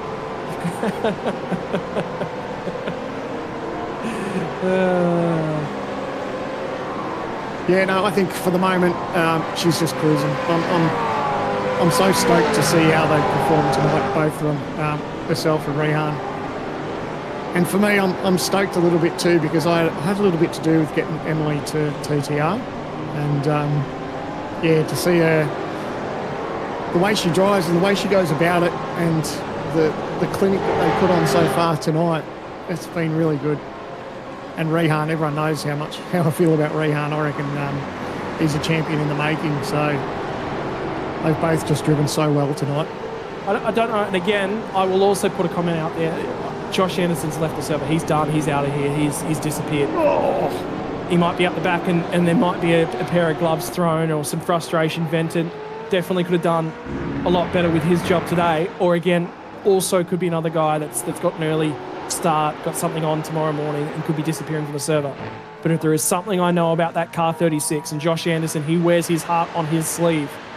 If I was him, I'd rather be in the server watching at the moment And there's no love lost whatsoever between Josh Anderson and Jared Philsell. And at the moment, his car stands in the way of a top 10 potentially for Jared Philsell. And how about Stenny? Will Stenny have something to do in the back of this one? Look at the shark bite out of car 36 as it comes off the scene of the crime where it all went wrong. Just those number of laps to go. El Nabi covers to the middle of the road. Now he's going to pinch a brake and he's going to sail wide. That was a very, very big lock-up and the defense is done. Now he's in the way for Stenberg. And that was a massive, massive lock-up for car 36. It's a very good thing that flat spots aren't on the sim just yet, but that's a lot of life gone from that front right-hand corner. That man would be on a quick trip to the dentist if that was a real car. Yeah, and that's just the pressure that knowing that Jared Philsell was right there, and Jared's obviously got pace on board too, so that car's wounded. There's a couple of things going against him, and now he's getting sort of swamped. He's got his teammate in Stenberg behind him as well, so... Well, I'll put something else towards you. Think about all the times this year that we've said that there's been no love lost between car 17 and car 94. Remember back to Road Atlanta when they traded blows in the dying stages of this one. There is no love lost between Lobs Esports and a number of teams in the community. And they're all just about on track next to each other at this point in time. Rattray White has got a championship he wants to think about at the back end of this one. But in the meantime, there's two Trans-Tasman cars on the road just ahead of him. And he'll have to get through Kurt Stenberg. You've got to wake up early to get down the inside of Kurt Stenberg. But Stenberg is trying to apply the afterburner. And by the way, Madison down is the car that you can hear in the rear view of this one. He's resurged back to 15th spot for car 77. So put the lot of them on the road right next to each other. Oh, look at the blocking between the teammates. El Nami all the way to the inside of the road. That's given Zach Rattray White the ability to don't go around the outside of the hairpin. No way do you do that. Stenberg's still alongside, but when you get to Siberia, you're on the right-hand side of the road. You better be yielding, son. And Rattray White will take that one. Do you reckon his final target is car 94? Yeah, absolutely. Well, he's now just got himself. That was just a brilliant move. He set himself up, went round the outside and then had position on the inside, and unfortunately Stenny just had to give up the real estate. So, and it looks like he's going to think about a move up the inside. No, he thought better of it. Borzown's struggling. He is really, really struggling on board car 36 at the moment. There's been something going on for Brady Myers as well. This will be an overtake for car 22, we're hearing. And again, that's another one of those late trigger pulls that's required to get the job down there. That's P9. Which puts Dylan Pereira into 10th at the moment. He's about 10 seconds ahead of this group. So you just don't think with the time we've got left to us that anything's going to come to it. Oh my God, no! Rattray White! No, they're both off the road! What happened there? I looked away for 2 seconds and they were into each other. There goes Forzen, nearly up the other side. That's a track cut. Yeah. Oh. Yeah, it's because he made contact. He tried to pull out from the draft and made contact with Forzen. And that darted him off onto the grass, and then they made contact. So that was just a miscalculation, I think. If you ride on board with him, I think you'll see that he made nose-to-tail contact. There'll be a penalty for that for sure. Absolutely. Here we go. So watching the replay. He checked up and then just made contact with the rear. Is that he check up? Break early? Why compared to everyone else there? Yeah. I think he was expecting him to go down the inside, and just Rattray White wasn't there, wasn't ready for it. And then right there, that day goes bad to worse because that's now a cut track. So, well, yeah, Forzen might just call it there. It's just not worked out for car 36. I'm just surprised at why that car checked up as much as it did and as early as it did. Mate, grab that steward's hat of yours. Here we go. Now I need you to break this one down. That's early. That's very early. That's a brake check. But, look, he's got damage to the front of the car too, so he's obviously not as confident to go in through that right-hander as quick as what everyone else was. Sure, but that's extremely early. Yeah, lucky I'm a commentator. Mate, no, none of that. I want an opinion. Look, I get from a lot of my friends at the moment, I like the way that I go about my commentary is I like to raise both sides of the argument. What I need from you right now, Mr. Sandman Clark, is I need you to make a decision. Well, to be honest, I'm a bit surprised of how early he jumped on the brake. So I agree with you. I reckon it's a brake check, and I reckon it's actually Forza at fault there. Because that's not predictable. That's not, and you have a right as a car racing driver. Sorry, you have a safety requirement for everybody else that's around you to be predictable. Not predictable is the wrong term, but there is a term for it. You've got to be reasonable. Something's happened. Oh, who's that? That's Blake Warboys. Gentleman behind the marshal post. And that. 6 laps to go. Don't tell me we're going to get a safety car with 6 laps to go. No way. Please not. That should be off. That should be offline enough. Yeah, but that's offline enough. I don't know that that's worthy of a safety car. 6 laps to go in this race. To be honest, it's way out of the racing line. 4-lap shootout. Car has been requested.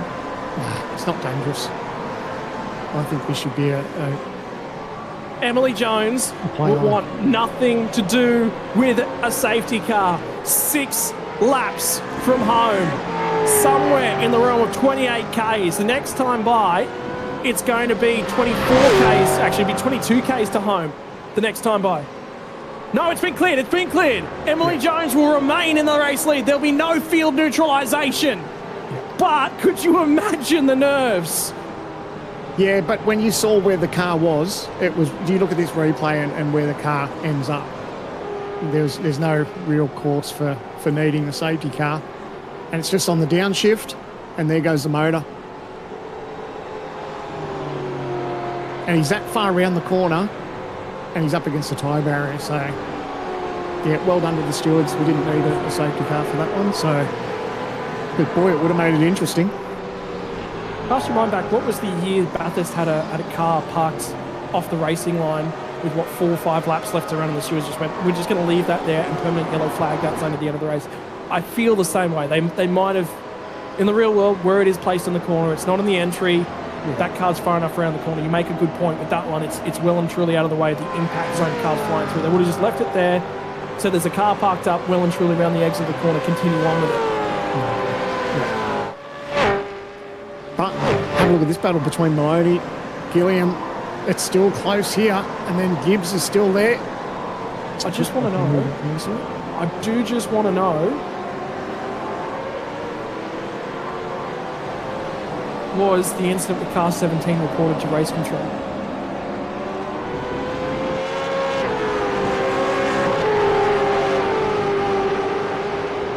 What's coming in from Marino Morello? I think that's a request to have it looked at for the car ahead. Not car 17 reported for dangerous driving. I think it's come in as a request to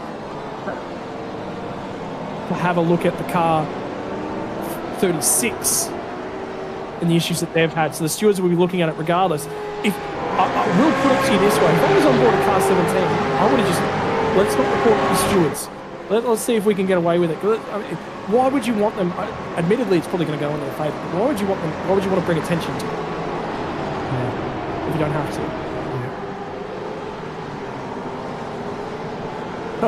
Car 94's all of a sudden being tracked back down. I was just looking at this. Stenny's taken 0.6 of a second out of him on that most recent lap. 31 laps on the tyres for Jared Philsell. When he gets home, that'll be about 35 laps in the stint. That car might just have chucked its tyres off a cliff. I can tell you car 61 was extremely slow just ahead of these guys the last time by. Remember, the Synergy Sim Racing outfit's been poor on tyre life today.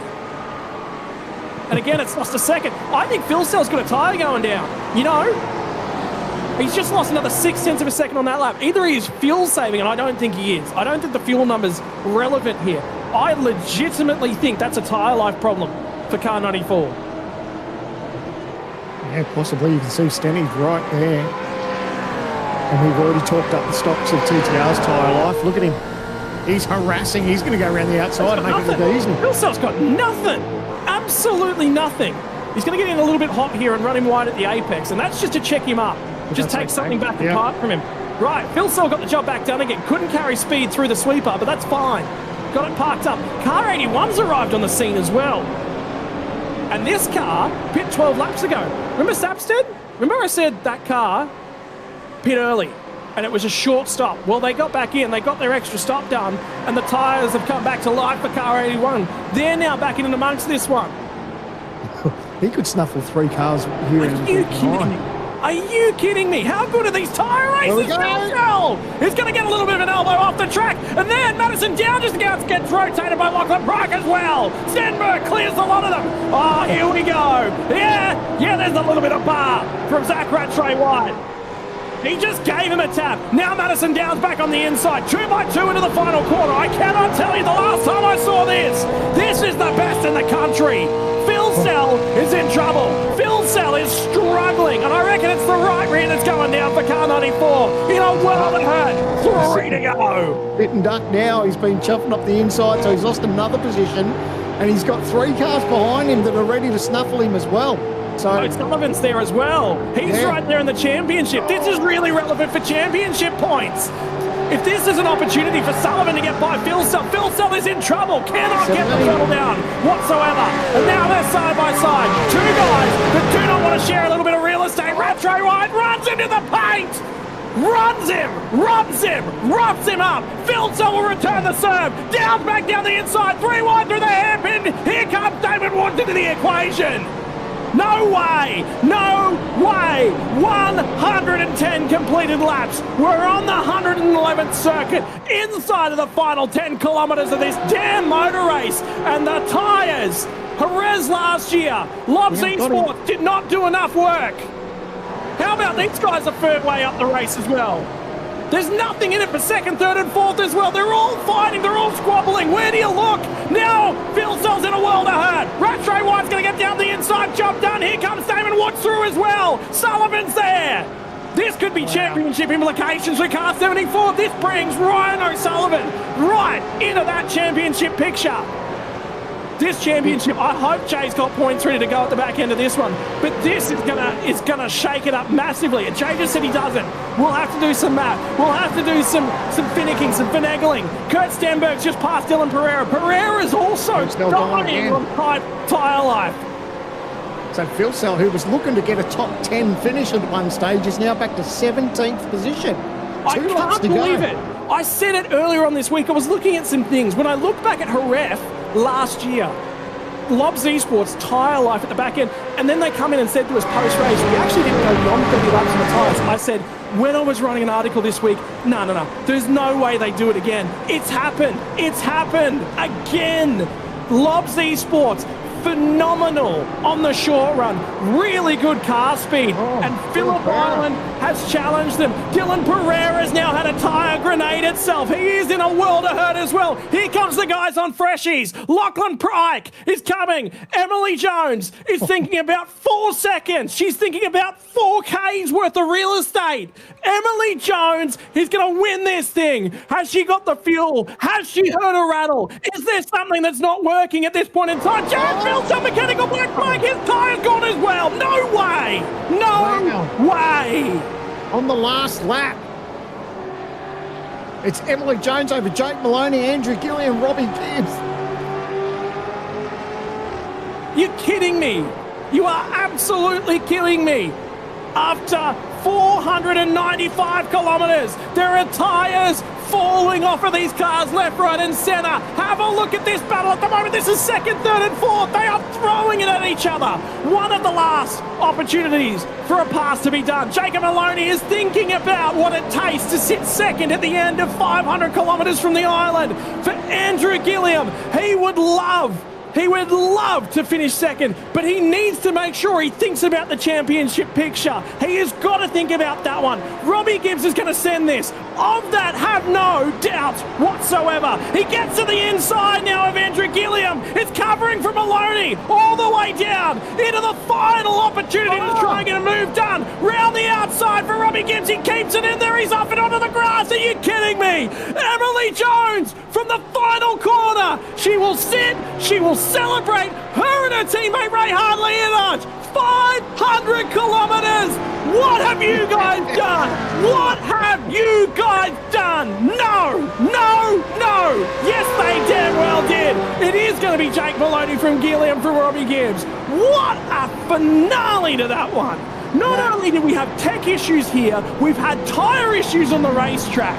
Jared Phillip has got to still drag this thing to the finish line in 15th. I didn't think I was going to say that about Car 94 about 4 hours ago. Well, he snuffled a couple of positions back because he was back in 17th at one stage. So it looks like, oh, there's been more drama. Brian Jones, Christopher Island's in that car. So he's back in 17th. So he's going to cross. Oh, another car's gone wide. Zach Retro wide. He hasn't made the end. He's dropped a couple of spots. That puts Phil Cell back up another spot. So he'll finish 14th. What happened? We're hearing there might have been contact on the last corner.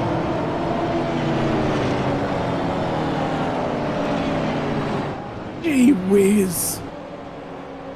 And to think so much paint was traded earlier on in the day. Rattray White and Damon Woods working together, have done all day long. And then over a little bit of real estate, leaves the door slightly ajar. Right there.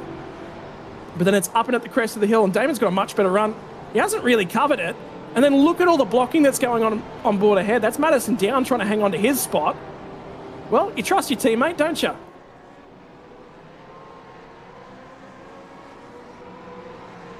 Does he get into him? Oh! Yes, he does. Oh, man. Yep. Wow, the island really turned it on. What an incredible race. And what a performance from car 51. Emily Jones, Rihan Lienage, absolutely just blitzed it tonight. And what an amazing effort from that Trans-Tasman outfit. Can't believe we just said the words. Jared Philistell blew a tyre. Dylan Pereira blew a tyre. But the one that does not matter, and I can tell you it is being celebrated like you would not believe. There is smoke being thrown everywhere. You are going to see it in just a few moments, ladies and gents. But this is one that is being celebrated to no end. Emily Jones, race winner, Logitech G V8 Pro Invitational. Rayhan Lienage, race winner, Logitech G V8 Pro Invitational. Celebrate everything you possibly can. This is absolutely awesome. A long time coming for Emily. I'm stoked for her, just absolutely thrilled. And like I said, had a little bit to do with her to come over to TTR when we first saw her racing. She was a privateer as such. And I got in contact with her and said, I reckon, I spoke to Madison Down actually and said, I reckon that she'd be good value over at TTR. And sure enough, we got the job done. And it's just so good. It's really great. Congratulations, Emily and Rihan. What an amazing, amazing job tonight. What about that race? Just awesome. From all the dramas and the issues that we had to deal with, but you said back at the very get-go, just I cannot recall, even in the sprint rounds, right? Even in the 200-kilometer races, we traded so much more paint there tonight than I've seen carry on. Like normally you see paint trading early on and then it settles, but it just didn't at any point in time tonight. It just never ever settled. The fact that there was a three-way squabble and they were all attacking and defending at the end for second, third and fourth was phenomenal. I really love talking about James Scott again because that return to form, he'll be so happy with that, and Will Buchanan will be over the moon. They will be on top of the world with P5. But in the meantime, it is celebrated for car 51, for Emily Jones and for Rayhan Lienage getting the job done from Phillip Island. Jake Maloney and Richard Hampstead home in P2. They'll be happy with that one. Andrew Gilliam gets the job done for P3. Think about the championship margin, though, with the double points that's on offer for himself and the guy that he crew chiefs in the real world as well. Jada No Jada. He put a lot of weight on his shoulders. They fell a little bit away through the order there, but they just stuck to their guns. They stuck to their plan. Robbie Gibbs, he'll be frustrated with P4. And that's a good feeling to have for Robbie, which is such a big resurgence in form for the Chiefs Esports Club. All four of their cars inside of the top 8. How about that? When was the last time the Chiefs Esports Club took up half of the top 8? Yeah, I don't think it's happened. Incredible. Luke Rosella home in 6th. Dylan Rudd, Bo Albert 7th and 8th. Brady Myers, contact on lap 1. Again, I think for car 22, they'll think what they could have done. How about Kurt Stenberg? How good? Great tyre life from car 47 today. Up and on the wheel, plus 24. You know what? He might be the biggest mover of the day. That's a lot of spots gained for car number 47, you know? Take me through them, Sam, because the voice and the oxygen is just about done for my job. So Lachlan Fike in 11th place over Madison Down. He had his struggles as well too. So to see them to finish 12th position. Damon Woods in 13th. Jared Philsell, lucky to come home in 14th, because I tell you what, if that race had been a couple of laps longer, he could have been in a world of hurt, because he did have that meatball flag. And if there was another 5 or 10 laps, he would have been in a world of hurt. So P14 for Jared. Brady Sentence in P15. Zach Fratro White, what could have been? He lost a little bit of spots there at the end. Came home in 16th. Dylan Pereira in 17th. Andrew Youssef in 18th. Ryan O'Sullivan 19th. And Matty Bowler rounding out your top 20. Go ahead, mate. For it. Brian Borg home in 21st spot for the wildcard. Not too bad for the Mustang Mods number 017. Jacob O'Reilly will feel like he got boxed about the head, and certainly for car 222, it's had some damage today at times. 027 Russell Pepperell. Adam Briggs home in 24th. Lachlan Capel 25th, and teammate home just behind in 26th spot.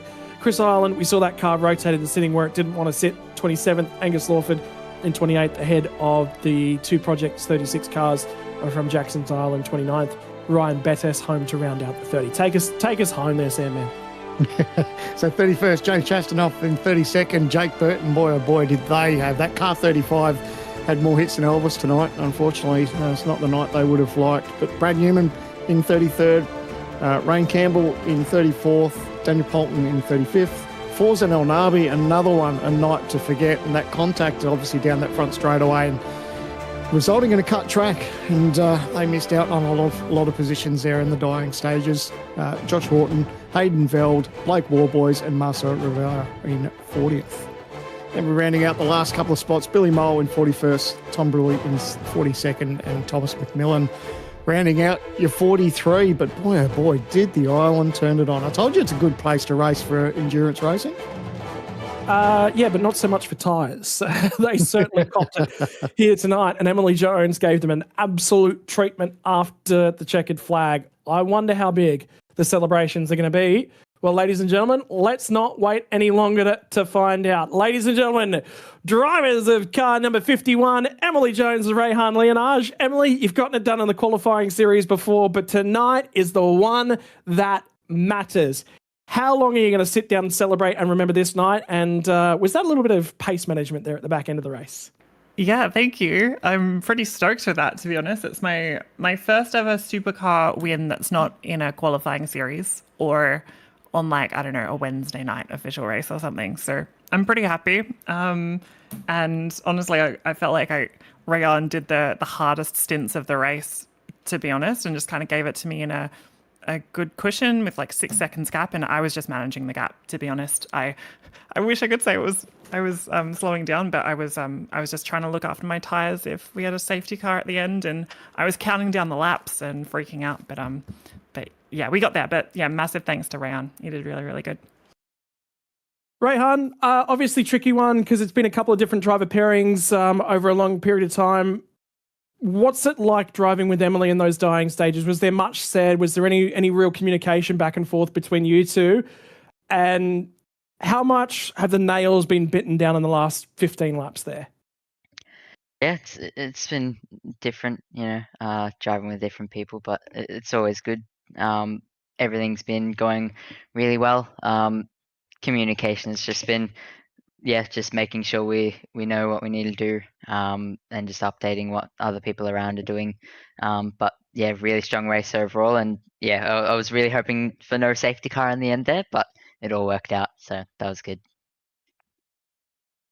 Emily, like we said, a little bit of luck last year in terms of getting through. Bretton Hobson, Boulder Whiting, and gave you a win and an opportunity in the qualifying series at that point in time. But this one, done on merit here tonight. Just walk us through. When you guys stitched this strategy together, we were talking in a long period of time there. You guys did about 50% of the race each. Was that the plan the whole way through? And how much, I mean, so much confidence, obviously, in Rayhan. You know what he's capable of in terms of a co-driver role, but to have a co-driver that's so close to your own pace, you know, just confidence all around. Yeah, like realistically going into this race, I think probably it's worth starting even before tonight. Like we put a huge amount of work in this week. Just all of the TTR guys have done a really great job building a setup, and honestly, this sounds bad, but we've done more laps this week preparing for Phillip Island than we have for probably every other race combined, is what it feels like. We put in a lot more work on a setup, and I think we all got really comfortable, and I think that makes everything a lot easier. And for Ryan and I, it's like I don't know, I'm pretty open. Like I feel like we've got an AA kind of pairing in a lot of ways. Like I think our pace was pretty much the same. Like sometimes one of us is faster and then sometimes the other is faster. So realistically, it was just kind of, we don't need to do any tricky stuff to get one driver out of the way early. We can like, we didn't know who was going to finish. For a little bit, I was like, Rayhan's going to finish this race. And then it ended up falling the way that I was going to finish the race. And it just kind of opens you up to a lot more options. But that being said, the strategy, it does feel like a bit of a dice roll, like with the strategies, with where the safety cars fall. So we rolled the dice and it ended up okay for us. Now I'm going to quickly chime in, Scotty. Sorry. Go ahead.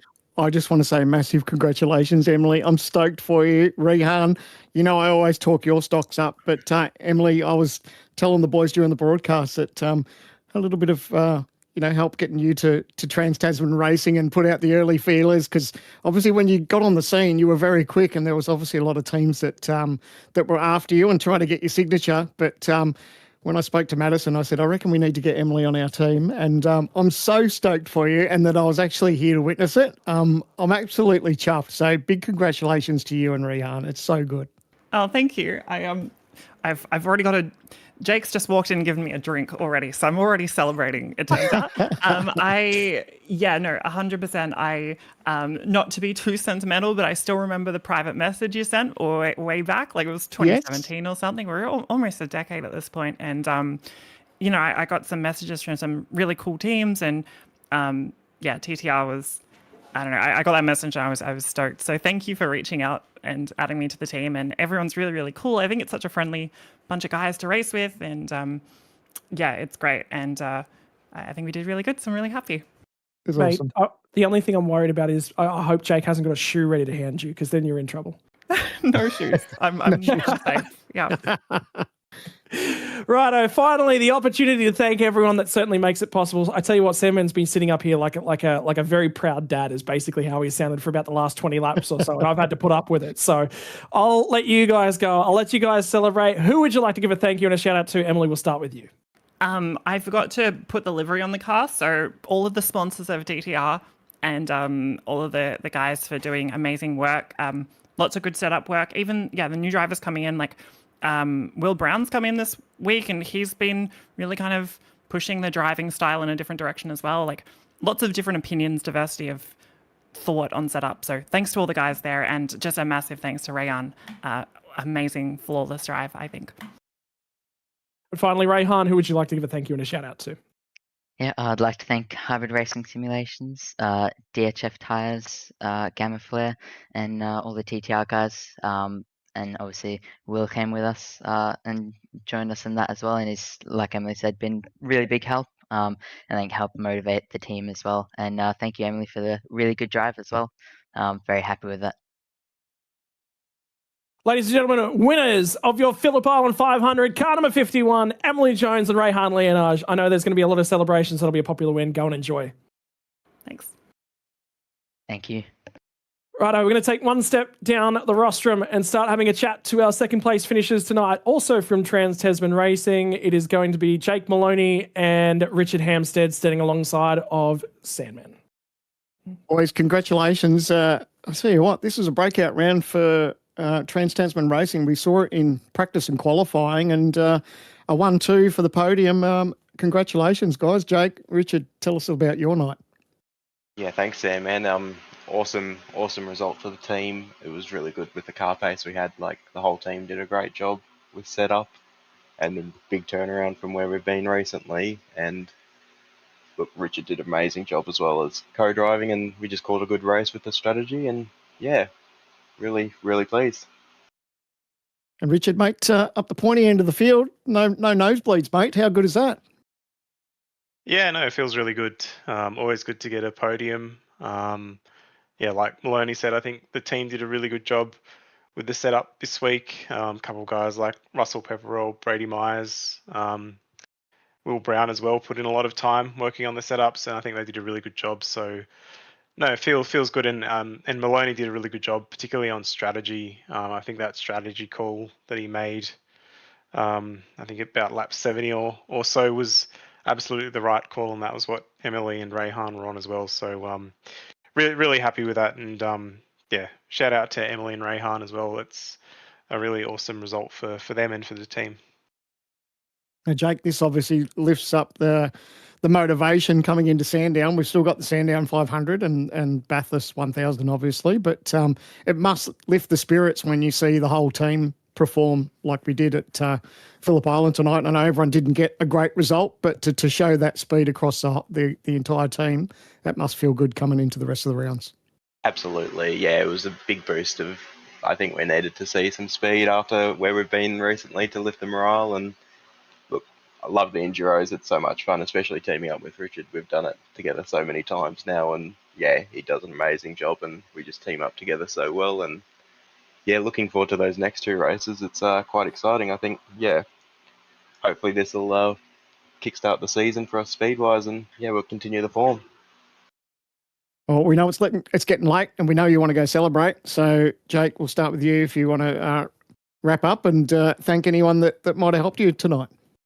Yeah, just continuing on from what Richard said, with everyone who worked on the team, who worked on the setup. Massive congratulations to Emily and Rayhan. Very excited for them and so pumped to see them get that result. Yeah, no, that was amazing. And yeah, of course, Simrig's on the car and VRS. And yeah, just thanks to Richard for doing an awesome job. And the last shout out for you, Richard. Yep. No, first of all, big thanks to Jake for having me in the car again. Yeah, like he said, we've raced together quite a few years now, so it's always good to get back in with him and to get a good result. So yeah, big thanks to him.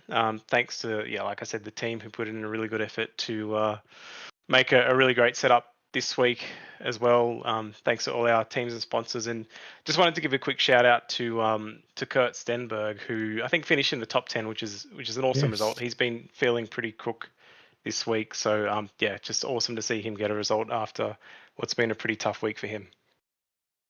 Well, congratulations, guys. We'll let you go and celebrate, and good luck for the lead up into Sandown, and hopefully we'll talk to you then. Thanks, guys. Thanks. There you go, Scotty. A happy TTR outfit claiming first and second, and I'll hand the reins over to you, and you can catch up with our last step on the podium. Finally, final podium of the evening. After 500 kilometres, championship leader will extend that margin, but it was not all that easy. Of a driver pairing that's been quite successful, albeit one of them with a helmet on and one of them with a set of headphones on. Andrew Gilliam, how nice is it when you hand it on over to Jaden Ojeda that he's got to listen to what you say about where he's placing the car and everything? And we'll get to Jaden because he gets the right of reply once you say something, mate. So don't say anything too nasty. Yeah, no, it's honestly an absolute pleasure to race with him. It's so fun, like switching perspectives. I think we can grow together as a duo, doing all this additional racing, and I'm very impressed with how quickly he stepped up, because he only started doing laps on Monday because of how busy we've been, and that was his first race in the Chevrolet as well. So yeah, it took a little bit of a beating at the start, just not being used to the car, and then he locked in and drove us back into the top 6 before the end of his second stint, and yeah, the car was mega when the track ripped up at the end, and yeah, honestly, couldn't have gone any better. I'm stoked to come away with a result this good for our first race together. Jaden, like I said, right, a reply to you, but for you guys, it's been quite a successful partnership. Obviously, GT's racing has been going so well. Things are really starting to mesh between the pair of you, but it's a very, very different outset. Normally, you're the guy that's sort of in charge, and he's tinkering away with the spanners and all the other bits and pieces. But this time out, it's a completely different mindset and approach. I mean, how do you find it transitioning back into the simulator? Yeah, for sure. Like it's we do the GT3 together as well, in World Challenge and the supercars obviously, and it's interesting, like each weekend Gilly and I do with the AMG. Gilly's quite new to, and I've got a lot of experience, so I sort of lead a bit more of the charge of experience, and then when it comes to supercars, it's a bit more 50-50, but for sure, Gilly's got way more experience on that as well, but coming into this series, it's like I was just full rookie to the point of making sure I even had my telemetry file working and just for figuring out how to log into the server so I could join the race. So, no, massive props to Gilly. It was a pleasure to share the car with him tonight and just have his guidance because, for sure without it, I would have been screwed. But no, it was cool. Once I found my feet, it was nice to just settle in and really just lock in. It was definitely more stressful than a normal race, I feel like. Like, yeah, had me on my limits, and then watching Gilly there at the end, it was so stressful. I had my basically hands on my head for the last lap, waiting to see if we could hang on to it. But no, he did awesome. Jaden, a little bit of a different approach because obviously normally in supercar terminology, it's you handing the car over to somebody else to sort of go at it in the endurance races. And different mindset this time. It's not your car. You're sitting here and the guy that you're sitting alongside is leading the championship. But part of being a successful race car driver is the ability to deal with pressure. Was that just a completely different challenge tonight? Obviously, you've already walked through all the bringing yourself up to speed in the sim, but the added pressure, did you just shut all the noise out? Just, I've got a job to do my job. Yeah, a little bit. I still haven't had that luxury of being the main driver in the endurance season. I've only been a co-driver so far, and obviously, we came close to a Bathurst win with Woody last year before the failure we had. But I understand my role as a co-driver is just to jump in, and biggest thing is obviously no damage and bring the car back straight, and just stay out of incidents, which sort of handed us well tonight, and just chipped away at it and found ourselves in a good spot come the end. And Gilly, final question to you, mate. Obviously, the margins opened up now tonight, which is a really, really positive step forward. You've led the championship at points in times in the past. You've had big, strong finishes at points, but it's never really been the season that's all come together. I think the biggest thing I'm seeing from you this year is it's round after round after round after round, and you just locked in and putting results together. I don't think we've seen a major mistake from you thus far in 2026, touch wood. Confidence levels are obviously quite high, but there's a lot of Ks to go before we get to the finals.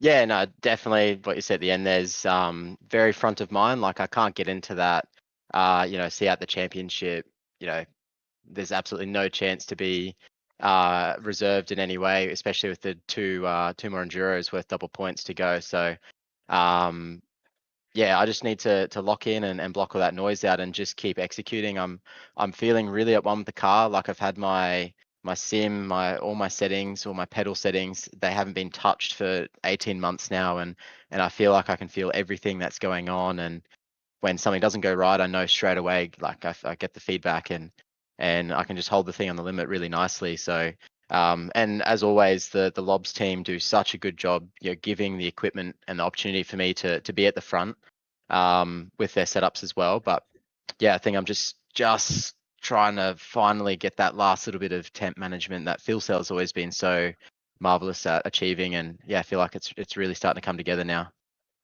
Mate, you sent me a video last year with all the success and everything that went on at Bathurst. What's the celebration going to be like tonight? Is it going to be anywhere the same level, or patience? We'll deal with that later. Let's have a good one at Bathurst. That's all I want to do.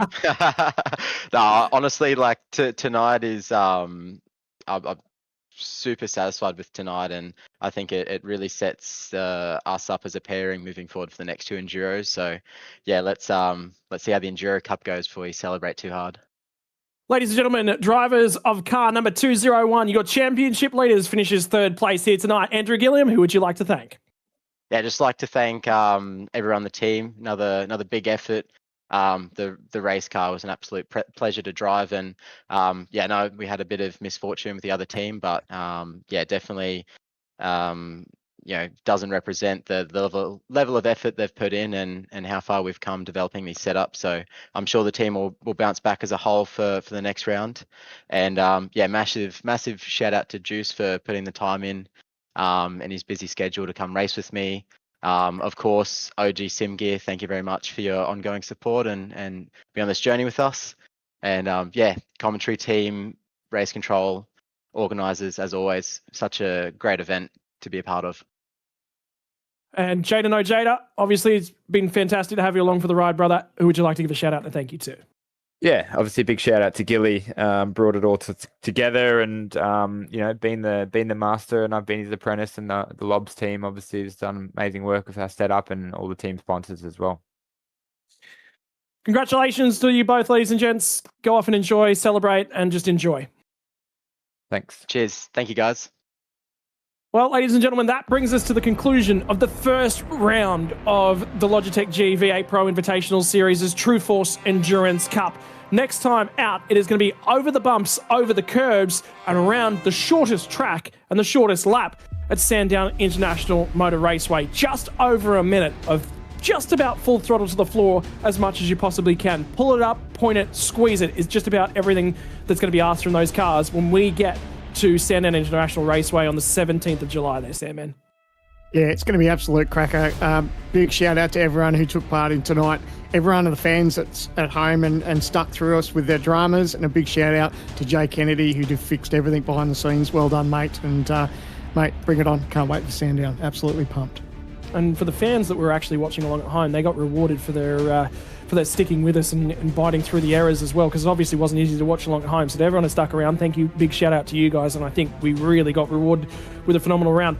Next round for the Porsche Cups, and the next time I'll actually be in action from the driver's seat will be on Wednesday the 15th of July. Not only do we have a double banger here to hit this week in terms of our Endurance Cup, we also got the Porsche action. That will also be in operation next time out in a couple of weeks' time when we go to Circuit Zandvoort. Can the Porsche Cups bounce their way across the curbs, across the bumpy chicanes? That will certainly be a challenge and something that we will all have to solve. It's right rears, though, that will be the next time that we'll be out and sliding right across, no, not the digital tarmac. It's going to be all of the brown stuff. The clay is going to bring us back in action from the ASRG Sprint Car Pro Invitational. Port Royal Speedway is going to give us a massive old challenge. That's what virtual Port Royal looks like in the sim. Will you be here when we go racing next time out? From 8 p.m. on Wednesday the 1st of July. For everyone that's watching along at home, thank you very much for joining us here tonight. 500 kilometers of our 2,000 down in terms of our Endurance Cup. We still have finals to get our way towards. The points standings have basically had a shaker taken to them tonight. Where will they all settle in a couple of rounds' time? You'll have to tune in from the next round of the Logitech G V8 Pro Invitational. From Sandown, ladies and gents, 500 kilometers. We'll greet you then.